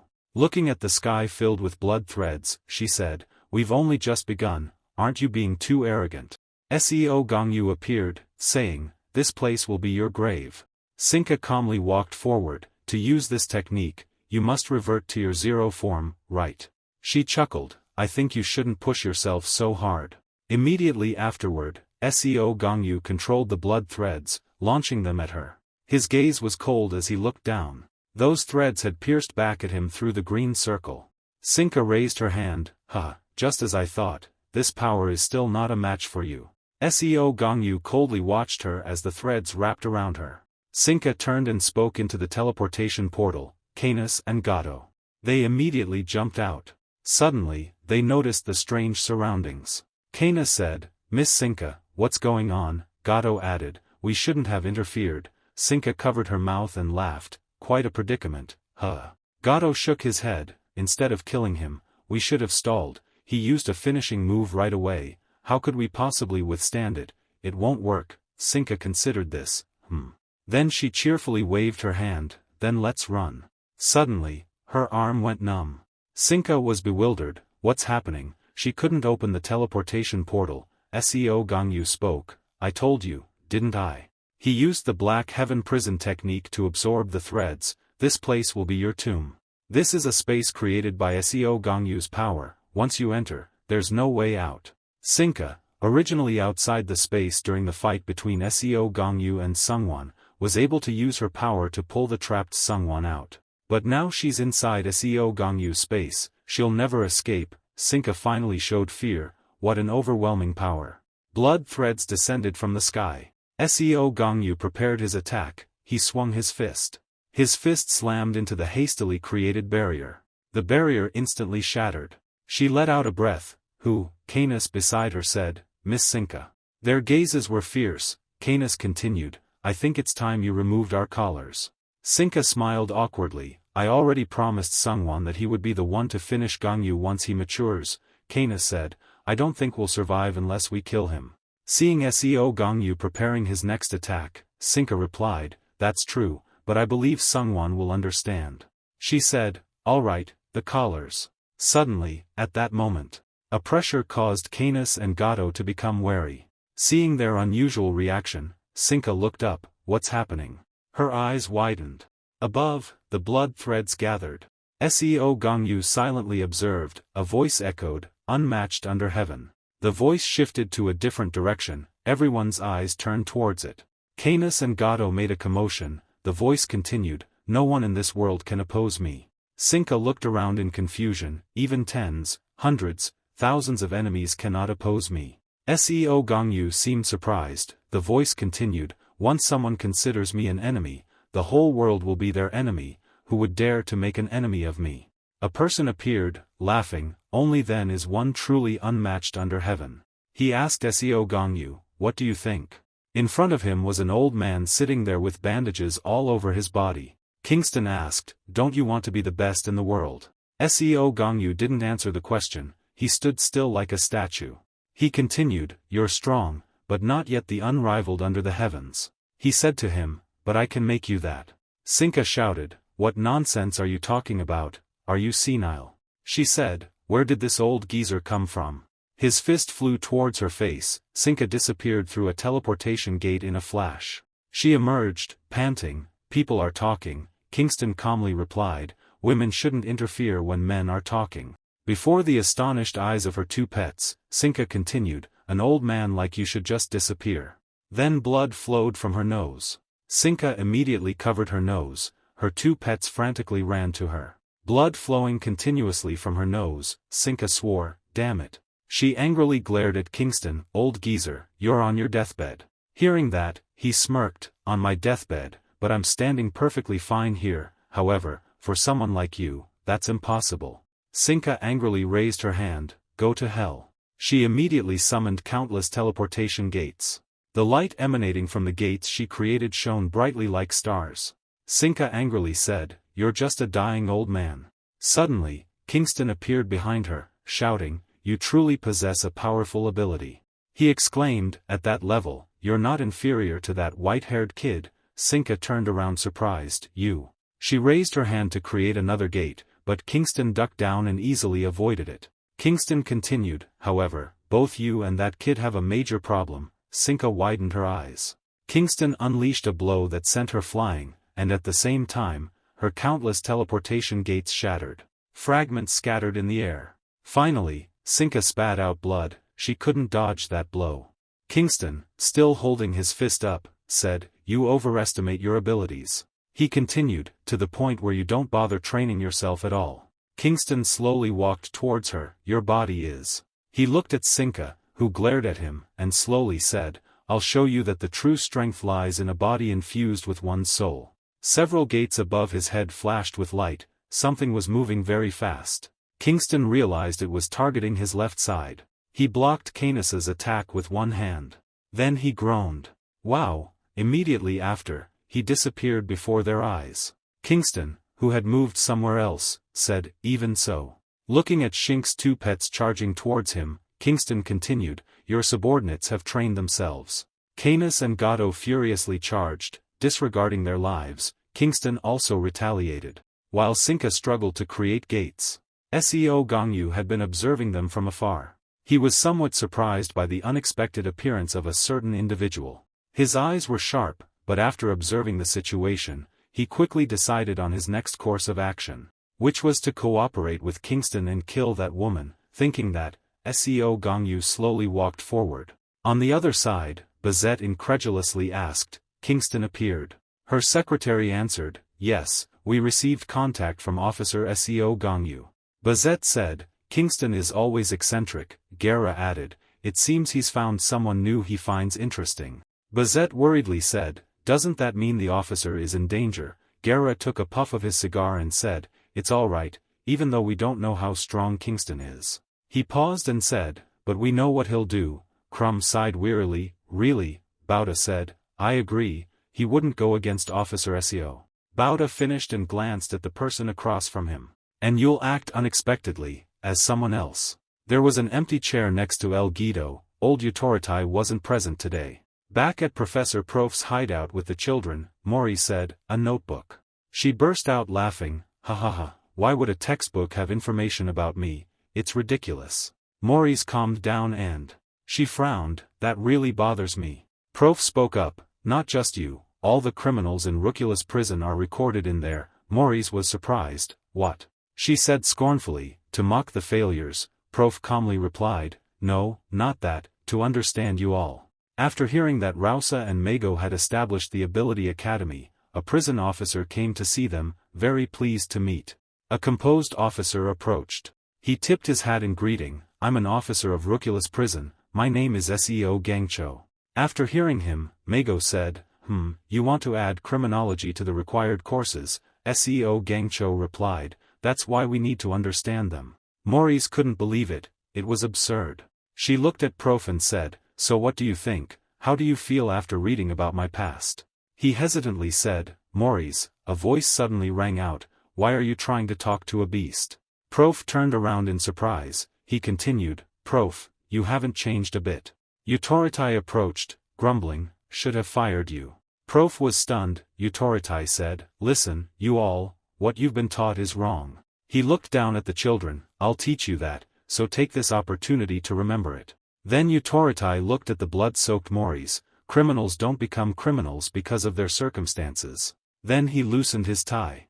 Utoritai continued his lecture, those buried in emotion will say they became criminals because of their upbringing or society, they try to stir your compassion. He glared and continued, even if they're criminals simply because they were born that way.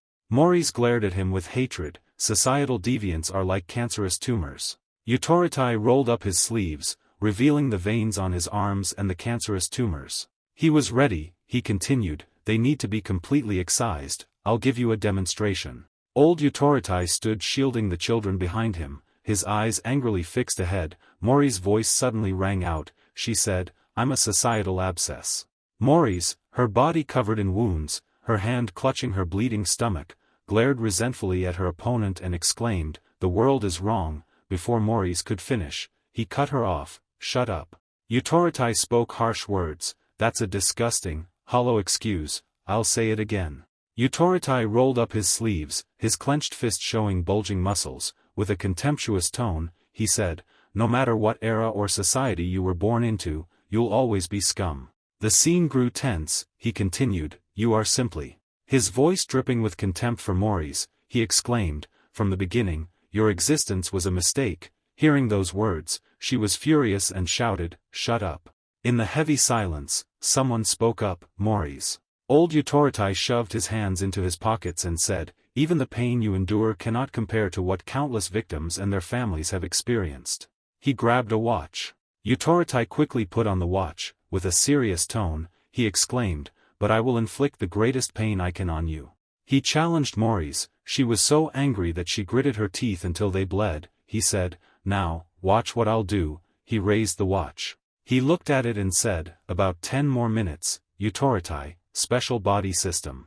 Now Maurice spoke, ready to confront her opponent. She glared and exclaimed, come on. Swoosh, swoosh, swoosh, with lightning speed, Utoritai moved closer to Maurice. He landed a powerful blow to her stomach. Maurice was quite surprised by what was happening. She spat out a small mouthful of blood, the blow to her stomach causing a continuous flow of blood. He continuously landed brutal blows on Maurice, preventing her from counterattacking, forcing her to endure everything. He punched her chest, and she gritted her teeth. Balloons floated in the air. Maurice grabbed a weapon and shouted angrily, you bastard. Suddenly, Utoritai lunged forward, landing a powerful punch to Maurice's stomach. The powerful shockwave from the punch sent the red orbs behind her flying. His hands pressed hard on the wound. His cold voice exclaimed, speed up. Swoosh, swoosh, bang, bang, countless invisible attacks struck Maurice's limbs. She was beaten until her face was distorted. Maurice quickly spat out a mouthful of blood. Invisible hands appeared from the air. Utoritai quickly grabbed her head. A blue light immediately shone brightly, below. A scream of pain pierced the sky. Maurice's face was covered in blood, her teeth were knocked out. Utoritai swiftly kicked, then punched Maurice in the face. It was a powerful blow, sending blood flying. Seeing her exhaustion, he said, is it painful? Toma has surely been very gentle with you. Bang, he kicked her hard in the face. Maurice, her face bloodied, uttered, She angrily yelled, Ka. A red circle enveloped the area where they stood. Maurice still held a weapon. Groans echoed through the air. Countless ghosts in flowing robes appeared behind him. One of them shouted, "Lady first." The others raised their hands and echoed, "Lady first, lady first, lady." Suddenly, Utorotai knelt, punched the ground, and shouted, "Accelerate." Countless blue lights pierced the ghosts, instantly shredding their robes. He looked up and coldly said, "4 times faster." Bang! Utorotai punched her in the face, blood splattering everywhere.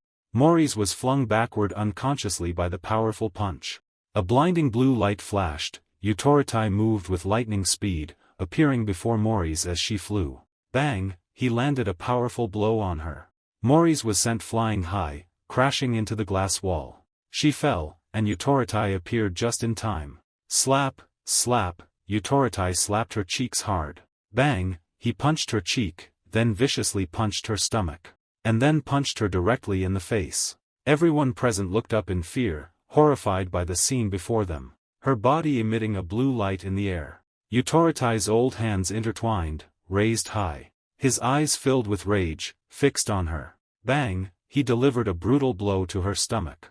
Maurice crashed to the ground, dust and debris flying everywhere. Her body bruised and battered, she coughed, cough, cough, cough. Seeing this, Utorotai contemptuously said, "You seem to be in great pain, that's the appropriate expression for you." He raised his foot, saying, "But." Utorotai kicked her directly in her stomach wound. A brutal kick. He continued, "The victims and their families you harmed must have suffered far more than you." Maurice screamed in pain, "Ka-a-a." Utorotai quickly checked his watch, and exclaimed, Looking at his watch, he said, "About 3 minutes left." Hearing this, she cried out in pain, "Time acceleration ability." The other party replied, "Precisely." He continued, "When I use my power, I can control the flow of time for any object I touch, including myself." His hands reached forward, meaning. Utorotai seized her head. He said, "I can also slow down time." His eyes and face turned terrifying, staring intensely at Maurice. He said, "Slowly feel the pain and die, you societal cancer."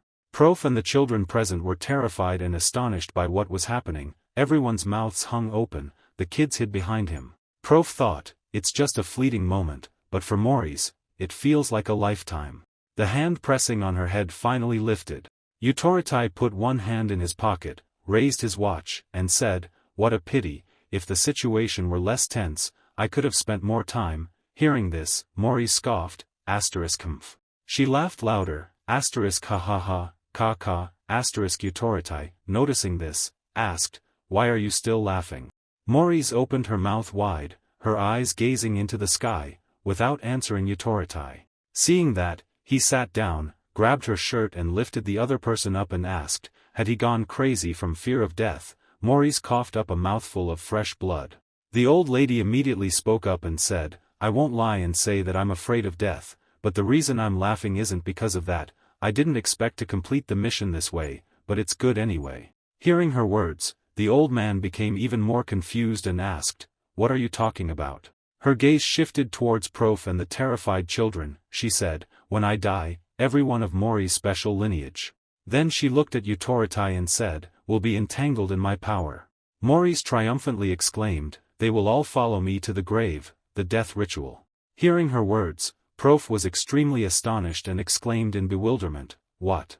Immediately, Utorotai turned to Prof with a threatening look, his body turned purplish, looking savage. In a mystical area, strands of what looked like teeth, forming a magical array, appeared in a patch of sky the color of blood. Kingston, in a defensive stance, stared intently at his opponent. A black aura appeared around him. Kingston fought alone against Canis and Gato. They charged, unleashing all their power towards him. A black aura snaked through the air, it enveloped Canis and Gato, striking their limbs. They screamed in pain, their bodies contorting. Gato's eyes burned with rage and hatred towards the one standing before him. She, as fast as lightning, dashed towards Kingston with incredible speed, her sharp hands outstretched towards him. She screamed, "No." Kingston's hands were faster, he struck her on the head with a palm strike. Bang, she fell to the ground, cracks appeared densely around them on the floor. Seeing what was happening, Canis clenched the necklace around his neck, anxiously exclaiming, "Gato, take off your necklace." Bang! A punch from Kingston landed squarely on his face. Canis and Gato were knocked to their knees. Kingston triumphantly exclaimed, "Arrogant fools." He said, "Who do you think you are, running around with your sealed powers?" Kingston looked down at them with contempt and said, "You are so conceited." A strong gust of wind emanated from around him. Kingston, in a defensive stance, looked at them and said, "I will make you." A powerful attack, as fast as lightning, swiftly dismembered Canis and Gato. Blood splattered everywhere. Kingston quickly moved behind them. He said, "Never think that way." Canis and Gato were astonished by what had happened. Looking at their dismembered, bleeding bodies, they were speechless. A scream of pain pierced the sky. Hearing this, Kingston nonchalantly turned and said, "Your arm, let the healer fix it for you, he's quite useful." Meanwhile, Sinka, witnessing everything, angrily pointed at Kingston and exclaimed, "You damned fake." Sinka gritted her teeth and said, "Damn old man." Bang! Out of nowhere, someone punched Sinka in the stomach. The powerful blow sent her flying into a nearby glass wall, shattering it into pieces. She spat out a mouthful of blood. Her body flung several meters into the air. Sinka clutched her stomach in pain, letting out an angry snort. Her eyes glared at her attacker. Seo Gongyu swiftly rushed towards her like a gust of wind. Seeing this, Sinka was startled and fearfully raised her hands to protect herself. She cried out, "Oh, don't come here." Seo Gongyu dashed towards her, ignoring Sinka's pleas. His teeth clenched in rage, his eyes wild. A white light flashed. Seo Gongyu delivered a powerful kick to Sinka's stomach. She spat out blood after the attack. Cough. Seo Gongyu stood with bloodshot eyes looking down at her. Sinka, in pain, raised her hand and said, "Gongyu, don't do it again." Think again. Before she could finish, Seo Gongyu punched her hard in the stomach. She couldn't react to his brutal attack.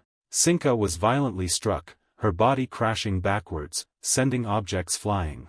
Sinka vomited a large amount of blood. Seo Gongyu's eyes were bloodshot, filled with furious anger as he looked at her. Seeing her being beaten like that, Canis was furious and shouted, "Sinka-sama." Seo Gongyu's hands clenched, creating black sparks in the air. He stood looking at Sinka's motionless body, his hands clenched, ready to strike. Her terrified voice echoed, "No, no." She closed her eyes and screamed, "I can't die here." Suddenly Seo Gongyu opened his eyes wide. A hand immediately touched his hand. Kingston appeared right next to Seo Gongyu. Seeing this, his eyes widened in surprise as he looked at the man, who then spoke, "That's enough." He gave him a cold look and continued, "You can't kill him by yourself, can you? A champion never accepts help." The scene shifts back to the previous location. Utoritai grabbed Moris by the collar, lifted her up, and sternly asked, "The goddess's sacrificial power?" Hearing this, she scornfully replied, "Yes, if I die, it will activate. What are you going to do now?" Seeing this, Utoritai angrily said, "Listen." He turned to Prof and said, "I apologize in advance." Hearing this, Prof exclaimed in shock, "What?" Utoritai used his power to pierce Mori's body with his hand. She painfully spat out a mouthful of fresh blood. Utoritai's eyes and expression remained unchanged. A scream echoed, "Kaya-ia." He then said, "If you take this girl back, cure her, remove her power, and then kill her, you can still survive. But if she somehow escapes you, tens or hundreds of thousands of people will suffer losses." Utoritai looked at Moris and continued, "So it's best to kill her here, and your sacrifice is the most reasonable thing. To cure cancer, sometimes healthy cells must also be damaged." He stretched out his arms, looked into the sky, and loudly declared, "Sacrifice for the greater good is necessary." He clasped his hands and said, "I thank you for your sacrifice." Utoritai turned his head to look at Mori's corpse, which was emitting green lights. Prof, on the opposite side, also noticed this abnormality and spread his arms to protect the others behind him. Utoritai's eyes were icy and emotionless as he looked at the corpse and said, "It's very dangerous. This ominous feeling can only be used after death. If it could be used while alive, it would be even more dangerous." Then he stared intently at the deathly lights emanating from Mori's body. Then, without lingering, he turned and left, his face still emotionless. He raised his hand to bid farewell to Prof, "Then I'll wish you rest in peace first." After saying that, he suddenly called out Prof's name and said, "Prof, I don't need to apologize to you, right? Prof could only watch Yutoritai leave, filled with anxiety and fear of death. Yutoritai asked one last question before waving his hand and leaving. Your body is quite tough, isn't it? Survival is your forte. Immediately after Yutoritai left, an eerie, terrifying voice echoed. This caused Prof's eyes to sharpen instantly. It seemed that Mori's soul had returned to fulfill that wicked curse. Around her were countless giant chains. Mori's looked at Prof and his group with a sinister, deadly smile. Immediately afterward, the chains, like giant snakes, instantly clamped onto the hand of a little girl in the group. Then, it continued to other children, and Prof was also bound tightly by those terrifying, heavy chains. The children immediately panicked, their eyes filled with fear as they realized they were about to face life or death so quickly. They screamed incessantly, causing Prof to become anxious and frightened as well. He quickly swallowed his fear and spoke in a calm, gentle voice. Everyone heard his call. The children stopped crying. They looked at him with fearful eyes, but also with hope for life. Prof reassured them, "Don't worry, I promise to protect you all." Then, Prof alone stepped in front of Mori's soul, looked straight into her face, causing her to wonder. "What?" Prof said, as the teacher said. "Look at those poor, pitiful children, the children will be safe." Mori's looked at him doubtfully, seemingly not understanding what he meant. Prof looked at her with determination. "Here, the only one who can go with you is me." Back to SEO Gongyu, he furiously charged towards Kingston, his powerful aura and bloodshot, deadly eyes terrifying everyone. Kingston was ready to block SEO Gongyu's direct attack. Two powerful forces collided, creating a considerable shockwave. Kingston looked at SEO Gongyu, then suddenly smiled and said, "Just as I thought." He watched SEO Gongyu turn around, seizing the opportunity to finish off Sinka, and continued, "If it were you, you would truly reach the peak."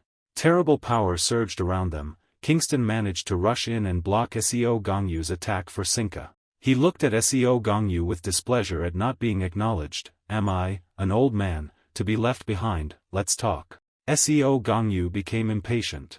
He gritted his teeth in anger. SEO Gongyu shouted, "Get out of the way," and raised his fist, preparing to charge again. Canis and Gato watched Kingston and SEO Gongyu's fierce battle from the side with anxious and fearful hearts. SEO Gongyu was raging when he heard Kingston's voice. "Hey, young man." He easily blocked SEO Gongyu's fist with just one hand, his tone of voice filled with advice as he continued, "I understand how you feel." At this moment, white light appeared in the surrounding space, coming from Kingston. He slowly lowered his hand in front of him, intermittently speaking to SEO Gongyu, but to resolve this situation, he couldn't let his emotions overwhelm him. Then he assumed a defensive stance, preparing for a counterattack. SEO Gongyu seemed to sense the danger emanating from him. He managed to dodge Kingston's attack in time. The attack was deflected upwards into the air. Immediately after, a scene unfolded that shocked SEO Gongyu. A huge hole appeared in the ceiling, caused by Kingston's previous punch. Sinka managed to sit up, but was also shocked and terrified by the sight. While panicking, she heard Kingston say, "If you want to escape." Sinka looked towards Kingston. He stood proudly, without turning around, saying to her, "Now's the time, girl." She gritted her teeth, staring intently at Kingston, wondering if he was telling the truth. Finally, she quickly cast a teleportation spell and left. Canis and Gato, seeing their master safely gone, didn't linger. SEO Gongyu stood there like a statue, saying and doing nothing. Kingston also looked straight at SEO Gongyu. The two of them stood there silently, staring at each other for a while. Kingston finally broke the eerie silence. "Let's sit down and talk." As soon as he finished speaking, SEO Gongyu lunged at him furiously. He didn't seem surprised, only letting out a sound of surprise. He calmly received the attack. "All right, the body can tell many things." Turning to Mori's and Prof, Mori's dubious voice echoed, "What?" Prof calmly stood before her and spoke as if quoting Yutoritai, "Besides my defensive abilities, I'm nothing special. At first, I didn't like my power." He paused, then continued, "But after talking with Rausa, I realized my strength is also necessary for this society." Having said that, Prof activated his magic. He bravely declared, "I will use all my strength to take all the damage for the children." The children seemed to understand Prof's words. They looked at him with worried eyes and called out, "Teacher."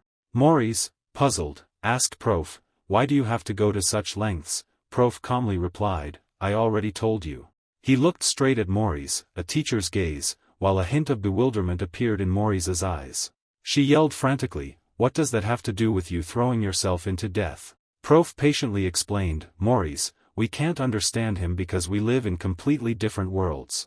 Then he looked at her with sharp, accusing eyes, raised by the wrong people and turned into a killing machine. Mori's immediately became angry, she gritted her teeth and yelled at Prof, shut up. Prof continued to look at Mori's with those eyes, his accusatory tone continuing, in this life, you have no choices of your own, you're manipulated like a puppet.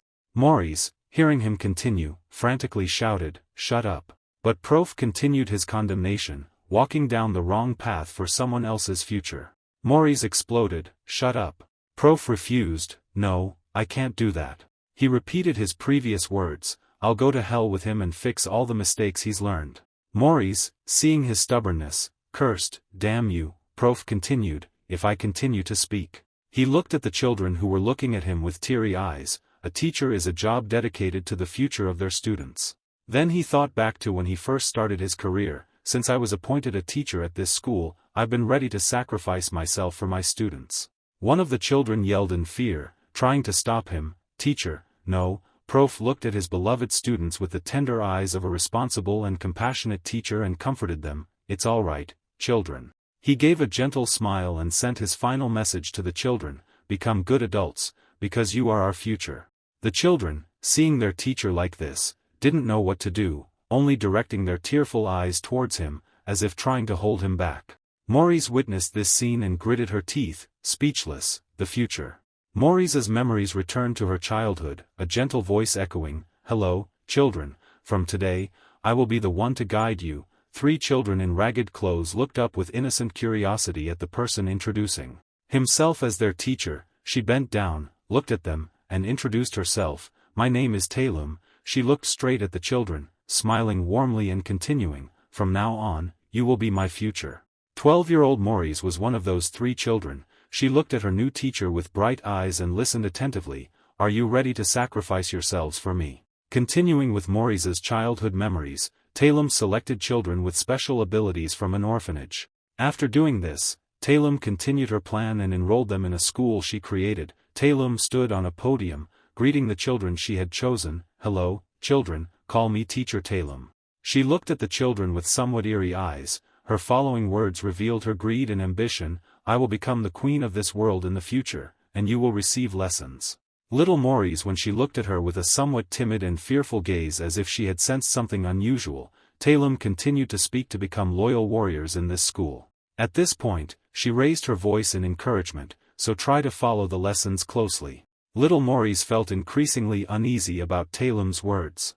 Then came the devilish period where Taelum trained her own killing tools. Mori's and the other children underwent years of training under Taelum's guidance. She relentlessly taught the children wicked things, how to use their special abilities to kill easily. Followed by etiquette lessons that were actually brainwashing. Not only that, she employed brutal, demonic methods to test their loyalty and much more. After much grueling training, Mori's caught Taelum's eye due to her exceptional potential. She developed her abilities faster than any other child, earning Taelum's favor and becoming class monitor. This favor came with the privileges of being class monitor, which Taelum granted her. The privileges of the class monitor included punishing other students on Taelum's behalf. The girl gradually became corrupted by frequently abusing her authority to torment her classmates. The innocent, doubtful look in his eyes was gone, replaced by a soul that had been cleansed by inhumane lessons. Mori's took Taelum's lecture more seriously than anyone else. She watched impassively as her friends endured painful punishments at her hands. After such moments, she always felt something was wrong. And it was at times like these that Taelum would appear.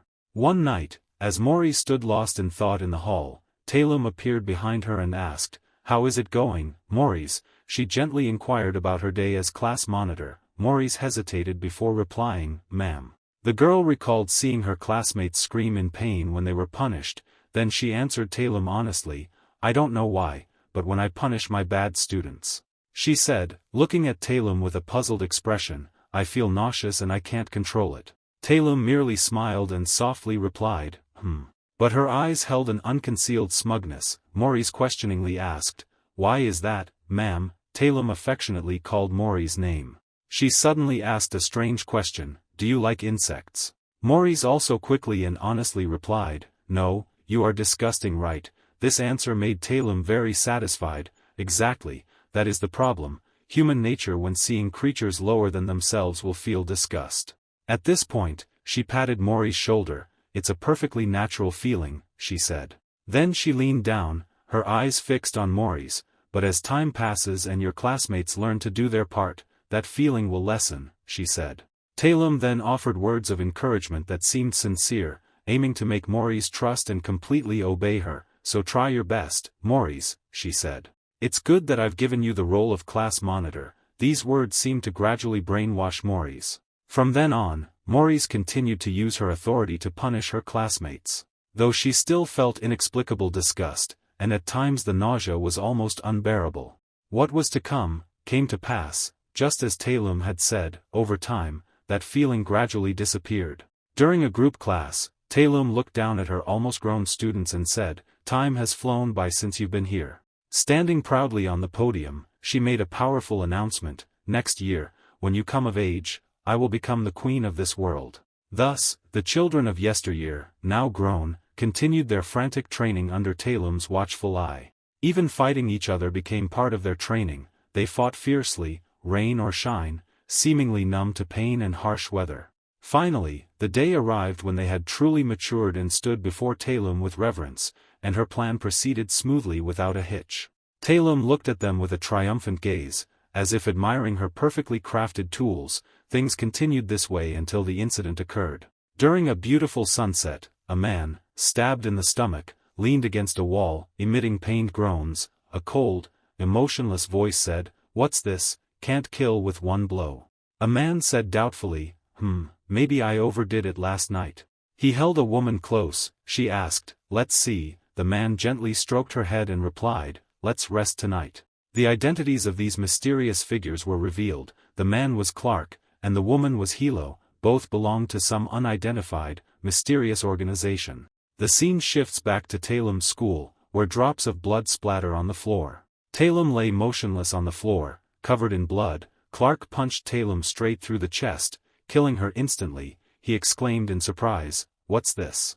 He nonchalantly said, "This girl is awfully weak." Clark and Hilo spoke to each other as if self-reproaching, but their faces remained emotionless. There was even a hint of excitement in their voices. "Utorotai clearly told us to be careful," Clark said. "Could it be that we've become too strong, perhaps?" Clark sat down beside Talum's corpse and sighed. Anyway, her plan to establish a school and raise children to be rebels was quite a big dream, wasn't it? Hilo asked. "Should we go to the school?" Clark playfully replied, "Too lazy." Hilo said coldly, "But if we don't go, Utorotai will nag us." Clark, reminded of this, felt slightly apprehensive. "Fine, let's make a quick trip, finish it quickly." Clark and Hilo quickly moved to the large classroom of Clark's students. Maurice and her classmates stared at the scene unfolding on the podium and listened silently to Clark's words. For this reason, he brought Talum's body out for the students to see and announced that the school would be closed from now on.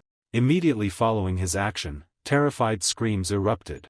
Maurice witnessed his teacher turned into a lifeless body and brutally carried in Clark's hands, screaming, "Teacher!" Intermittent sounds rang out. Clark and Hilo remained calm. Immediately afterward, the students frantically charged toward the two, launching a simultaneous attack. But Hilo stood still, gently raising her hand before her. Then, neither quickly nor slowly, she flicked her fingers. Instantly, the group was flung backward. Maurice gaped in astonishment as she watched her companions defeated with a single flick of the wrist. Clark and Hilo silently observed the bodies scattered on the floor. Clark sighed and hummed. He marveled at how well she had trained them. Hilo wondered if bringing these children was the right thing to do. Clark stated his opinion, re-educating them for societal integration would take a lot of time and resources. Saying this, he glanced at the pained faces contorted on the floor. After a moment's thought, he said, "Even with re-education, they're mobile killing machines, ticking time bombs, we don't know when they'll explode." Clark turned to Hilo, "Have these children killed anyone?" Hilo answered seriously, "We apprehended them before they could act, so probably not." Clark pondered, did we act too hastily? This situation is difficult. He dropped Talem's body and continued discussing with Hilo. What now, Hilo, what should we do? Hilo immediately decided that dealing with it now would be more efficient to avoid future trouble. Hilo explained her decision. They've been brainwashed, living in a different world. These children, as they grow up, will undoubtedly become villains. Clark immediately agreed. Yes, I concur. After the counterattack, Maurice couldn't get up. She lay helpless on the floor, listening as the two decided the fate of herself and the others. Clark muttered, repeating Hilo's earlier point, it's better to put in a little effort now than to deal with trouble later. Hilo reminded him, all right, we can make up a reason. Talem's students, seeing this, were too terrified to speak. They stared fearfully at Clark and Hilo. The two approached the group, preparing to finish off all the killing machines Talem had created. Hilo softly reminded, save your strength for tonight. Clark grunted in response and without hesitation, extended his hand. Fire. Screams erupted, the floor was covered in blood. Blood flowed from the students' eyes, noses, and mouths. Their faces were filled with fear and agony, and they screamed. Maurice sat on the floor, looking up at the scarred man standing nearby and asking, why? Terrified, she asked again, why do you want to kill us? We've only been studying here. The large man, Clark, responded, a very dangerous question, wouldn't you say? He recalled the image of skinny, dirty children from his past and calmly recounted the lives of the students, abandoned at birth, raised in orphanages. That villain taught the children about the human body so they could fight most efficiently. Clark said, extending a hand toward Maurice, learning to kill to become adults, sounds dangerous, doesn't it? Maurice was so scared she was about to cry. She backed away as Clark approached. I'm sorry, but you shouldn't have been born. Then, a spray of blood hit Clark's face, along with his parting words, be born into a decent family in your next life. More blood splattered everywhere. Hilo, standing beside him, watched joyfully as Clark dealt with the students, her voice accompanying each punch. Blood sprayed onto the walls. She continued to cry out. Maurice was too scared to speak, only whimpering. Clark's expressionless face stared at Maurice without blinking. A cruel, resounding slap echoed through the room. Then Hilo came, pulling Clark's arm and saying, Clark, I can't take it anymore. He turned to her, wait a minute, Hilo, let's deal with this one first. Before he finished, she interrupted, no, we need to leave this one alive. Hilo looked at the blood-soaked classroom, then at the bodies on the floor, and said, the children are almost dead. Finally, she looked at the terrified Maurice, the sole survivor. Hilo felt excited and exclaimed, isn't this situation thrilling? Seeing Clark still standing, she urged, what, hurry up, he said, partly helpless, partly indulgent, you're hopeless. Fine, let's just tell the authorities a general story. After saying that, Clark and Hilo embraced and kissed passionately. Maurice took advantage of their distraction and escaped. And so, because of Clark's sudden change of heart, Maurice survived. The sky had turned red as she ran a considerable distance. Maurice could only weep silently. She made indistinct sounds. Maurice felt exhausted, pained, her body gave out, and she collapsed, letting out a small cry before falling unconscious. She lost her way and wandered for a long time, aimlessly. That day, as Maurice was weakly walking, a man approached her and asked, are you Talem's disciple? The tall man wore a rough, menacing iron mask and continued, follow me. Then stated his purpose, fight with me for the revolution. Eventually, Maurice was taken in by Caracas. She joined Caracas's fight and caused immeasurable harm to the world. Later, Caracas was beaten severely, his face bruised, his body covered in blood. After Caracas's death, Maurice was captured by Tomi. Tomi used his magic to create extremely strong chains and tied her up, hanging her in the air. Tomi eventually puts her in Ruculus prison. The flashback ended, and a sorrowful Maurice spoke, my whole life, I've learned this way. I thought that acting like this, living like this, was simply natural. Maurice looked at the man named Prof and said, and yet now. Suddenly, she angrily shouted, now you tell me I was wrong, how can I possibly accept that? She recalled years ago, someone calling her from behind Maurice. It was Sinka, and she laughed, telling Maurice she wasn't wrong. The world is wrong. If I become queen, I'll change it into a place suited for you. Sinka's expression was full of sincerity. And she asked Maurice, would you like to be my subject? Returning to reality, Maurice demanded loudly, answer me, Prof. Maurice looked at the children, stammering, I. She recalled Utoritai's cold, blood-soaked face and spoke as Utoritai and those heroes had spoken. Her expression became vacant, and Maurice uttered the question she'd pondered for so long, could it be that I truly shouldn't have been born? Prof called out to her, Maurice. No one should not exist in this world. Prof spoke softly. He wanted to explain to Maurice that what she'd gone through was terrible, that he understood completely, but that didn't mean she was forgiven for her crimes. You've committed too many crimes. Her expression turned panicked after his words. And he placed his hand on his chest, speaking resolutely, I will go with you, soothe the pain you suffered as a child, and demand you take responsibility for the crimes you've committed. Maurice stared at Prof from above without blinking, and then she heard him say he would accompany her as a teacher. Prof spoke, Maurice, I have one request. He wanted her to help block their view so the children wouldn't witness this, his final request before death. Something in his words angered her, and before Prof had finished, Maurice screamed, shut up, shut up. Prof tilted his head back, seeing the sharp blade above him. Then he gently turned, smiling at his students, everyone, please turn your backs, the children called out in unison, teacher. His face was joyful, without regret, he said, it's been an honor to teach you all this time. At this point, the children began to feel fear, some cried, others were too scared to move. Maurice's eyes were more ferocious than ever. The blade began to fall. Prof didn't dare look, only closing his eyes tightly. And then the blade fell with a loud thud. Prof slowly opened his eyes. And he saw Maurice's head before him. He exclaimed in astonishment, Maurice, someone like you. She said, no need to follow.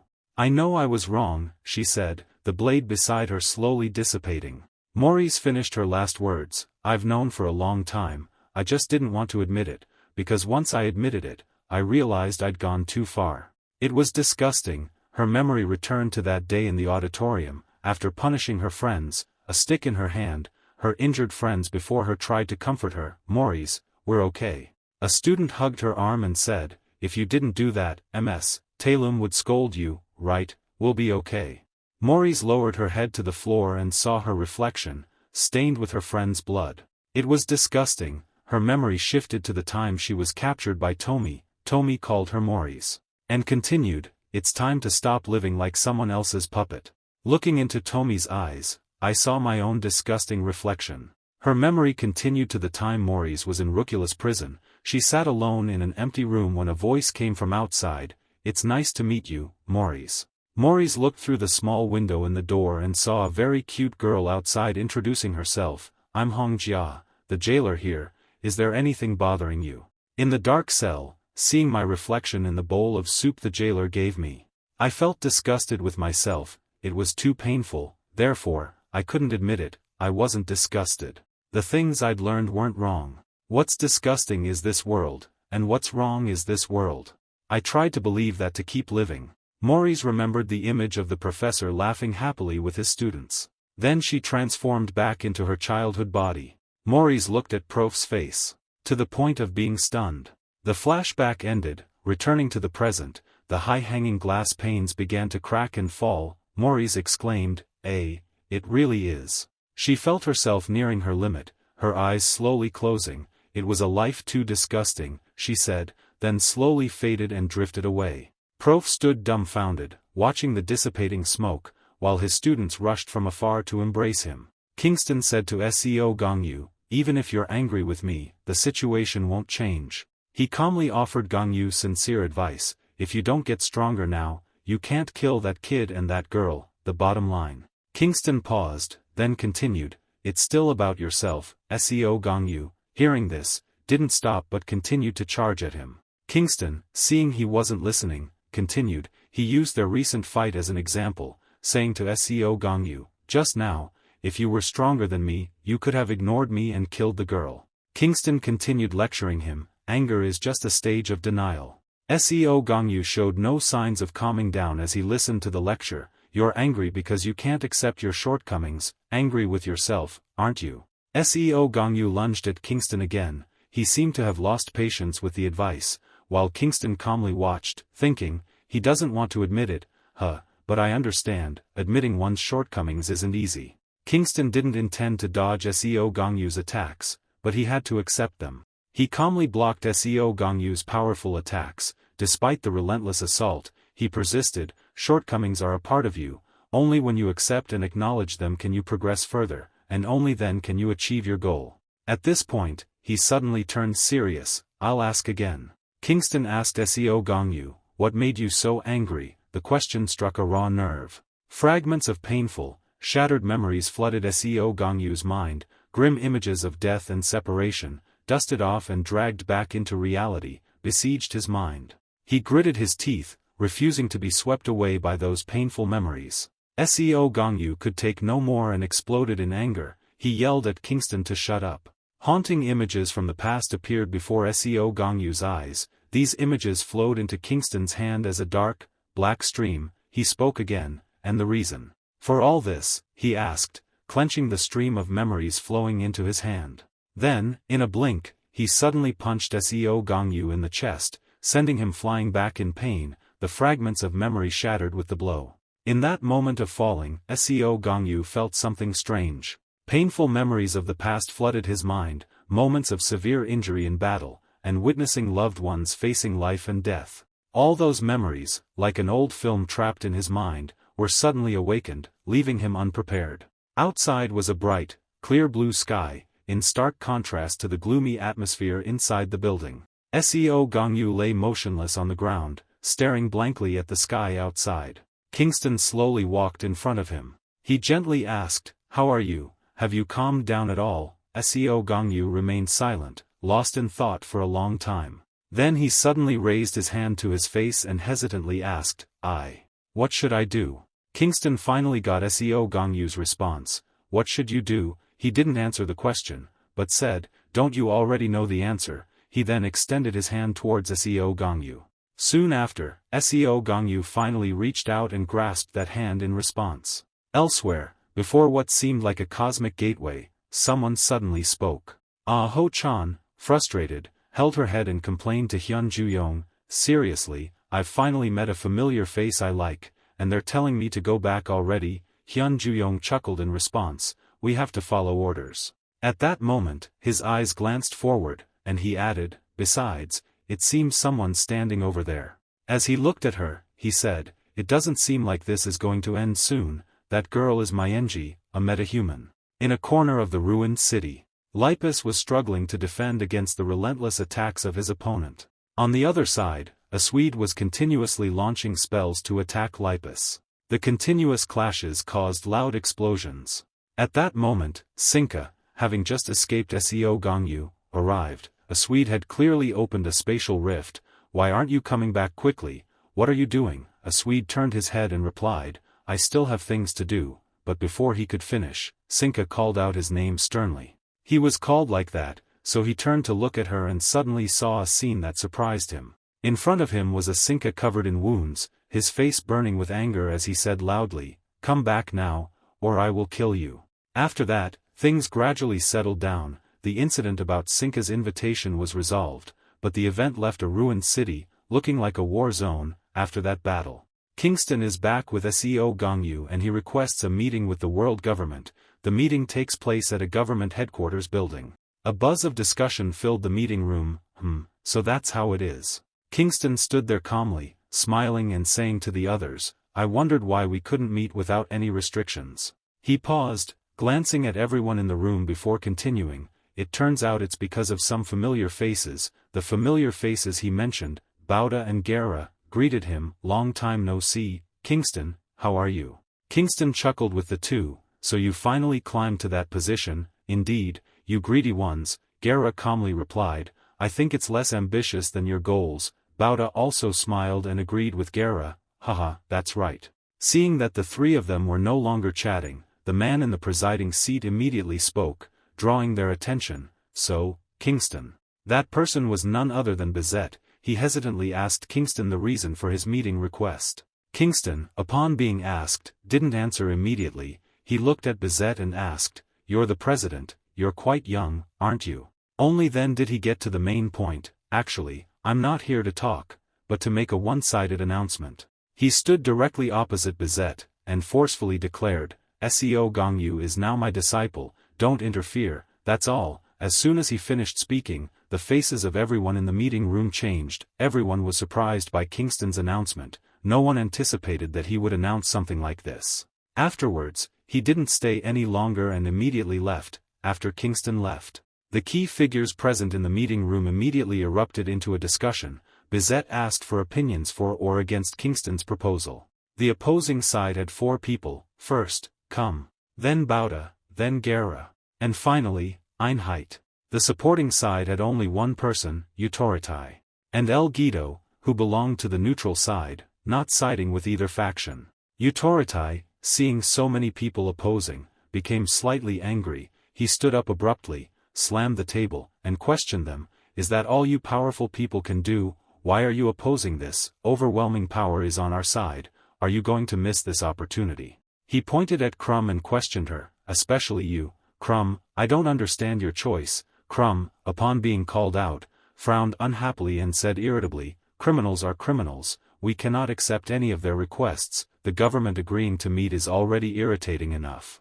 Einheit, sitting next to Utoritai, also spoke up in opposition. That's ridiculous, Utoritai, wasn't Kingston the criminal you insisted on executing first, yet now you believe the words of someone you considered that dangerous? Utoritai quickly retorted, you people are unbelievable, the situation is different now, isn't it? On Bizet's side, he could only sit and listen to the incessant arguments. He was extremely troubled by this matter, lost in thought, trying to find a solution to this difficult situation, but the others' arguments made him pull his hair out in frustration. Damn it, this must be bad luck during my term. Meanwhile, in a warm, romantic bathroom, Sinka had returned and was soaking in a warm bath. Sinka was also troubled. She constantly bit her nails with a panicked and bewildered expression. She couldn't stop thinking about Kingston's terrifying power. That old man was supposed to be much weaker, after being imprisoned for so long. She couldn't help but worry, but was he really weaker? How strong was he at his peak? While Sinka was muttering to herself, wondering about her plan, Sungwon entered from outside and called her name, Sinka. Sungwon, naked except for a blanket wrapped around him, stood there and asked questioningly, you invited me to bathe together, but, is this really necessary to defeat Seo Gongyu? Sinka, seeing him enter and ask like that, happily spread her arms and replied, of course, this is an indispensable step for growth. Sungwon's appearance seemed to ignite something in her, making her more confident. No, my plan won't fail. She looked at Sungwon with shining eyes. I have Sungwon. She thought of many more secret cards, and a series of names appeared in her mind, like Hero, Therapiers, and Aura. Thinking that, she happily hugged Sungwon tightly, happily thinking, time will solve everything. She hugged him so tightly that Sungwon uncomfortably called out, I can't breathe. Moving on to the Hero Association. Utoritai sat solemnly in the front row. Myenji was also present. The moderator, seeing that many people had arrived, spoke up, it seems everyone is here. The moderator continued, then, regarding the election of the third generation of equality. The person standing on the podium is the interim guild master, Lipus. She looked down at the audience, glanced at everyone in the meeting hall once more, before officially announcing the start of the meeting. Lipus stood before the podium and clearly explained the process. The equality election process is as follows. She looked towards the candidates of varying appearances and continued, the association president proposes 5 candidates, if the number of heroes agree. Lipus briefly thought of the large government building standing tall in the sky, and her voice became firmer, each individual will be vetted by the government.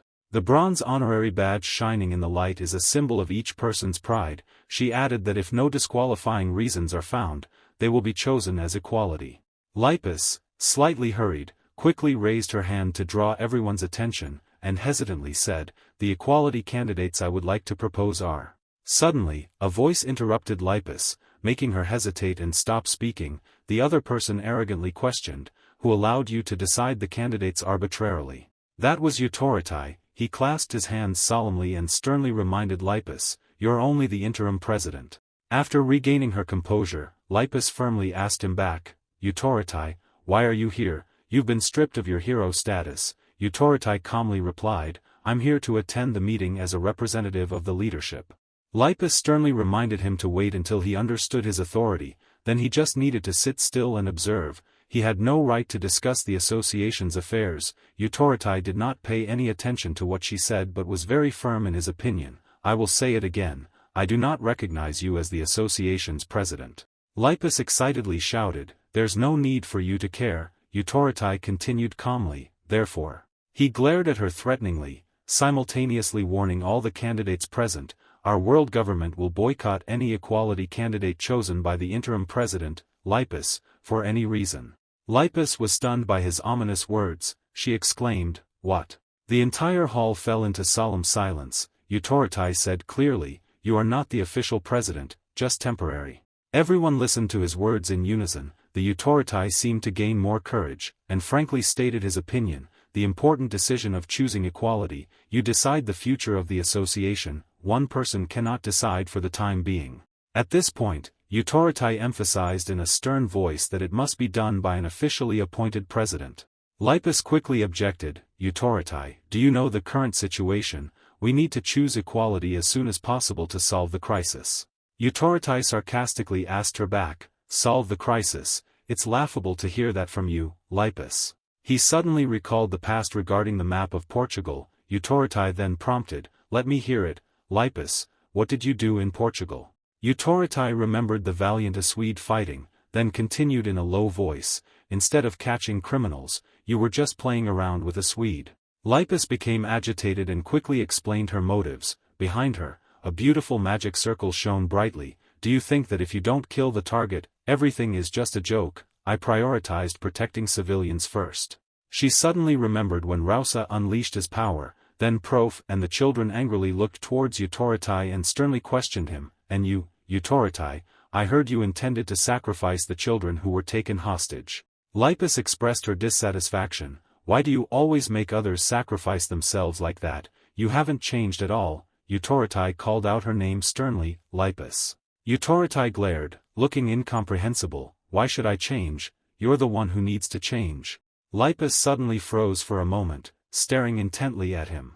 The large hall resonated again with the man's low voice. It wasn't that Utorotai paused for a moment. He stood up, turned, and stared at the people behind him. You all need to change. Utorotai casually spread his arms and asked, what about what I did in Portugal? I made a decision appropriate to the situation.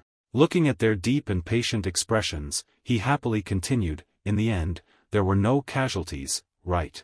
Lipus didn't expect the person in front of her to so blatantly switch black and white. She gritted her teeth in indignation. Utorotai, he continues to sacrifice, well said. Utorotai pointed at her and said seriously, you are the one sacrificing this society, to protect criminals. Utorotai briefly thought about the towering building always brightly lit, using the valuable tax money of the people to nurture and protect countless murderers.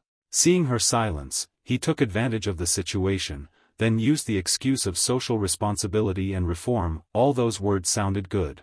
He thought of the court of justice as a dark nightmare. Reform, that's ridiculous. Utorotai excitedly asserted, they will never change, all scum. He felt as if he had seen Sinka secretly manipulating the whole planet. Look, just escaped and preparing. Utorotai emphasized hiding under that madwoman to prepare for another massacre in this situation. Lipus was silent, not knowing how to refute his argument.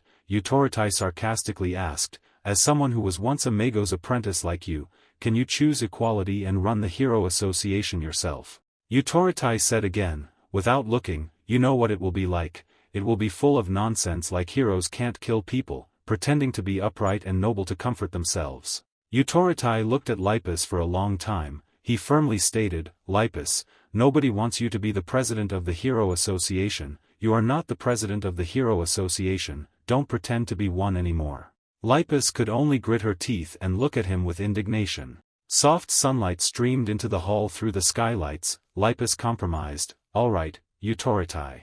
She said firmly, so what you're saying is that if I become the official president, I can proceed according to the correct procedure. Utorotai stood up and said firmly, yes, that's right. Lipus looked at the attendees who had been silent until now and continued. Then, Lipus bluntly shouted, let's vote. Utorotai seemed to want to find an advantageous solution for himself. You mean a nationwide vote? Okay. Lipus immediately dismissed it, no. Her voice echoed throughout the majestic hall because of the urgency of time, so I Lipus looked out, trustingly at the rows of crowded seats, and continued that she would gather opinions from the heroes here, and the decision would be based on the majority vote. She asked for his opinion. Utorotai hesitated slightly, looked around. Majority vote, aren't they all heroes carefully selected by Rausa? He focused on their appearances and sharply said, this is too biased. Lipus remembered the bronze badge filled with pride, and based on that, she set a rule, so, like the equality selection process, 2/3 of the votes are needed for approval. Utorotai hesitated and pondered for a long time. He thoughtfully looked at the heroes sitting around him. Time silently passed by minute.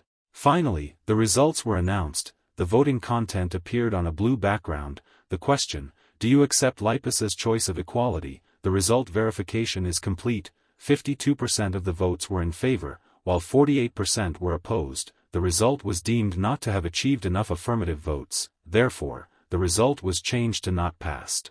Lipus stared in shock at the numbers on the screen. The words 48% opposed, not enough 2/3 affirmative votes, result not passed were like a persistent nightmare tormenting her mind. Lipus hesitated in the face of the result. In contrast to her situation was Utoritai's gleeful demeanor. Well. He laughed smugly and triumphantly. It hasn't achieved the desired majority yet. Utorotai smirked sarcastically. Perhaps we need to re-elect the president of the association. As Utorotai said, the heroes here have all been selected and active since President Rausa's time. Lipus could not have foreseen this outcome. She stared blankly at the crowd. The result was not enough 2/3 of the votes in favor. The result was not passed. Now clearly before our eyes, the reason for this result is Utorotai. The scene was turbulent. His image appeared vividly. The moment the incident at Rucula's prison occurred, a devastating catastrophe that made the prison even more gloomy and barbaric. He quickly approached all the heroes. Utorotai pleaded earnestly to persuade them, carefully presenting his viewpoint. Initially, most opposed Utorotai, the second-generation president. The heroes' faces uniformly showed displeasure. But in this situation, as Utorotai persistently explained and followed up, gradually many were persuaded. A barbaric event was unfolding. Importantly, even if disagreeing with Utoritai's ideology, the powerful presidential seat appeared before them. Quite a few heroes agreed that a re-election was necessary. From his perspective, the presidential position became increasingly clear. The reason was because Rausa's radiant appearance emerged. To lead her policies, Rausa possessed overwhelming power and achievements that proved her ideals. Lipus appeared in stark contrast, lacking both of those things compared to Rausa. That bronze power insignia served as further confirmation. The legitimacy to inherit Rausa's ideals seemed to fit Seo Gongyu, a former member of Equality. However, Seo Gongyu's image was now almost synonymous with barbarity and bloodshed in the public eye, but because Seo Gongyu had changed his views and killed the prisoners. The scene returned to the current hall. Opinions among the heroes began to diverge. Utoritai's voice taunted Lipus. It seemed her teammates also doubted her ability as president of the Hero Association. What would she do now? Lipus, stunned, stammered, a vote. Utorotai interrupted. A nationwide vote. Lipus trembled, repeating, but time doesn't allow it. We can choose a candidate and let the heroes decide. Utorotai cut in. No, that's not right. He briefly thought of Rausa's dignified figure and used it as an excuse. You know this. The respected third president, Rausa, clearly stated that the position of president of the Hero Association must be elected through a nationwide vote, and in cases of emergency or natural disasters, the government can shorten the election period. Lipus was stunned, unable to say more. The entire hall was filled only with Utoritai's mocking question. Oh, you know this, don't you? Utorotai confidently continued. Anyone, even if not a member of the association, can run for president of the association. That's also a rule established by the respected Rausa. All the heroes were silent, as if agreeing with him. Utorotai sarcastically looked at her. Hey, temporary president, what are you still standing there for? Utorotai triumphantly ordered, quickly inform the government that we will be holding a presidential re-election so they can set a date. You must fulfill your duties as president. Lipus was in a difficult position. She hesitated, unsure of the right course of action. Utoritai's voice hardened, emphasizing, even if it's only temporary. Utorotai resigned as world leader and announced his candidacy for president of the Hero Association. the question posed to all citizens was, of the two candidates, Utorotai and Lipus, who is more suitable to be president of the Hero Association? Golden sunlight streamed into the luxurious presidential office. Bizet, comfortable, was dozing occasionally on the armchair. Suddenly, his eyebrows furrowed, revealing worry and anxiety. Bizet drifted back to a distant day in the past. It was a beautiful sunny day. The vast blue sky looked down on a lush green forest. Bizet, in hiking attire with a large backpack, paused momentarily due to a sudden sound. Quite the nerve, he thought. Before him was Kingston, in martial arts attire, sitting leisurely on a high rock. He probed, "Why the private meeting? Is it proper for the president to do this?" Bizet approached the base of the rock. He looked up and honestly replied, "I've heard a lot about you from Bauda and Guerra. I don't think you'll harm me." Kingston mumbled, "These old folks are shameless." Kingston quickly returned to the subject. He genuinely complimented, "I hear you don't have abilities, yet you've risen to the highest position. Impressive." Bizet didn't pay much attention, quickly and directly stating, "Mr. Kingston, it's just the two of us, I'll ask directly." Bizet looked seriously into Kingston's eyes, as if to verify. He gravely asked, "What is your purpose?" Kingston didn't answer directly, only looking at him with deep eyes, softly asking, "President, do you understand the development of abilities?" Bizet pondered and answered. In his mind, the image of a bright light bulb with its filament glowing appeared. He slowly said, "If we talk about the development of abilities, the summoning system becomes clearer, the power greater." Bizet then thought of those with bulging muscles. As for the special and physical systems, after puberty, they would be strongest during their physical peak. Amidst the majestic mountains, a gentle breeze blew, carrying green leaves, and Kingston's indifferent voice, half right, half wrong. Bizet was surprised. Before Bizet's questioning gaze, Kingston slowly explained, "It's true that both the physical and ability systems get stronger with maturity." But he slightly moved his hand, from which a hazy black dust emanated. Kingston's cold voice rang out, "But the physical system can break predetermined limits through rigorous training." Bizet was astonished. The trees rustled again. Kingston continued, "Aren't you curious?" Kingston thought of a ferocious red figure with immense power, capable of summoning wind and rain. What if a person reached the highest level of the ability system and simultaneously upgraded their physical system to the highest level? Bizet considered this. He brought his hand to his mouth, exclaiming, "Then the nation would find it difficult to control." Kingston, on the high rock, called out, "Hey, President."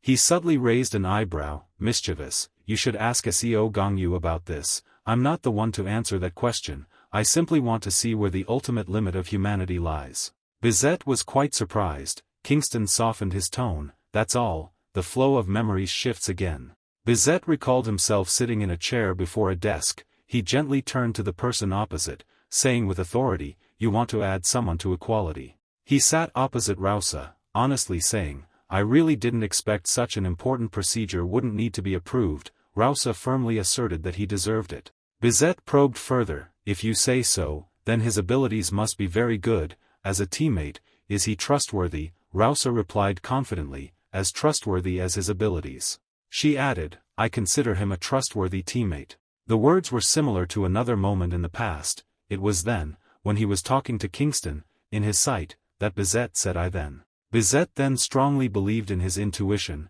He said without hesitation, "I believe in SEO Gongyu."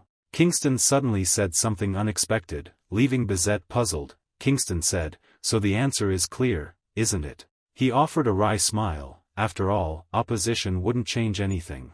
The scene shifted. A sigh of relief echoed in the chairman's office. Finally, Bizet stood up, resting his hands on the table with relief. An important decision had been made, so a temporary sigh of relief was in order. Suddenly, a strange sound echoed. The secretary outside the door urgently poked her head in, timidly calling for the chairman.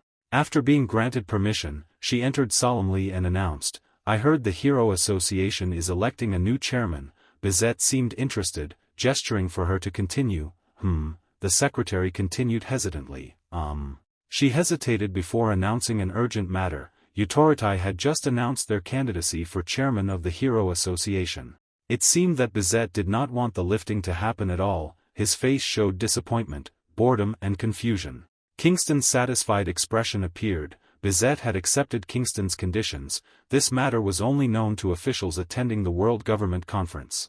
The conference took place in a formal room with few attendees. This matter was kept top secret. Meanwhile, in the majestic skyscraper, the election for chairman of the Hero Association would also proceed within the framework set by the government. The bustling city was even more lively at night. After 3 days of registration, there would be 3 public debates. In contrast, the hall was enveloped in tension. For 2 weeks, a proportionally divided circle with a red border appeared. The guildmaster of the Hero Association would be elected through a nationwide vote. The ever-lit, maximum security prison presented a difficult problem, however.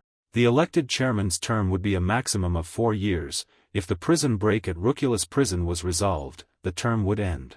Beneath the city's peaceful exterior were hidden schemes. Also, in principle, anyone could register as a candidate, thus, too many candidates could easily lead to chaos. At this time, the bright spots representing the centers of power worldwide held more importance than ever. Therefore, only those endorsed by regional hero representatives could run.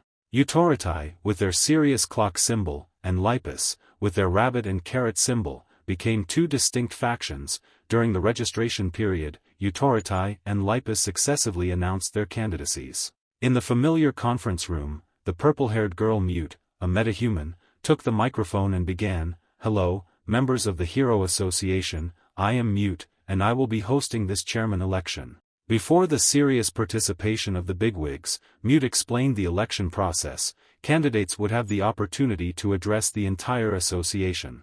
She looked towards Utorotai, who was already on the podium, and introduced, first, a speech from candidate Utorotai. He addressed the heroes before him. "I'll keep it brief." Utorotai pressed a control, and an LED screen appeared. Utorotai gestured for them to look. It was a sharp image of the inmates in Ruculus prison. Utorotai sharply said, "Because of your unwavering pursuit of ideals, these monsters were released." He looked down at the heroes and questioned, "What are you going to do? Capture them, imprison them, and then release them again?" Utorotai frowned, showing displeasure. "I believe you won't repeat that foolish act again."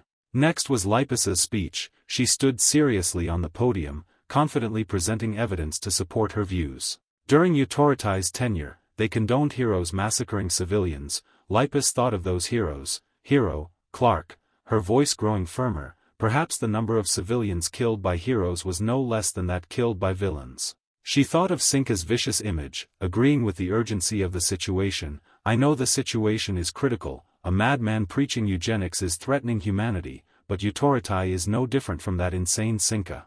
Lipus looked at those below, earnestly continuing, "He places a high and low value on human life, using the guise of justice to force minorities to sacrifice themselves." She closed her eyes, showing sorrow. "Friends, everyone is equal. Please don't forget the hero's duty that Rausa emphasized." Lipus's rabbit symbol and Utorotai's clock symbol were diametrically opposed. The initial strategies of both candidates were as follows. In the city with its skyscrapers, consolidate support bases. Across the continent, both were busy attracting regional hero representatives to their side. The authoritative clock symbol appeared, representing the heroes supporting Utorotai. That was Angunasukti, the experienced man from North America, and Ajit Lidio, the elder from India. The rabbit insignia appeared, representing the heroes supporting Lipus, representatives from Europe. That was Pocket, a girl from Oceania. Myenji, the masked individual from China, and Karfagar, the man from the Middle East. Also, Hassan from South America. And Altarigo from Africa. In the city center, after both candidates consolidated their support bases, they appeared on the front pages of newspapers with eye-catching headlines. Both Lipus and Utorotai continuously waged public opinion campaigns until the last day of the election, using negative attack strategies to undermine each other. That moment arrived, and on the last day of candidate registration, Mute brightly held the microphone, watching the LED board and announcing, "So the registration period is over, right?" Mute looked at the screen in front of her. There would be 3 debates. Suddenly, she was extremely surprised. Mute turned to the others and the screens in front of them, exclaiming, What's this?" She announced that another person had unexpectedly registered as a candidate. Both Utorotai and Lipus were extremely surprised, instinctively looking at the screen for information. A throat-clearing sound echoed throughout the hall. "Ahem, ahem, a strange voice rang out. Hello members of the Hero Association. A young girl stood on the stage, softly introducing herself, I am Medius. Contrary to her voice, her eyes revealed a sinister glint and a hint of triumph. She continued, my current occupation, high school student. Lipus's eyes widened in disbelief at the sight before her. What in the world is happening? Utorotai, though silent, wore an expression of contempt and disdain. After a moment, he exclaimed in astonishment, what the hell is this? Medius's unexpected appearance caused the atmosphere in the hall to momentarily plummet. In contrast to the stiff, awkward atmosphere, Medius's face showed confidence. She clearly anticipated this situation. Medius's appearance visibly irritated Utorotai. He immediately complained, what is this situation? Do they think the election for the president of the Hero Association is a high school class president election? Clearly, only those endorsed by a hero representing region can run, that's right. The murmurs of disapproval from the crowd seemed about to erupt. Suddenly, a stern voice spoke, I will support her. It was Karfagar, the hero representing the Middle East region. Karfagar's words stunned the entire hall. Utorotai and Lipus couldn't believe their ears, their eyes wide in shock. What? Lipus, in particular, was astonished to see a representative who had previously supported her change sides. Sir Karfagar, you supported me. Karfagar, without hesitation, calmly replied, I've changed my mind. Nothing seemed to be able to change Karfagar's decision. His eyes were filled with seriousness. Now I support Medius, that girl. Medius smiled faintly, as if she had anticipated this outcome, her deep gaze seeming to see through the world. In a flash, the situation changed. Medius emerged as a new factor that overturned the entire game, and so, candidate number 1, Lipus. The first two candidates had no significant differences. Candidate number 2, Utorotai. The biggest difference in this race came from the newly emerged candidate, candidate number 3, Medius. 3 candidates were officially registered. News outlets quickly updated with the breaking news. The new information was hotly debated and published on major newspapers. TSK, seeing Medius dominate the media, Utorotai couldn't help but feel annoyed. Every newspaper was talking about that high school student. It was quite the sensation. News of Medius spread, garnering mixed reactions. It seemed the press would be quite lively. However, many criticized Karfagar and the girl, saying the election wasn't a game. Had that girl investigated? Utorotai quickly took action. First, he needed more information about Medius, but data about her remained scarce. She was just a normal high school girl, nothing special. Utorotai began making judgments and 1,000 hypotheses about Medius's identity. Does she possess superpowers? The vague data quickly caused his secretary to panic. That's unclear, perhaps some kind of talent, right? Confusion filled the room. Medius's mystery caused even Utorotai to fall silent. Meanwhile, Lipus was visibly unhappy. She questioned Karfagar. Karfagar, explain yourself. Karfagar remained calm and unfazed by Lipus's questioning, inviting her to ask anything. Lipus thought Karfagar was being too emotional. Perhaps it was a rash decision made without careful consideration. Did you know that girl beforehand? Even so, you can't let personal feelings influence such an important matter. No, I've never met her before. What? Karfagar began recalling the events that led to his decision. A few days ago, before I entered my office to work, he had encountered Medius earlier. In my own office, I saw her sitting in my chair.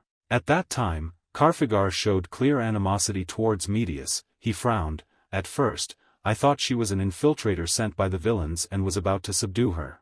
Karfagar's hostile attitude didn't last long. It began to fade before Medius's words, but after a few conversations, Karfagar's memories seemed muddled. He no longer remembered the details clearly. Dozens, hundreds, countless times. There was some sort of magic in Medius's words. Karfagar felt drawn in, starting to agree with and support her. I felt like I had talked to her many times, and then, I don't know when, I was certain I had to support her. Karfagar's unclear memories left Lipus completely baffled. She wore an expression of utter incomprehension. Lipus couldn't let Karfagar continue to dwell on his memories. Excuse me, sir. Yes, go ahead. Lipus quickly used her powers on Karfagar.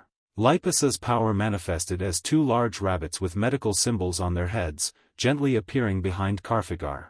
Indeed, Lipus found nothing unusual. This astonished her. there were no signs of hypnotic influence or mind manipulation, but what is going on? Finding no evidence of foul play, Lipus could only try to reason with Carfagar. However, when Carfagar interrupted her, saying this isn't just a feeling, Lipus, I've told you how many times.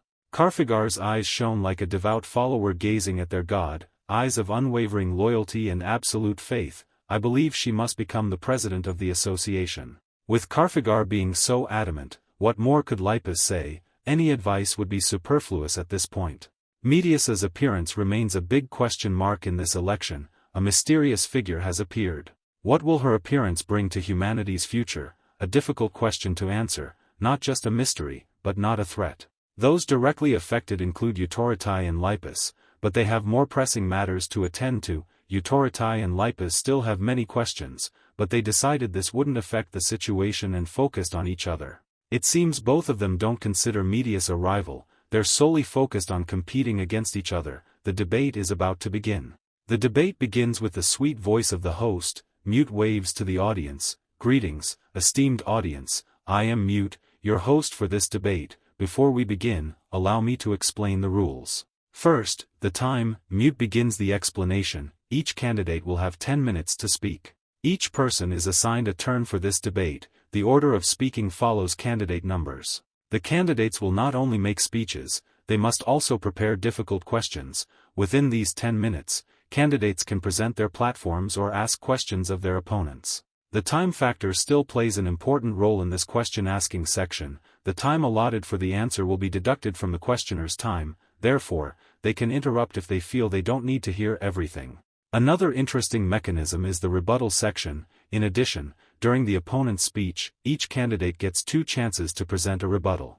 Mute smiled brightly, meticulously explaining the rules of the debate from beginning to end, taking the lead for 1 minute each time. Now, let's begin the debate. The candidates quickly introduced themselves to the public. Candidate number 1 Luz, hello, I am Lipus, a student of Mago and a member of Equality. Next is Utorotai, candidate number 2, it's a pleasure to meet you all, I am Utorotai, the former president of the Second Generation Hero Association. Finally, the newcomer to the election, candidate number 3, Medius, this is my first time meeting you all, I am Medius. The debate begins immediately after the introductions, starting with candidate number 1, Lipus. True to form for a temporary guild master, Lipus expertly guides her presentation. We have experienced countless wars. The speech begins with the root cause of the current situation. Since the appearance of superpowers centuries ago, wars between nations have erupted. Next is the development of the contradictions in each stage. After the unification of the world government, countless civil wars followed. These contradictions have taken many forms without ever disappearing, and after the emergence of the Hero Association, society was again divided between heroes and villains. War has become a constant throughout each stage. Lipus seems to emphasize the process of being immersed in this terrifying inevitability. We have spent most of our time in such societal collapse. From the bitterness brought about by conflict, Lipus once again highlights the role of many veteran heroes, but thanks to the efforts of Rausa and many others, a new societal foundation has been built. True to her teacher Mago, her speech is firm and resolute, and now society is beginning to function properly.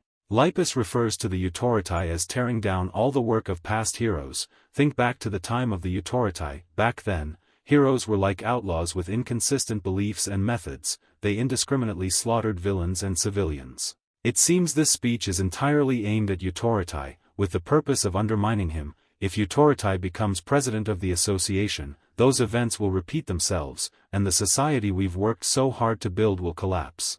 Lipus is arguing passionately when Utorotai interrupts her. Society is already collapsing. Utorotai doesn't remain silent. Taking the initiative, he requests a 1-minute rebuttal. Don't you see the current situation?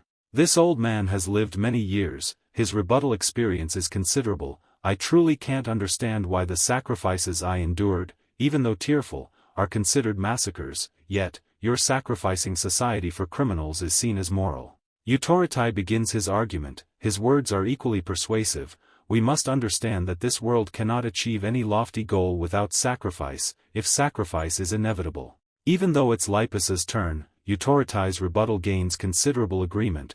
we must ensure that such sacrifice does not become meaningless, all seeds of evil must be completely eradicated. Utorotai speaks at length as if this is his playground. See, because of the remaining seeds of evil, this situation arose. Lipus notices something is wrong. It seems this old man is cheating. Wait, Utorotai, your minute isn't over yet. So he intentionally placed his hand on the clock, using his superpower to extend his rebuttal time.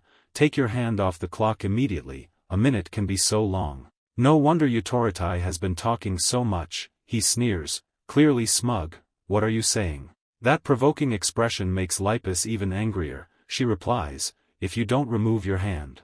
Before Lipus can finish her sentence, Mute's amplified voice rings out, enough, enough. Lipus is immediately silenced by Mute, unable to continue.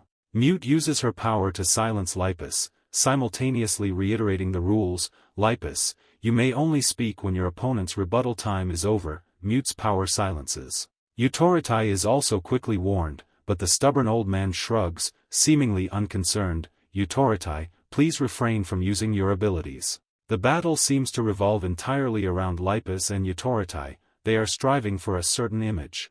Their actions are completely understandable. They are fiercely defending their positions in the election. Public image is extremely important. Currently, it's a state of quasi-war. Utorotai and Lipus attempt to project a strong image to the public. The two sides argue incessantly. Lipus's face is tense, constantly raising her voice and attacking. Utorotai is no less so, his face is filled with anger. During their time, instead of emphasizing their platforms, Utorotai and Lipus only focus on attacking each other. The debate proceeds in extreme tension, but naturally, the strong image is, Utorotai begins to cast doubt. He openly belittles Lipus, but this is actually very suspicious.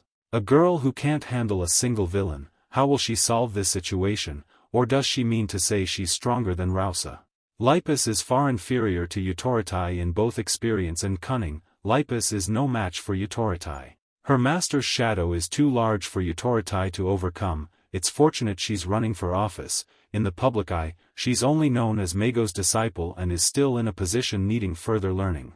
Her appearance also becomes a disadvantage for Lipus, making it difficult for her to win over the public. Most importantly, her rabbit-like appearance leads people to associate her with weakness. Utoratai's deep gaze silently assesses the situation, then. His next target is Medius. If he can just crush that variable, this debate will end as he desires. Finally, Medius takes the stage in an atmosphere leaning towards Utorotai. She doesn't seem nervous or anxious. Medius's turn has come. Medius begins her argument in an unexpected way. She comments on her opponents. Mr. Utorotai has transformed the Hero Association from a small organization into a global corporation with his decisiveness and excellent promotional abilities. Lipus also receives praise from Medius. Lipus, inheriting Rausa's will, has strengthened this corporation with strong ideals and beliefs. Medius calmly continues amidst the bewilderment of her two opponents. Therefore. Then she makes a shocking statement. Therefore, I want to combine the strengths of both to solve the current situation. Medius is about to continue when Utorotai interrupts her. My platform is that little girl. He uses a condescending tone to mock Medius. This isn't a student guildmaster election. Go back and study. This debate isn't the place to discuss policy. This old man is incredibly tactless, continuing to severely mock Medius. Or did you fail your studies and came here to impose your prejudices on your opponents? He kept nagging so much that Mute had to speak up to stop him. Mr. Utorotai, your time is up. It's okay, I'm willing to use my time to talk. Before the Medius's expansion, Utorotai took advantage of the situation. So tell me, boy, what do you want to talk about? Medius showed a look of indifference and continued, I possess supernatural abilities. She began to reveal information about herself. The ability training school that Rausa built when he was chairman is where I grew up, so you wouldn't know what abilities I possess. Oh really? So, what special abilities does this kid have? Medius wasn't about to fulfill all of Utoratai's demands. I'm under no obligation to tell you that. But Utorotai stubbornly refused to let go. No, you have to tell me. If you want to lead the association, you need to have the appropriate abilities.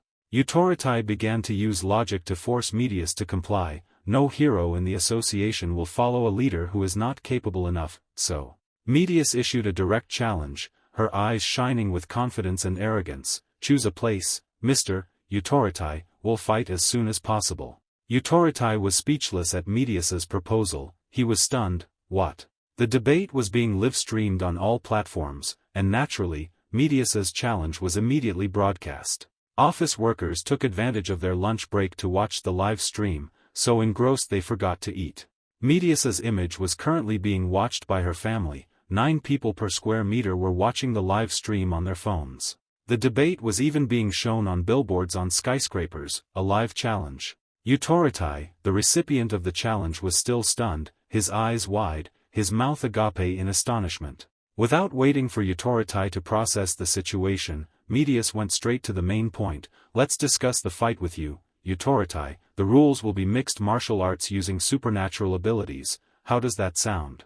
Utorotai remained unresponsive. Experience told him he was in a difficult situation. Utorotai fell into deep thought. Faced with Medius's challenge, Utorotai froze, an unexpected direct challenge. All of Utorotai's tactics were rendered almost useless, no matter how strong an image he had built. Hearing such an unexpected response left Utorotai flustered. Utorotai had been calling Medius kid this whole time, and ended up shooting himself in the foot. Furthermore, his strategy of labeling his opponent was becoming a trap for himself. Currently, Utorotai faced 2 choices. If he accepts the condition, this choice would somewhat damage his image. Having considered his opponent a kid from the start would make the image of him fighting a kid seem strange. After some consideration, it was still clear that Utorotai would be at a disadvantage. Also, with his current overwhelming political position, if he really faced off in the ring, Utorotai would be lowered to the same level as his opponent, damaging his prestige. With this choice, 2 situations could occur. Even if he wins, it would be a meaningless victory.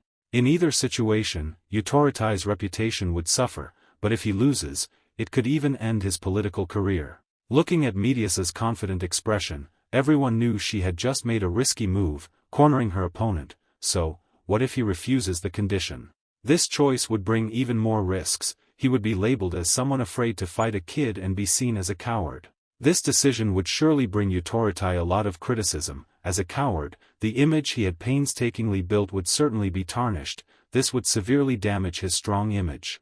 Under this difficult situation, Utorotai considered various options. In a short period of time, Utorotai sped up his thinking, coming up with a series of countermeasures. But Matre, who had participated in countless debates, was also surprised by this move. No matter which choice he made, the most important thing to determine was Medius's fearless expression, and her mysterious abilities made the game even more difficult for Utorotai. This girl's supernatural abilities. Utorotai fell into deep thought for a long time. The triumphant expression he had during the debate with Lipus completely disappeared. What kind of supernatural abilities did she possess? At this time, the scene shifted to a lush green area, with fresh air. Kingston lay on the grass, looking at the sky and the earth, extremely relaxed. Lately, haven't you felt something strange? Seo Gongyu heard Kingston's ambiguous words and was extremely confused. What do you mean? Kingston continued with his philosophical words. I don't quite understand, but whatever. I have a feeling that the words just spoken are being repeated continuously. Well, I always feel that way. How long will this go on? Kingston replied with a sigh, his gaze distant and thoughtful. Hayes, is it because I'm getting old that I feel something unusual? On this side, Medius refused to give Utorotai any more time to think. She directly asked, why aren't you answering, Utorotai? Utorotai knew he had to quickly come up with a countermeasure, so. Utorotai didn't answer directly, but spoke in a long-winded and evasive manner. It's true that a kid would act emotionally. Daring to challenge during a debate like this is not at all rational. It seems I have to drag this debate into the mud to get through this situation. He again acted mature to overwhelm Medius. Hey kid, this debate isn't a place for games, but this old man has picked the wrong person. Since Medius has joined, she's determined to fight to the end. I'm completely serious, Utorotai. Medius even used Utorotai's own arguments to counter him and to become chairman of the association. The most important thing is strength, just as you said. The argument you used against Lipus earlier is what's now cornering you. While you were talking to Lipus, you also said that Lipus was weaker than Rausa and therefore couldn't be trusted, right? Medius continued, giving examples from the hero headquarters during the time he was chairman. Medius's sharp analysis had no flaws. You had the heroes fight each other to rank them, didn't you? Every word Medius spoke made Utorotai freeze. Then let's try ranking with me once. Medius was determined to push Utorotai to the end. If you don't feel comfortable holding it here, let's decide on a location after the debate. Seeing that his stalling tactic had failed and he'd been countered by Medius, Utorotai realized the situation. Damn it, I've run into a real viper. Medius extended her hand towards Utorotai with goodwill, but her smile held a few hints of malicious intent. From the start, you shouldn't have provoked her. She's not like you, she has nothing to lose. Utorotai continued to drag her feet, intending to use the time-wasting tactic again. Okay, what she said made sense. He continued to speak, but no sound came out of his throat, so now. It turned out to be Mute's ability. Authority was truly silenced. He couldn't speak even if he wanted to. Mute quickly signaled, the time for Authority's nonsense is over. Medius has decided not to allow any more stalling, please remain silent. Authority was stunned and flabbergasted, having lost all initiative. This kid was just waiting for the answer she wanted and then cutting off his time, wasn't she? Seeing how flawlessly Medius calculated everything, Authority couldn't help but feel apprehensive. What kind of ability did she possess to be so confident? In a passive position, all of Authority's actions were extremely disadvantageous. Should he? He was hesitating about playing dirty. Maybe he could risk it and try a risky move, maximize speed, if he acted without anyone noticing. While contemplating, Authority suddenly froze, a look of panic evident on his face. It turned out Medius was facing him, observing Authority's every gesture. Authority was shocked. Luckily, he hadn't yet resorted to violence. Medius, with her deep, violet eyes, seemed to see through her opponent's soul. Her indifferent, emotionless expression sent chills down Authority's spine. His eyes widening in fear. Countless doubts seemed to have appeared in Authority's mind. Could she possibly? After a while of struggling, Medius's speech finally began. The first debate was nearing its end. Medius's statement began. Medius began with a concrete analogy, visualizing the current problems. After countless wars, our society is like a tangled mess of knots, full of unresolved issues. The problems were so numerous that the knots in Medius's mind were a complete jumble. Those knots had no intention of being untied. Then, the impact of humans on those problems was abruptly cut off. The person who cut everything off, as Medius mentioned, is a familiar name. I think it's Authority. However, Authority's solution didn't make the problem disappear. Instead of cleaning up the severed knots, he continued to cut relentlessly. Therefore, even the normal threads began to be cut. There's also another character who deeply influences these problems. He took those threads and reconnected them. I believe it's Rausa. It's not to say that Medius's analogy is extremely reasonable. Rausa is the one who heals this world. However, the problem doesn't stop there. That's why the world is in such chaos now. But among the knots that Rausa reconnected, there were also rotten knots that had infiltrated. This is causing the current problem. Medius is perhaps continuing the previous generation's perspective on the problem. However, we can't just leave it as it is. She recognizes the mistakes in the solutions of those who came before, but she can't cut everything off like before. Medius expresses her sincerity from the bottom of her heart, hoping it reaches the entire populace. We need to carefully cut away without harming the normal threads and carefully reconnect them meticulously. Medius embodies harmonious combination, a school of thought that acknowledges the achievements of both sides. This is the time when we shouldn't lean towards an extreme but find balance and move forward harmoniously. Her solemn declaration was listened to by the entire populace. I, Medius, if I become the president of the Hero Association, will propose to the government that heroes be given the power to execute on the spot. Medius's unexpected measure left the entire populace speechless. The heroes granted this power will be selected through a stricter screening process. Their attentiveness and astonishment reflect Medius's influence in determining the list of villains to be executed on the spot. Sinka will make the most cautious decisions. In addition, Medius didn't forget to add how to handle the death row inmates of Alpha World, of course. She declared with a firm tone and incredibly insightful eyes, the death row inmates of Alpha World, all of them, will be subject to on-the-spot execution. I'm finished. Time's up, the final seconds have passed, the first debate is over. The candidates, regardless of their performance, can only turn around and go home. Finally, the difficult question that plagued the debate is time for an answer. Who is the right person to be the next leader of the Hero Association?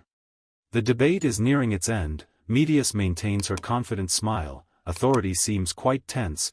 Lipus has completely lost her previous confidence, after the first round of debate. Lipus, along with her symbol, received a rather low result. Lipus's support rate is 8.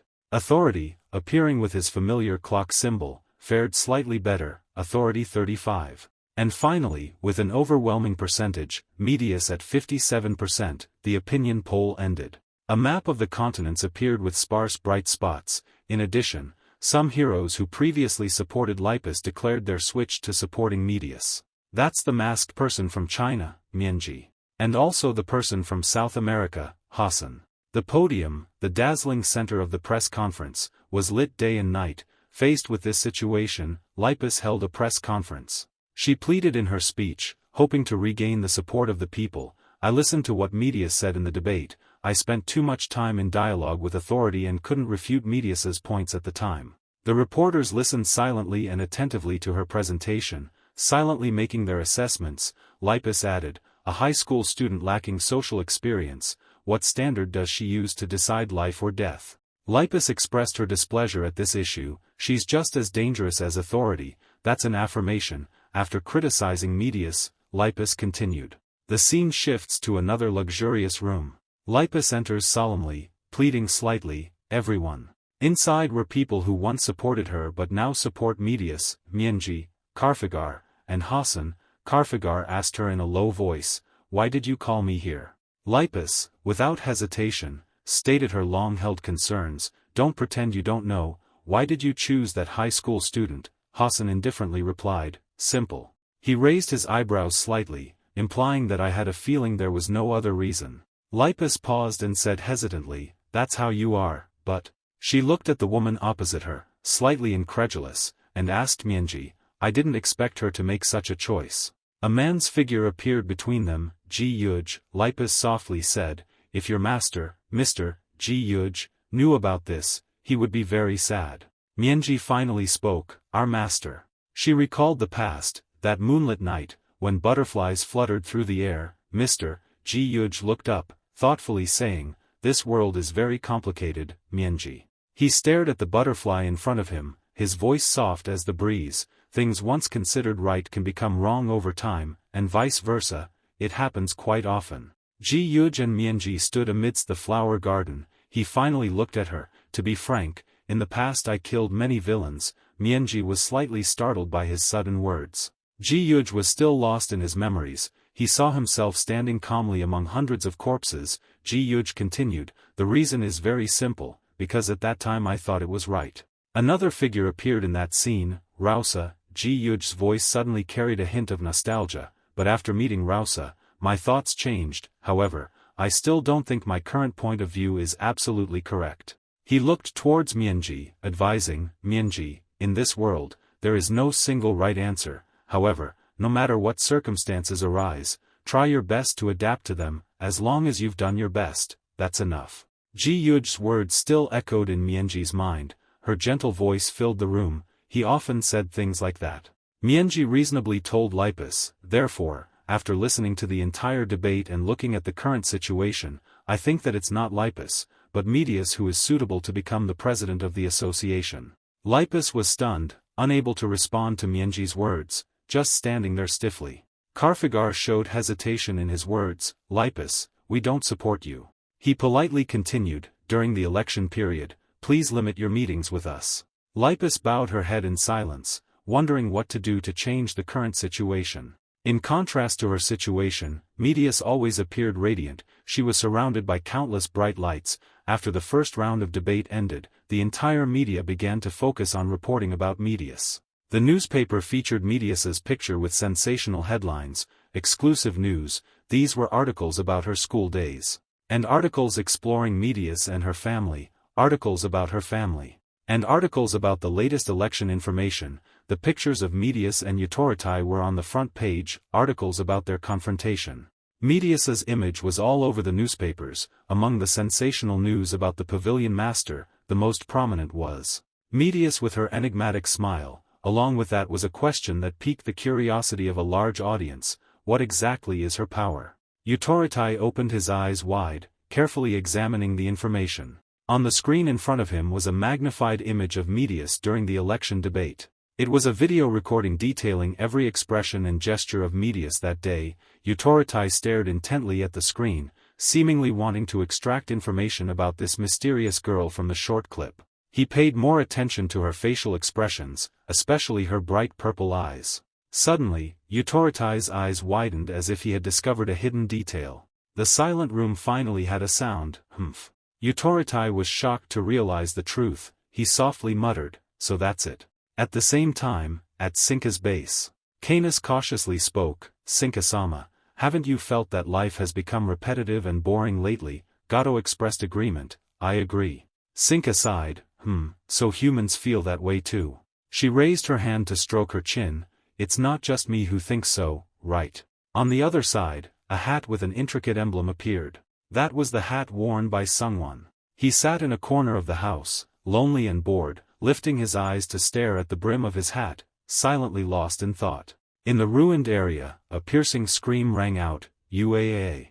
A young boy, tears streaming down his face, cried out miserably, "I'm so bored, I can't take it anymore, I'm dying of boredom." That was Tua, the one with the special system. Images of him flashed, from childhood, youth, adulthood to old age. His life only lasted a week, and he relived his life from beginning to end every week. Currently, he was in his vibrant teenage years. Tua was lying down, rolling around and screaming. Standing around him were Natura, Pekiniu, a Swede, and Vidi. Tua yelled, "When will I be able to go out?" Natura smiled gently. "Sinka-sama said that you should wait a little longer because a variable has occurred. Please be patient." Vidi was writing something while softly muttering, "What an interesting ability. I feel an overwhelming surge of inspiration." Tua softly called out. Natura immediately looked to see what he wanted. Tua excitedly said, "Let's go out for a while." A worried voice rang out in the ruined area,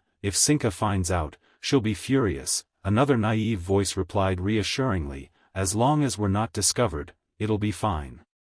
Tua waved his arms, trying to persuade Natura, "We'll just go to the nearby village for a bit, it's no big deal." Natura looked at Tua's eager and expectant face. After considering it for a moment, he finally compromised, "All right, it's been a long time since I've felt nature." Tua joyfully exclaimed, "Wonderful, wonderful, Natura, you're the best." Natura turned to ask the others, "What about you guys?" Pekiniu hesitantly refused, "Oh, no, I'm too scared to go outside, I'm not going anywhere." Vidi closed his eyes, drew a few circles in the air with his pen, and said, "I don't want to either. In comics, characters who go out on their own usually die first." Tua grumbled, "What bad luck." Natura raised her hand to invite, "What about a Swede-san?" A Swede was a little hesitant. Oh, then he suddenly remembered Sinka's terrifyingly angry face. Thinking of this, he fell silent, no longer having the energy to continue the discussion. A Swede cleverly refused, "Go on, I don't feel very well." Natura still smiled, "Oh really?" Tua, slightly deflated, muttered, "Such weakness." Now, mist shrouded everything, and the lush green forest seemed gloomier than usual. Green canopies and miles of vegetation stretched in every direction. From the ground, a series of tremors emerged. Natura and Tua were standing on a towering branch, comfortably observing the space below. They both jumped from the branch to the ground, their relaxed joy evident on their faces. It's been a long time since I felt the scent of nature. This power is really convenient." Tua quickly suggested, "Let's just go to the nearby village." They were happily chatting when they suddenly noticed something approaching. These were representative heroes from various regions, each radiating a furious killing intent. Mienji wasn't wearing his usual mask, revealing the patterns printed on his face. Hassan and Karfagar both carried weapons, as if they were about to enter a life-or-death battle. Especially behind them was Medius. Her violet eyes intensified her cold expression. Tua and Natura were momentarily paralyzed by those waves of killing intent. What are those things? Utoritai was moving hurriedly on this side. His secretary followed closely behind him. She asked, "Is it about the press conference?" "Yes," he replied. Utoritai finally made a decision that shocked his secretary. "I intend to accept Medius's challenge." "What?" The secretary broke out in a cold sweat, confirming again, "Are you joking, sir? I'm not joking, this is the only way I can win. Utoritai's words suddenly trailed off, he seemed to have realized something, so that's it. On Utoritai's tense face, it was clear that Medius was not someone to be trifled with. This didn't seem to be her first such debate, so she possesses such a formidable ability, how can we possibly win? What do you mean? Utoritai seemed to know about Medius's hidden power. Meanwhile, the battle between the Natura brothers and the representative heroes was a chaotic mess.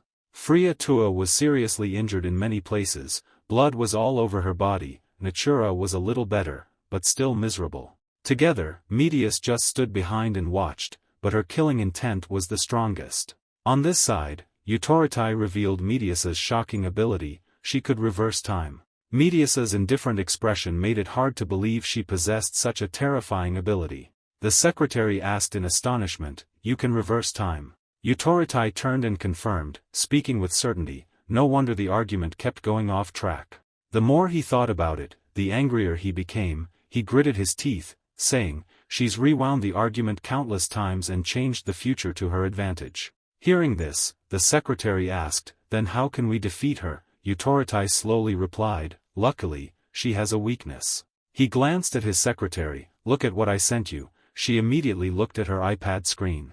Utoritai calmly asked, "Do you see anything different?" The screen showed Medius. The first scene looked normal, but in the second scene, a subtle change appeared. The ends of her hair were different, a deep purple appeared, and her hair seemed to lengthen slightly. After watching for a moment, the secretary seemed to understand, replying, "Her hair grew a little longer." "I think so, right?" Utoritai's gaze remained calm but meaningful, as if he had seen through the entire secret. He emphasized again, "Yes." He calmly continued, "Why do you think that is?" The secretary, hesitating slightly, offered her guess, "Because she has too many dark thoughts." At this answer, he paused for a second, then reacted with dissatisfaction, "Are you kidding me?" Utoritai discovered another secret. Although this woman could reverse the time of everything around her, she couldn't do it to herself, he said with certainty. He then recalled an image of Medius being injured, using it as an example for his clueless secretary, meaning, if she were injured, she couldn't reverse the injury. Utoritai affirmed his understanding that she would return to the past with that injury. Getting to this point, he thought triumphantly, "So when I accept her challenge, I know I'll win." The secretary worriedly asked, "But someone who can control the flow of time would also be physically strong." He quickly reminded her, "Have you forgotten?" Utoritai revealed a ferocious expression, saying, "I also possess the ability to control time." The secretary's eyes widened in astonishment, speechless. Utoritai's voice remained even, stating plainly, "I've controlled time much longer than she has." He scoffed, his tone full of confidence, "I will win." His aged face crinkled, his sharp eyes fixed ahead, then he continued, "Perhaps this is the fate of those who possess the ability to control time. We use this power by sacrificing our lives." The image of Medius flashed in his mind. In another development, the group of mutants fought fiercely with the chain-like monsters. Natura, covered in injuries, gasped for breath, raised her head and sighed, "Phew." At this time, the plant's tentacles grew longer and longer, attacking everyone. Karfigar coolly swung a powerful sword strike, cutting them into numerous fragments. He glared unhappily, reminding them, "Controlling plants, this ability isn't suitable for killing people." The plant tentacles revived, charging forward relentlessly, followed by a determined voice, "But I like it, I can admire the beautiful curves of the plants. Let me tell you." The words barely left his mouth when a powerful golden sword swung. Seeing this, Natura's eyes widened in terror, sensing the impending danger. Karfigar swiftly parried each attack, but Natura wasn't so lucky. He was cut thousands of times across his body. Natura was painfully flung away. Blood flowed continuously from his wounds. He gritted his teeth, enduring the pain. Karfigar turned back, glaring at his opponent with a furious, threatening look. "My sword also has curves, Amir." At the same time, a hammer appeared from above, descending. A cool young man appeared before the full moon, diving down from above. He slammed the hammer into the ground, creating a earth-shattering impact. The surrounding rocks exploded into dust and smoke. The atmosphere suddenly became tense. Everyone looked at each other with puzzled expressions. This person was none other than Hassan, from the paranormal group. He arrogantly used the hammer in his hand to hit the innocent person. He also slowly said, can seal a user's ability for 24 hours by hitting the top of that person's head hard. Hassan proudly pointed at Karfigar, threatening him, the man known as the Mienji headhunter, Kurega. Suddenly, he glanced at Friatua, confidently ordering, "Take off the hood of the guy behind, I can't see his head." On this side, Mienji, a paranormal with a mysterious mask, stared at her hands and exclaimed, "Now." The sword-transforming Mienji, with a grotesque face, said, "Depending on the mask's color, her abilities will change accordingly." With that, she quickly swung her hand, freezing everything in front of her. Natura was the same, unable to dodge in time, his legs were frozen, immobilizing him. Mienji lifted her face and commanded, "We'll defeat him first, the current color is blue, ice powers." Natura glanced behind him in terror, asking, "Friatua, how long do we have to wait? You're still not ready." Friatua, clutching his chest in pain, honestly replied, "A long while longer." He spat out a mouthful of blood, his eyes firm as he said, "I'll return to my prime soon." Natura gritted his teeth and continued attacking the growing plant tentacles. The full moon was about to be obscured by dark clouds, the hazy light fading, leaving only faint rays piercing through the gaps in the gloomy clouds. Friatua, with expectant eyes, murmured, "A little longer." The surroundings seemed to sink into darkness, bringing a chilling, oppressive silence. Gentle gusts of wind blew, carrying an unusual chill, making the air even heavier. Natura stood, gritting his teeth, enduring the onslaught. Friatua still held on to hope, but his eyes were now dull, muttering, "A little longer." The moonlight was mixed with black, no longer pure. Friatua's lips twitched, and he shouted, "A." At this moment, Friatua appeared with a new appearance. His body was strong and full of vitality, and his face was no longer wrinkled. He happily exclaimed, "It's done. Yes, this is it, youth is the best." This is Prayer Tour's current body, 23 years old, physical ability at its peak. He stepped forward, clenching his fists, his tone confident as he said, "Time is on my side now." Hearing this, Medius appeared from nowhere, grinning mischievously. Natura's group were astonished, their eyes wide as they looked at her. Friatua angrily asked, "What are you laughing at?" Medius calmly replied, "Hearing your nonsense is hilarious." He growled, "What nonsense?" Everyone's faces were blank, awaiting the answer. Hassan stood behind, sneering, as if he knew something. Medius' eyes were eerie, as she coldly said, "I'm not on your side." Suddenly, a film appeared in her mind, fast-forwarding to the past. Medius' eyes widened. Because the two people in front were brutally attacked, their faces were swollen, and their bodies were covered in wounds. Natura was beaten until he spat out blood. Friatua, standing beside him, was also badly beaten. Karfigar's face was cold and sharp as he swung his sword to attack. He used the last trick. Hassan's giant hammer was raised high once more. He soared into the air and then brought down a fatal blow on the Natura group. One by one, they were struck on the head with a devastating blow. But they had no strength left to resist. Both of them, their heads bloodied, Medius' voice echoed, "As long as I live." Hassan, cruel and cold, stood there watching them. Medius slowly and smugly stated, "Time will always be on my side." The room was dark and silent, with only a small beam of light from the ceiling lamp shining down. Utoritai leaned back in his chair and pondered something. The secretary suddenly opened the door and entered. The candidate, he opened his eyes and asked, "Have all the reporters gathered?" She immediately denied, "That's not it." The secretary looked astonished, "There's something important you need to see. This is a video that was just uploaded." Utoritai looked at her with curiosity. The video opened with a scene of a child playing.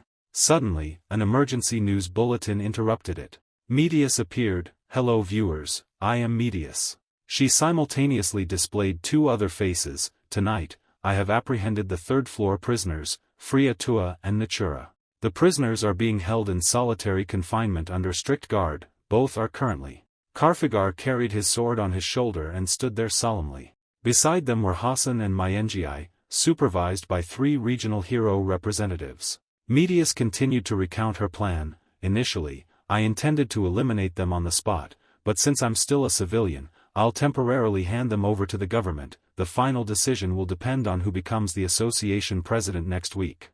The girl smiled confidently. "Oh, and one more thing about the duel with Utoritai. A proposal in the current situation, let's leave that until after this matter is resolved. I will schedule it with Utorotai. Now, instead of internal disputes, we should focus on apprehending the villains. That cunning smile bloomed on her face. I believe Utorotai will understand this as well.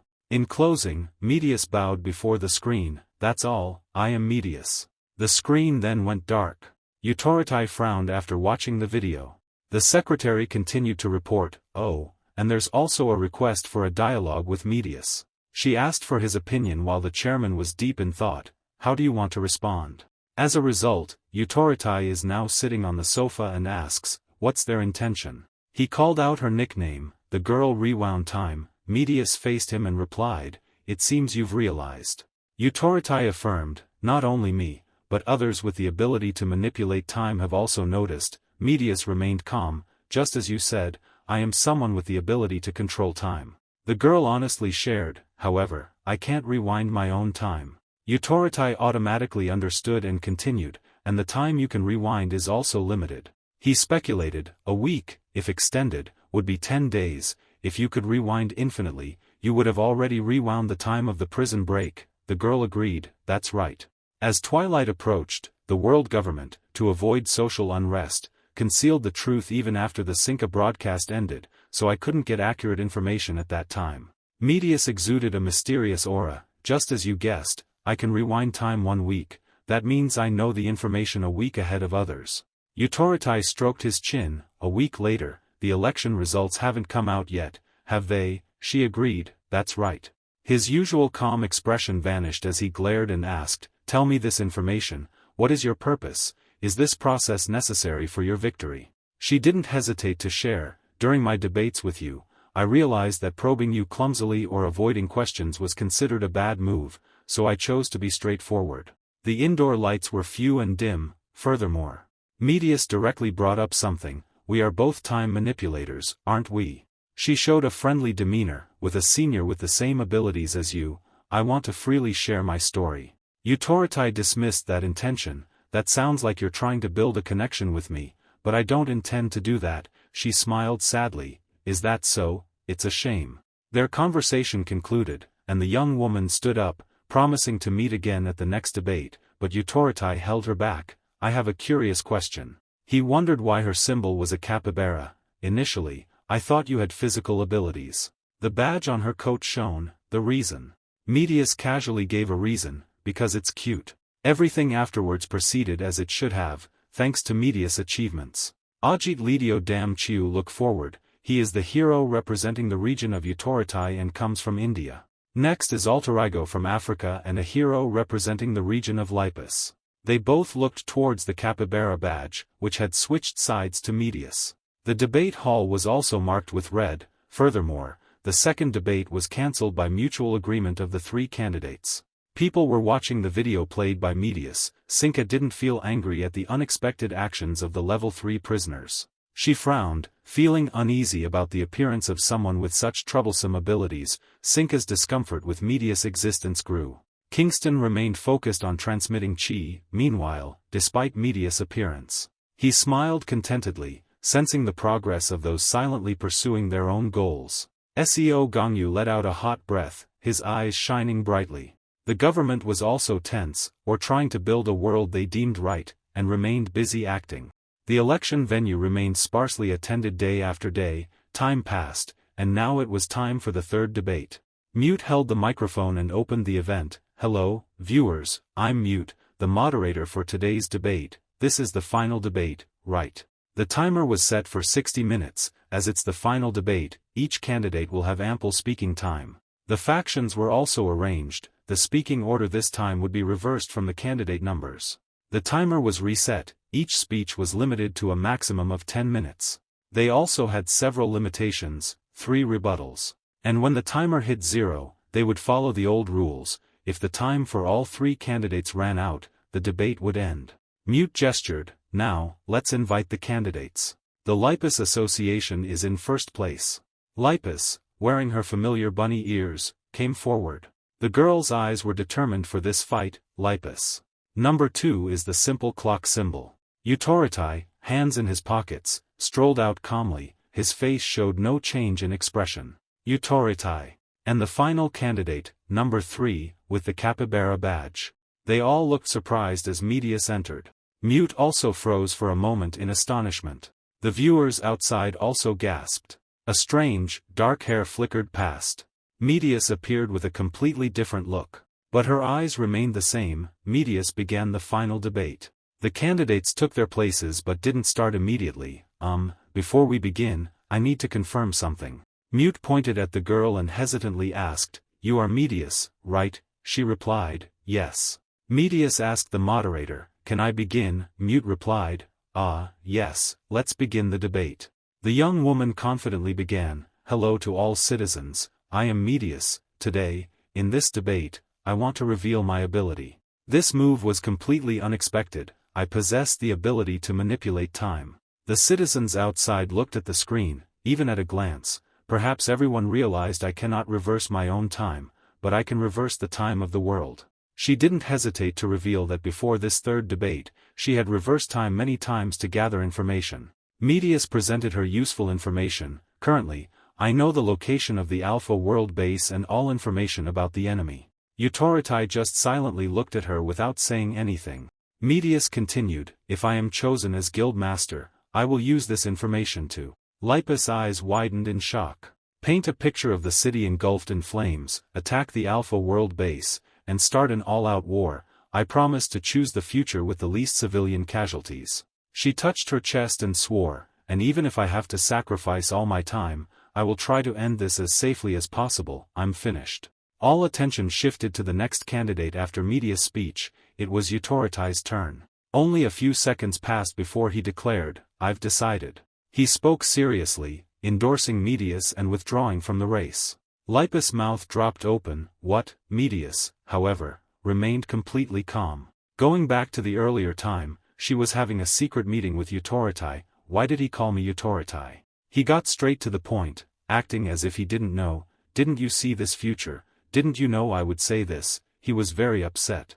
"In the past time, you have gone back countless times, right? Thanks to that, I feel like with just one cup of coffee, I have drunk 10,000 cups, so what have you been doing during that time?" Medius smiled and replied, "I will make it clear during the debate." He pondered for a moment before continuing, "Medius, after careful consideration, I've realized." Authority stated his opinion, "You're the most suitable person to handle this matter." He had already foreshadowed what he would say, "So I decided to support you in the election and withdraw. With my support, you'll easily win since that rabbit's approval rating is currently rock bottom." Medius didn't celebrate prematurely. "Of course, you have conditions, right?" Authority admitted, "That's right." He delved deeper into the matter. "As you know, this guildmaster's term will end once the current issue is resolved. An agreement was reached between them, so, my condition is that you don't run in the next election." Medius also agreed. "All right, Authority, I accept your offer." Authority tilted his head suspiciously. "You seem to be hiding something else, don't you? I don't believe you'd accept so easily. You're still being friendly, you're trying to help me, why would I deny it?" But Authority wasn't finished. "Finally, as a senior in the field of time manipulation, I have some advice for you." He uttered a cryptic sentence, "Don't mistake controlling time with time being on your side." He sincerely advised that time is always fair and strangely terrifying. Medius listened with the smile gone from her lips. "I will remember that."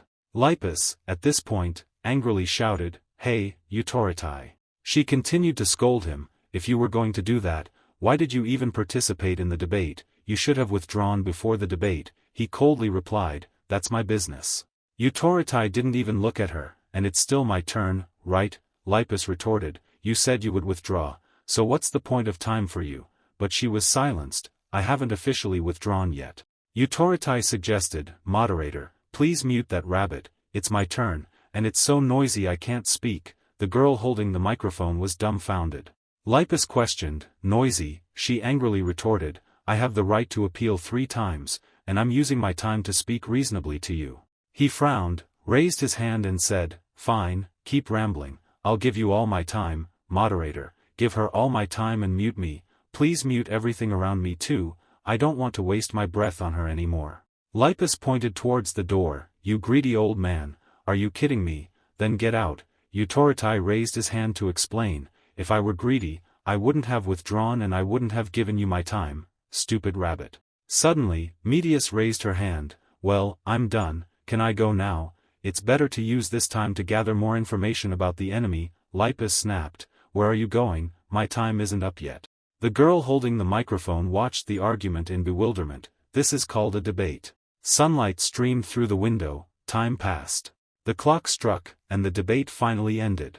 The entire city was silent. The results. Medius, with an emotionless face, the Fourth Hero Association president, Medius. The world government immediately confirmed the election results and summoned Medius. She entered the meeting room, the representatives looking solemn, Bizet opposite her. There, Medius shared all the information she had gathered and her predictions for the future. With a serious face, the world government pledged its full support to Medius, sparing no assistance. Simultaneously updating the current situation of Seo Gangyu, Medius's face showed a hint of sadness. Thinking that he had been treated, she spoke. So, after exchanging information, the room was dark with a faint light. She was walking away when she heard a call and turned around. The Fourth Association president. El Guido approached sympathetically, saying, the ability to rewind time, hearing the same thing over and over must be tiring, right? You've experienced that countless times, haven't you? He had a melancholic expression. Although this is the first time I've said this, you've probably heard it many times, Medius, this world has no room for neutrality. She remained silent. El Guido earnestly said, please remember my words. After the conversation with the world government, Medius met with the heroes, urging them to cooperate with her policies. Most heroes agreed to follow Medius. But the biggest problem was Lipus. She put her hand on her forehead, letting out a weary sigh. When she met with Lipus, how many times have we talked now? Lipus coldly replied, really, I feel like this is the first time we're talking. Their conversation echoed in the room. I've refuted that answer countless times. Someone as strong as you can't possibly not feel a little unsettled, so, how are you going to convince me this time? You don't need to convince me. Medius was straightforward. I respect your opinion, Lipus, nevertheless, you're a very important factor. Please hold on to your beliefs, but I hope you'll participate in this battle plan. Lipus indifferently said, you don't need to say that, I'll participate anyway. At the large Hero Association building, Utoritai smiled, hands in his pockets, happily. Congratulations on winning the election for the Fourth Association president. Medius politely replied, thank you. Utoritai looked at her expression. It seems you couldn't convince that rabbit, a weak woman, can't even kill a villain. Medius didn't think so, she denied it. You could say she's very firm in her beliefs. He was amused. Finish everything quickly, Fourth President. I'm looking forward to your first speech. If you need advice, I'm always available. Medius bowed slightly. Hands on her chest, thank you. Medius's emblem appeared, the first speech of the Fourth Hero Association president, Medius. She stood on the podium, hello to all members of the Hero Association, I am Medius, the Fourth Association president. The avatars of the three equality appear inside depicting a bird spreading its wings with the scales of justice. She explains, the reason I summoned you today is to announce the choice of the third generation equality before launching the campaign. The people sitting below looked at him coldly. These are the names I have chosen. Suddenly, the symbolic emblem blazed, emitting a powerful light. Amir Karfagar, a man carrying a sword on his shoulder. Mienji, a girl with red hair. Alterigo, a tall man with a melancholic expression, the alchemist. And Lipus, the rabbit girl behind him. The people below were surprised, many angry, and finally, Medius looked directly at the person in front, Utoritai. A smirk played on her lips. And the team leader will be Utoritai, I'm done. He frowned, his mouth agape in doubt. Medius's selection of the Equalities team left the heroes in a state of flux. Lipus's eyes widened in surprise. What? Karfagar remained silent. At the meeting, Medius smiled and said to Utoritai, Utoritai, after this speech, could you spare me some time? I need some advice. Utoritai frowned slightly, but did not say a word of refusal. Afterward, the two met privately in a rather dark room. Utoritai spoke first, seeming to hide something. So, it's this. Medius replied calmly, I have no intention of hiding anything. If you ask, I will answer. He snorted and said, I have no intention of joining the Equalities and working with those incompatible with my personality. It's nothing but self-inflicted fatigue. That's why I suggested you as the leader. Utoritai asked, you think they'll listen to me?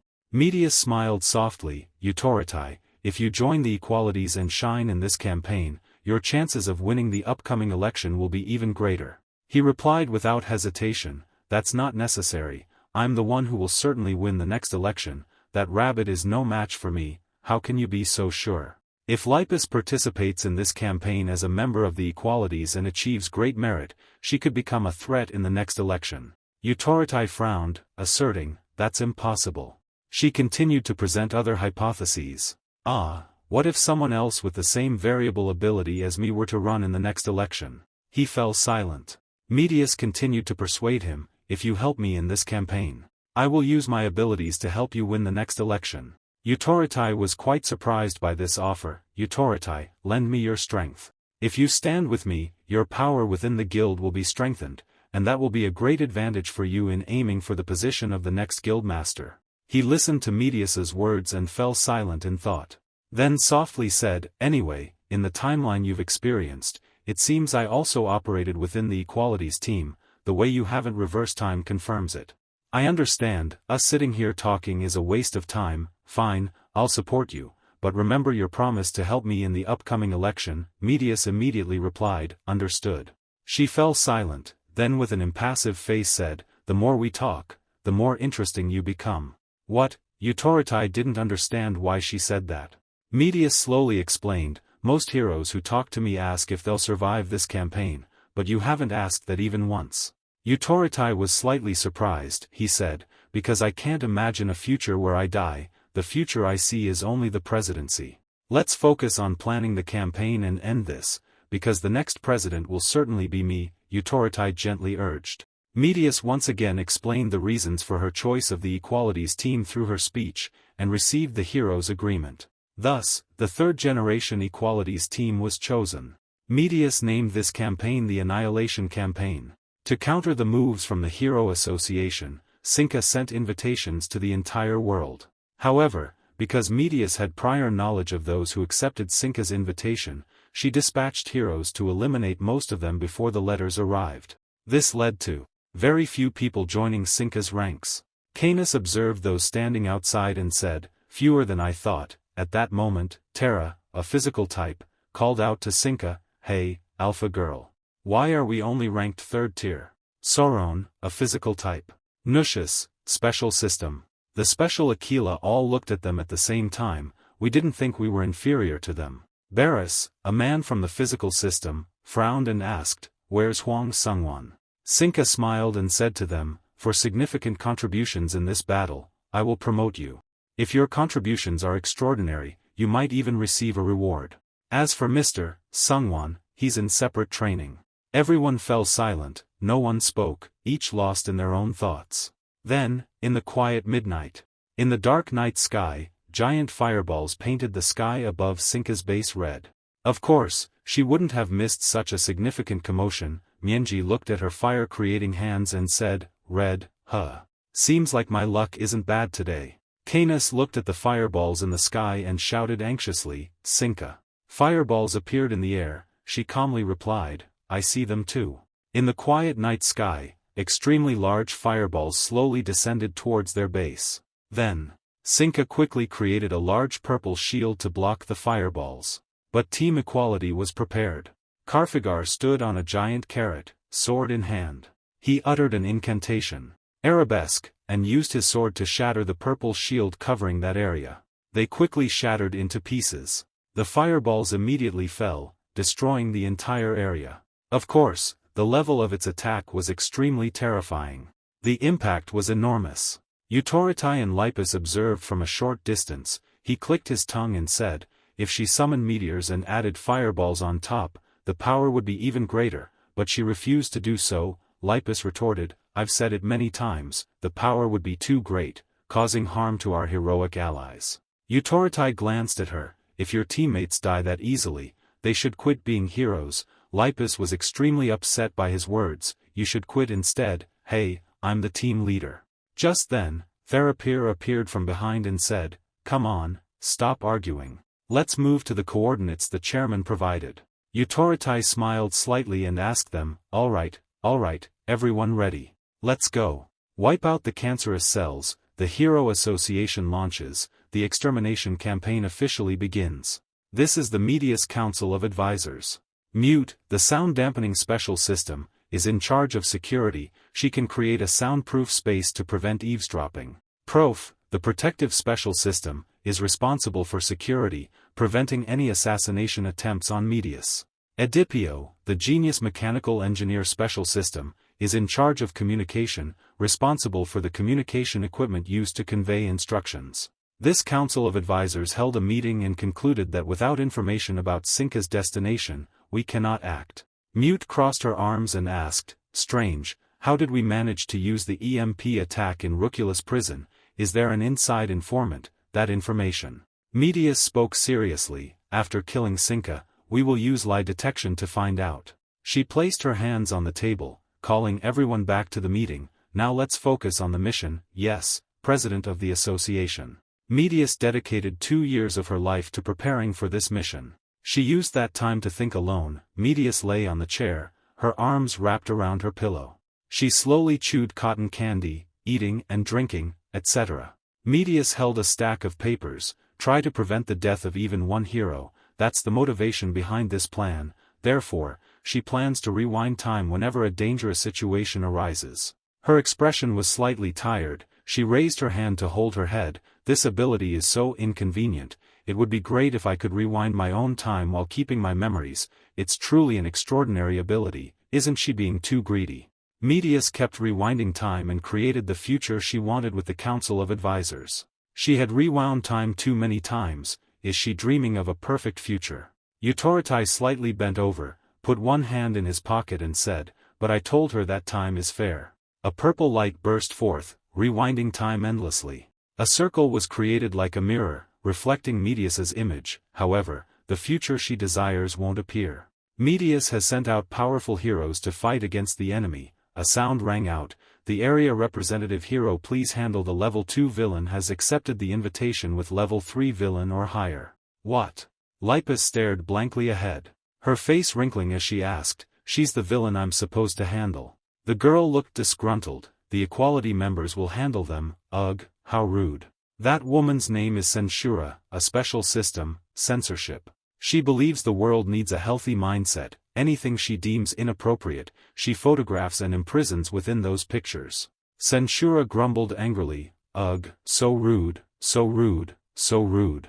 Lipus bit her lip, her hands clenching into fists. Wasn't Medius supposed to have put me here to deal with her, because I would have an advantage? She's clearly a terrible match for me. She raised both hands, a beam of light appeared along with a rabbit cloak enveloping her body. Lipus tugged at the cloak and asked the woman, hey, is this okay? No, no, why not? Her face worried as she asked again, the standard, what is the standard? Censura immediately yelled, it's what I think. How could you understand? It changes depending on my feelings in different situations. The woman held her camera as if preparing to shoot. She simply has the body of something that needs to be censored. Why is she wearing that everywhere? Is she a pervert? Lipus gritted her teeth in anger, you damn.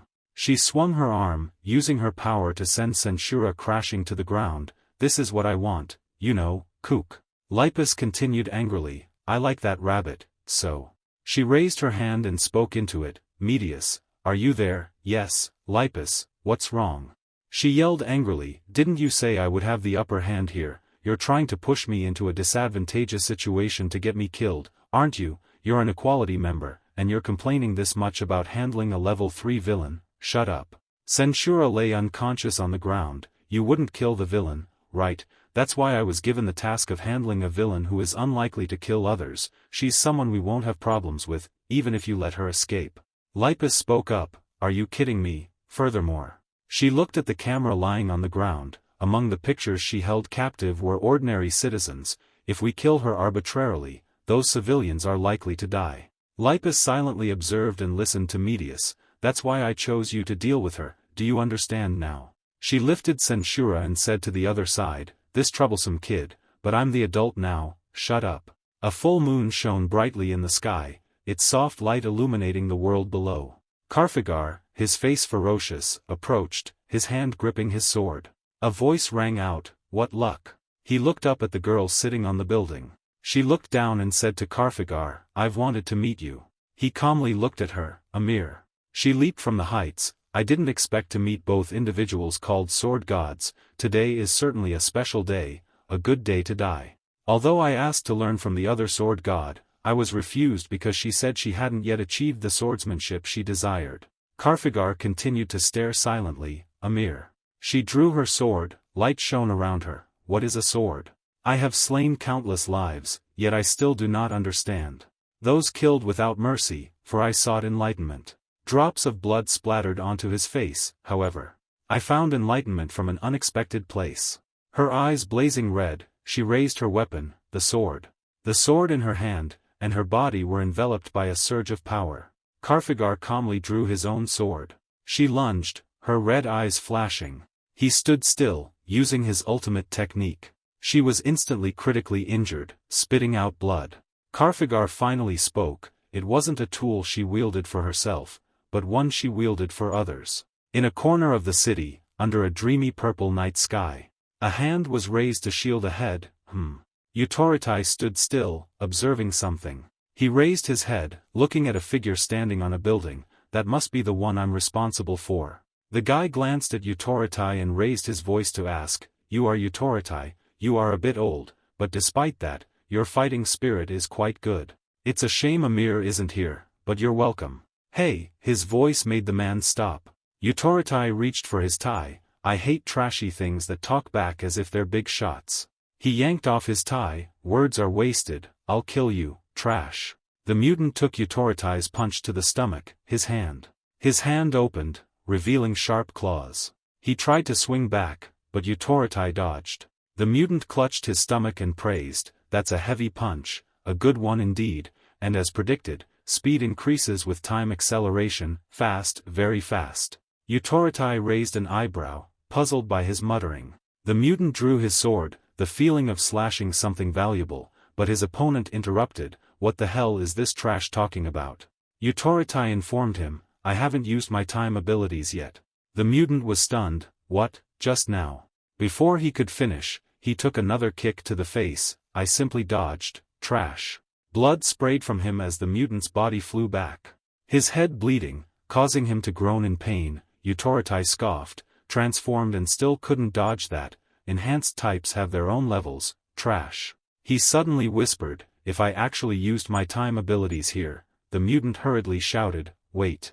But Utorotai ignored him and charged, accelerating 4 times faster. The enhanced mutant's head exploded. Wait, what? Blood rained down on his face. You think you could counterattack with more time? Get lost, trash. Thus, the hero's battle ended successfully. The 3 great equalities had successfully defeated the level 3 criminal. The girl with the camera had been trapped in a sphere by Lipus. Lipus was standing there alone when a voice suddenly called out. Utorotai suddenly appeared, causing the girl to jump and scream. Then she recognized Utorotai. He scolded her, This crazy rabbit, I knew it. She questioned, Knew what? The criminal Lipus was holding was still unconscious. Why didn't you kill that camera-wielding woman but brought her along? Utorotai rolled up his sleeve, removing his protective gear. I'll send her to hell, but Lipus protested, Nonsense. The old man didn't give in, then let me blow away the protective gear. Lipus, unafraid, created a magic circle. Try it. However, someone transmitted a message to them, Sir Utorotai, please calm down. It was Medius talking to them. There are civilians trapped inside her protective gear. Just take her back to prison, then deal with her later. He was still dissatisfied. What if she escapes? Medius assured him, Sir Utorotai, in all the futures I've seen, that camera-wielding woman has never become a variable. He asked again, She'll die within a week. Medius replied, I haven't seen that yet. She elaborated on her methods. Currently, I'm not monitoring day by day, but hour by hour. Utorotai exclaimed, Hour by hour, Medius, how are you painting the future? She answered with an illustration, If you're sketching a large painting, even if you make mistakes, you have to keep drawing until it's finished as quickly as possible. Then the drawing was erased. If you keep drawing a little, then erasing, drawing wrong and erasing again, when will it ever be finished? She was extremely confident in her plan. Even if it takes longer, I won't let any hero die.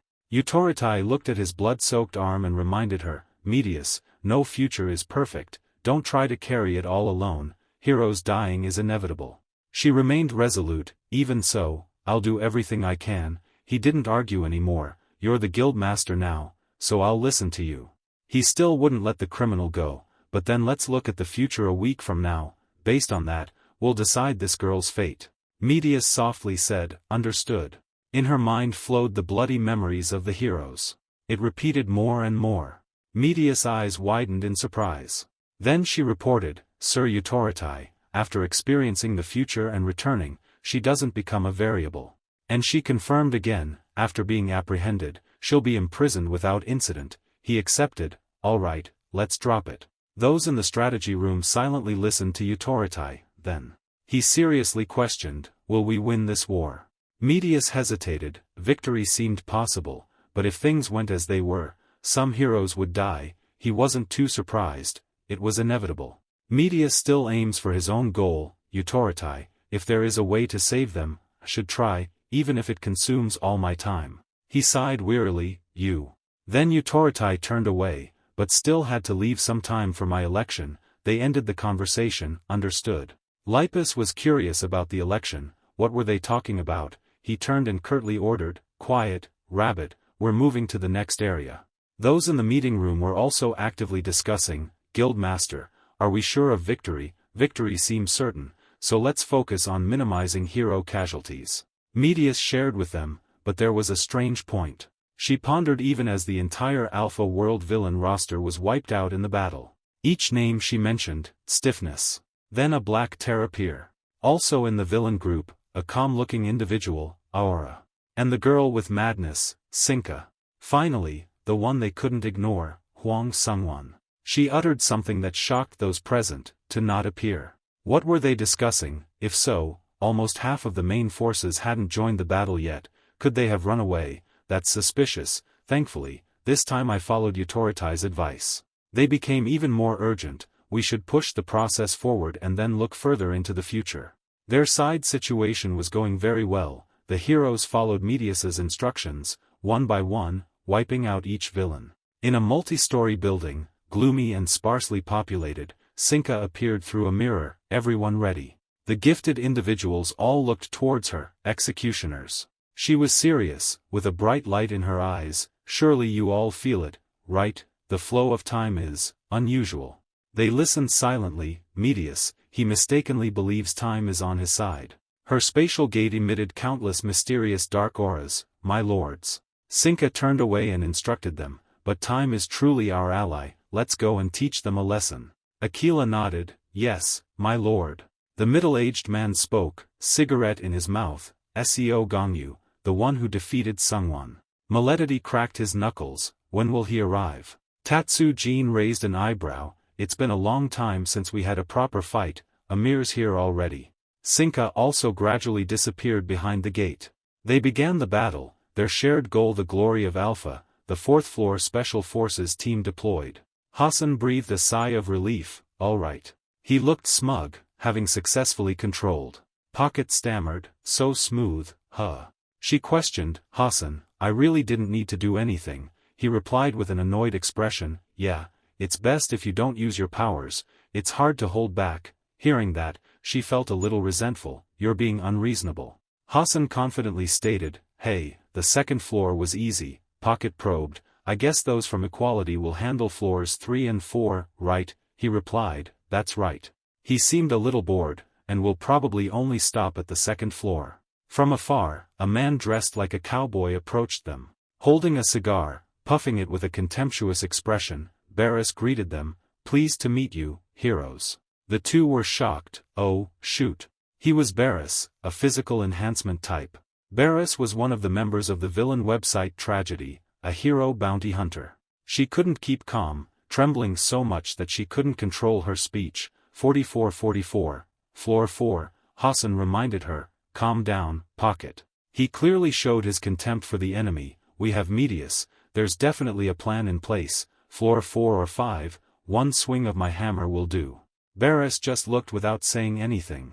Hassan planned on the spot, let's work together, somehow, we need to rip his hat off, then hit him hard on the head, just once. He was doubtful, the head. It seemed Barris had realized something. "Oh, you're the one who targets the head to seal abilities," he replied. "That's right." He wondered, "How much is the bounty on this area's hero? I remember it being quite generous." He proposed, "I've always wanted to ask you something." Hassan felt puzzled. Barris took off his hat, pointing it towards his head. "What about this? I have 2 cowlicks." Hassan was surprised. "2 cowlicks, 2 cowlicks," he nodded. "That's right." He doubted, "So what does that have to do with my ability? Doesn't a person with 2 whorls of hair have 2 tops of their head? That means you have to hit 2 places." Pocket stood aside and watched the 2 men confront each other. He argued, "What, people only have 1 top of their heads?" Was he arguing like that? Didn't bald people have no top of their heads? Hassan's explanation was absurd. "Who doesn't have a head? On the contrary, I prefer fighting bald guys because their heads are so clearly visible." Barris exclaimed, "So, that's new information," he teased. "Before you poke fun at bald people, you should go see a doctor." Hassan looked bored. 2 hair whorls are a sign of early-stage hair loss. He was speechless after hearing that. Barris was a little angry. He declared, "We will kill you in the most painful way." I wondered why. He began to brandish his gun. "You told me something I didn't want to know, and it made me feel humiliated." Recognizing Barris's movement, I and Pocket got into position. "Pocket, get ready." "Yes, sir." She began to concentrate her power. Hassan and Barris watched in surprise. "Oh my God, that's terrifying." She transformed into a giant rabbit. Pocket, in her transformed state, had an angry expression. "Ready." Barris seemed amused. "A physical enhancement system, this will be an interesting fight." Kingston explained, "Physical enhancement systems are different from special ability or summoning systems, which usually manipulate energy externally. Most people with physical enhancement abilities only control energy within their bodies. I listened attentively to my master. Therefore, many in this system believe that the power of their abilities is predetermined from birth, leading to laziness or even abandoning training." Kingston described that power as a container, but it's actually because their container is too small. Energy is like water. When the container is small, the energy spills out, and once it exceeds control, it becomes useless. Kingston instructed seriously, "But if you know how, we can refine and expand this container through training. You will refine your container with me." Gangyu's eyes didn't change after his master's declaration, and he began learning to control his energy. "Oh, and one more thing, when reaching a certain level of energy control." Barris quickly drew his gun. The 2 of them were mentally prepared. The bullet was fired at an extremely high speed.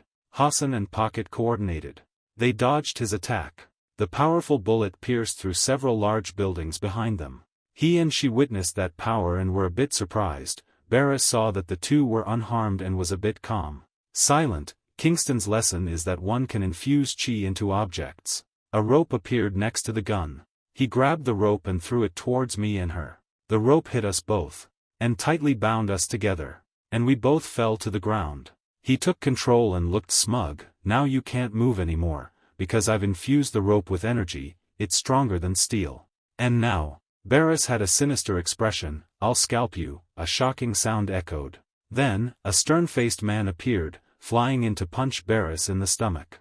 He was caught off guard and hit, spitting blood. Hassan and Pocket were shocked. It was Gangyu. He punched him far away. Kingston spoke, "Not bad, your growth rate is quite fast." He laughed happily. "Keep feeling the energy in your body and move that way." He raised his hand to his forehead and looked into the distance. "Let me see." He observed, Barris's body was surrounded by a powerful energy. "Oh, this guy is the perfect opponent to start with." "Not bad at all." Kingston instructed, "Now try mixing your special ability system into your attack, just like how we've practiced." He instructed, "If you kill him in 1 blow, it's considered a failure, but at least use 3 moves or more." Gangyu understood. Barris stood up and adjusted his hat. Treating me like a punching bag, that's." Kingston put his hands on the ground and sat down. "All right, I'll observe here." Sitting behind the 2 bound people, he commanded, "Go on, my disciple." Tragic Hero Bounty Hunting Site. As the Hero Association operates a hierarchy, naturally from rank 5 to rank 1, bounties are priced according to the level of danger. Barris, the top earner in the industry, once a candidate for the equality title. After completing that mission, Barris enjoyed a leisurely retirement, only monitoring the bounty website without participating anymore. he relaxed in his chair, sunbathing, while many new threats emerged. But one day, a name on the website caught his attention, SEO Gongyu. SEO Gongyu. Despite being at the equality level, SEO Gongyu had no bounty listed. Out of curiosity, Barris contacted Tragedy to inquire about the reason, but Tragedy's response over the phone was literally immeasurable. SEO Gongyu had never fought, so there was no information about him. Tragedy then offered a suggestion: why don't you fight him once to determine his worth, we'll pay you handsomely. Barris wearily refused. Returning to the present, Barris explained, at the time, I thought he was nothing special, so I was just a little curious and then let it go. Barris continued, but hearing about him defeating Huang Sungwon, I decided I had to verify it myself. SEO Gongyu. As he spoke, he drew the gun from his hip. Just how much are you worth? Barris unleashed a barrage of bullets towards SEO Gongyu. The bullets hit Gongyu, but he remained motionless. With a cold expression, Gongyu waved his hand, and another invisible hand appeared. Gongyu unleashed Dark Nova Strike, nimbly altering the trajectory of the bullets with his hand. In a flash, he closed the distance, knocking Barris down. Barris immediately felt the pain, coughing up a large mouthful of blood. SEO Gongyu's punch carried a dark red energy that spread throughout Barris's body. Gongyu continued with an uppercut, Dark Soul Destruction. Barris was sent flying by the attack. But Gongyu didn't stop there. Clenching his fist, he unleashed Soulstorm Barrage. Gongyu treated Barris like a punching bag, relentlessly pounding him without mercy. Barris struggled to think, I understand, why wasn't his bounty listed? Gongyu's eyes showed no emotion. A white, cross-shaped light appeared in the sky. Gongyu leaped into the air, his fist at the center of it. Gongyu shouted, Dark Knight Impact. Barris lay on the ground, You're full of wounds, your bounty. He smiled in admiration, truly immeasurable. Gongyu said nothing. A red pillar of light descended from the heavens. He used that formidable power to punch Barris directly, causing the surrounding rocks to tremble. Hassan and Pocket watched in stunned amazement. Hassan mused, someone who can deal with rank 4 like a child playing with toys. I heard rumors of his secret training. His eyes drifted towards Kingston, who was sitting behind them. He hadn't expected him to learn from Kingston. Hassan called out loudly, Kingston. He offered to take me as his disciple. Pocket stammered, I want to too. Kingston was confused. What's this, scram? Hassan sighed, Medius, I apologize for doubting you, so you ignored him because of this. Pocket was surprised, thinking he was dead. Suddenly, a voice rang out, our chairman is truly the best. Kingston fell into deep thought. Kingston. Kingston had assessed Medius's abilities as being on par with Utoritai. He looked at the image on the screen. It seemed. Kingston deduces that he has the ability to experience the future and then return to the past. With this, he can guide the future as he wishes. He looked at the sunset sky before him. Kingston frowned boredly. This was no fun anymore. He wondered if he should go and kill him. Kingston's eyes stared intently at the screen. He recalled the past, when Bizet had said, Kingston, I've decided to entrust SEO Gongyu to you, but if something unexpected happens, I won't be able to continue entrusting him to you, please understand. Kingston sat on a rock, chuckling, Ho, you dare threaten me. Bizet bowed seriously, this isn't a threat, but a plea. Kingston questioned, the leader of the world bowing and begging another, aren't you ashamed? Bizet replied, if it's for the safety of the people, I'm willing to do anything. What? Kingston pushed himself up, commendable. He smiled, okay, I'll think positively. Kingston waved and left, observing a little more, if it gets boring, I'll go handle him. Kingston postponed his decision, remembering his promise to Bizet. But when Medius reversed time for a total of several months, Kingston decided to kill him. At this moment, Kingston was looking up at the sky, lost in thought. The sky was clear and cloudless. Kingston exclaimed, so that's how it is. SEO Gongyu, meditating behind him, asked, what's wrong? Kingston frowned at his reaction, thinking, he hasn't reached the level where he can sense this yet. SEO Gongyu remained calm, noticing nothing unusual. Kingston said, nothing, focus on your training, leaving Gongyu puzzled. Kingston looked up at the sky again, silently sighing in his heart, is that all there is to it? Returning to the present, Kingston praised Gongyu, good job, your technique has become more refined. He clapped incessantly, thinking, nothing improves strength like real combat, but it's still a long way to go.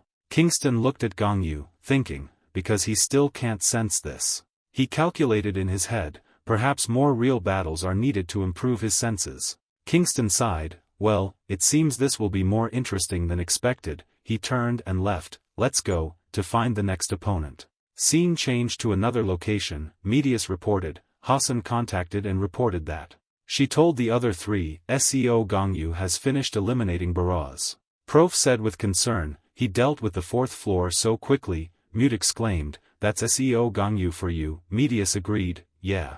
Ethiopia looked at her, if this continues, we can really save all the heroes. Medius suggested continuing to rewind time. She continued, step by step, like piecing together a puzzle. News of SEO Gongyu's participation spread to the heroes.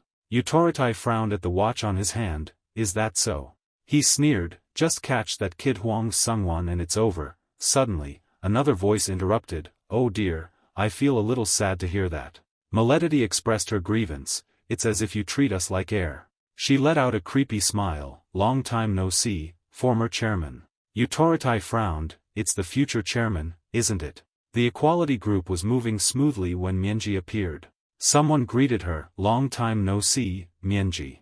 Ho also greeted her enthusiastically, Mienji, we meet again.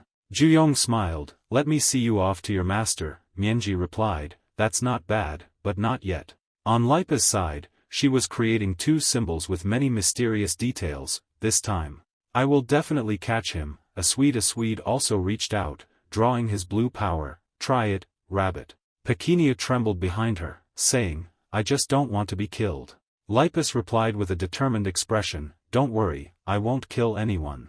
Elsewhere, Alterigo encountered Vidi's group. Vidi asked, is it you? His face was full of contempt. The number 4 that Terrapir mentioned, the maid beside him added, exactly the same. They stared at each other with unfriendly eyes.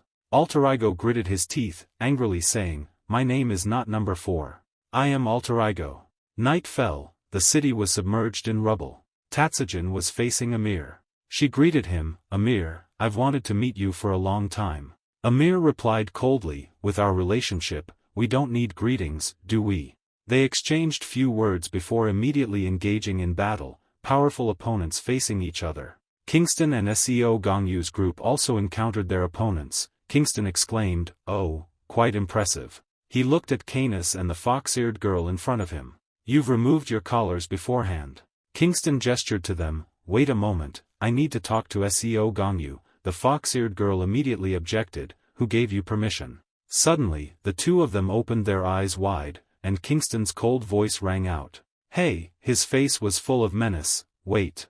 A moment, the other two froze in fear. Kingston turned to Gongyu, come on, let them fight a little longer, this is perfect training. Gongyu replied, I'll follow your instructions. He asked indifferently, but how long do I need to restrain my power, can't I just kill them quickly? Kingston smirked, absolutely not, can you feel it, you're much stronger than before.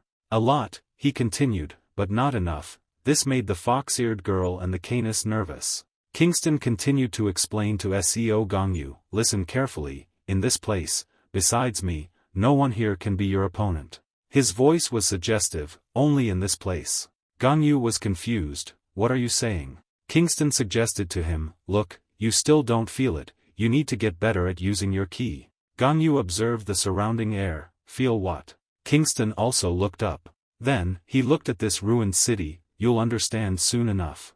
Kingston turned to the other two, alright, we can move now. He dashed in front of them with incredible speed, making both of them clench their teeth in terror, but Kingston tackled Canis, sending him crashing to the ground before he could react. He gripped Canis's neck, let's have a one-on-one fight.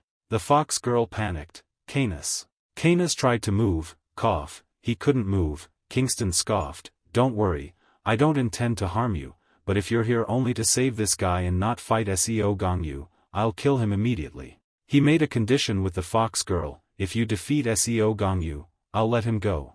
The fox girl was confused, what exactly does he want? At this moment, the streams of dark energy were being summoned to one place. Kingston answered her, I just want to see it before I die. He looked towards SEO Gongyu, who was already in position, the battle between humans reaching its peak, a dying man's last amusement. Go, finally, Kingston stood up and said, "All right." He gave the order to fight. He turned his head and instructed Gongyu, use as many skills as possible, don't kill immediately.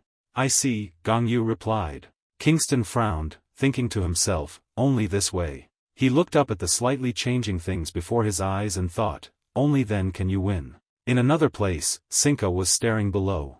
Huang Sungwon spoke, Sinka, has SEO Gongyu arrived? Sinka replied, it seems so.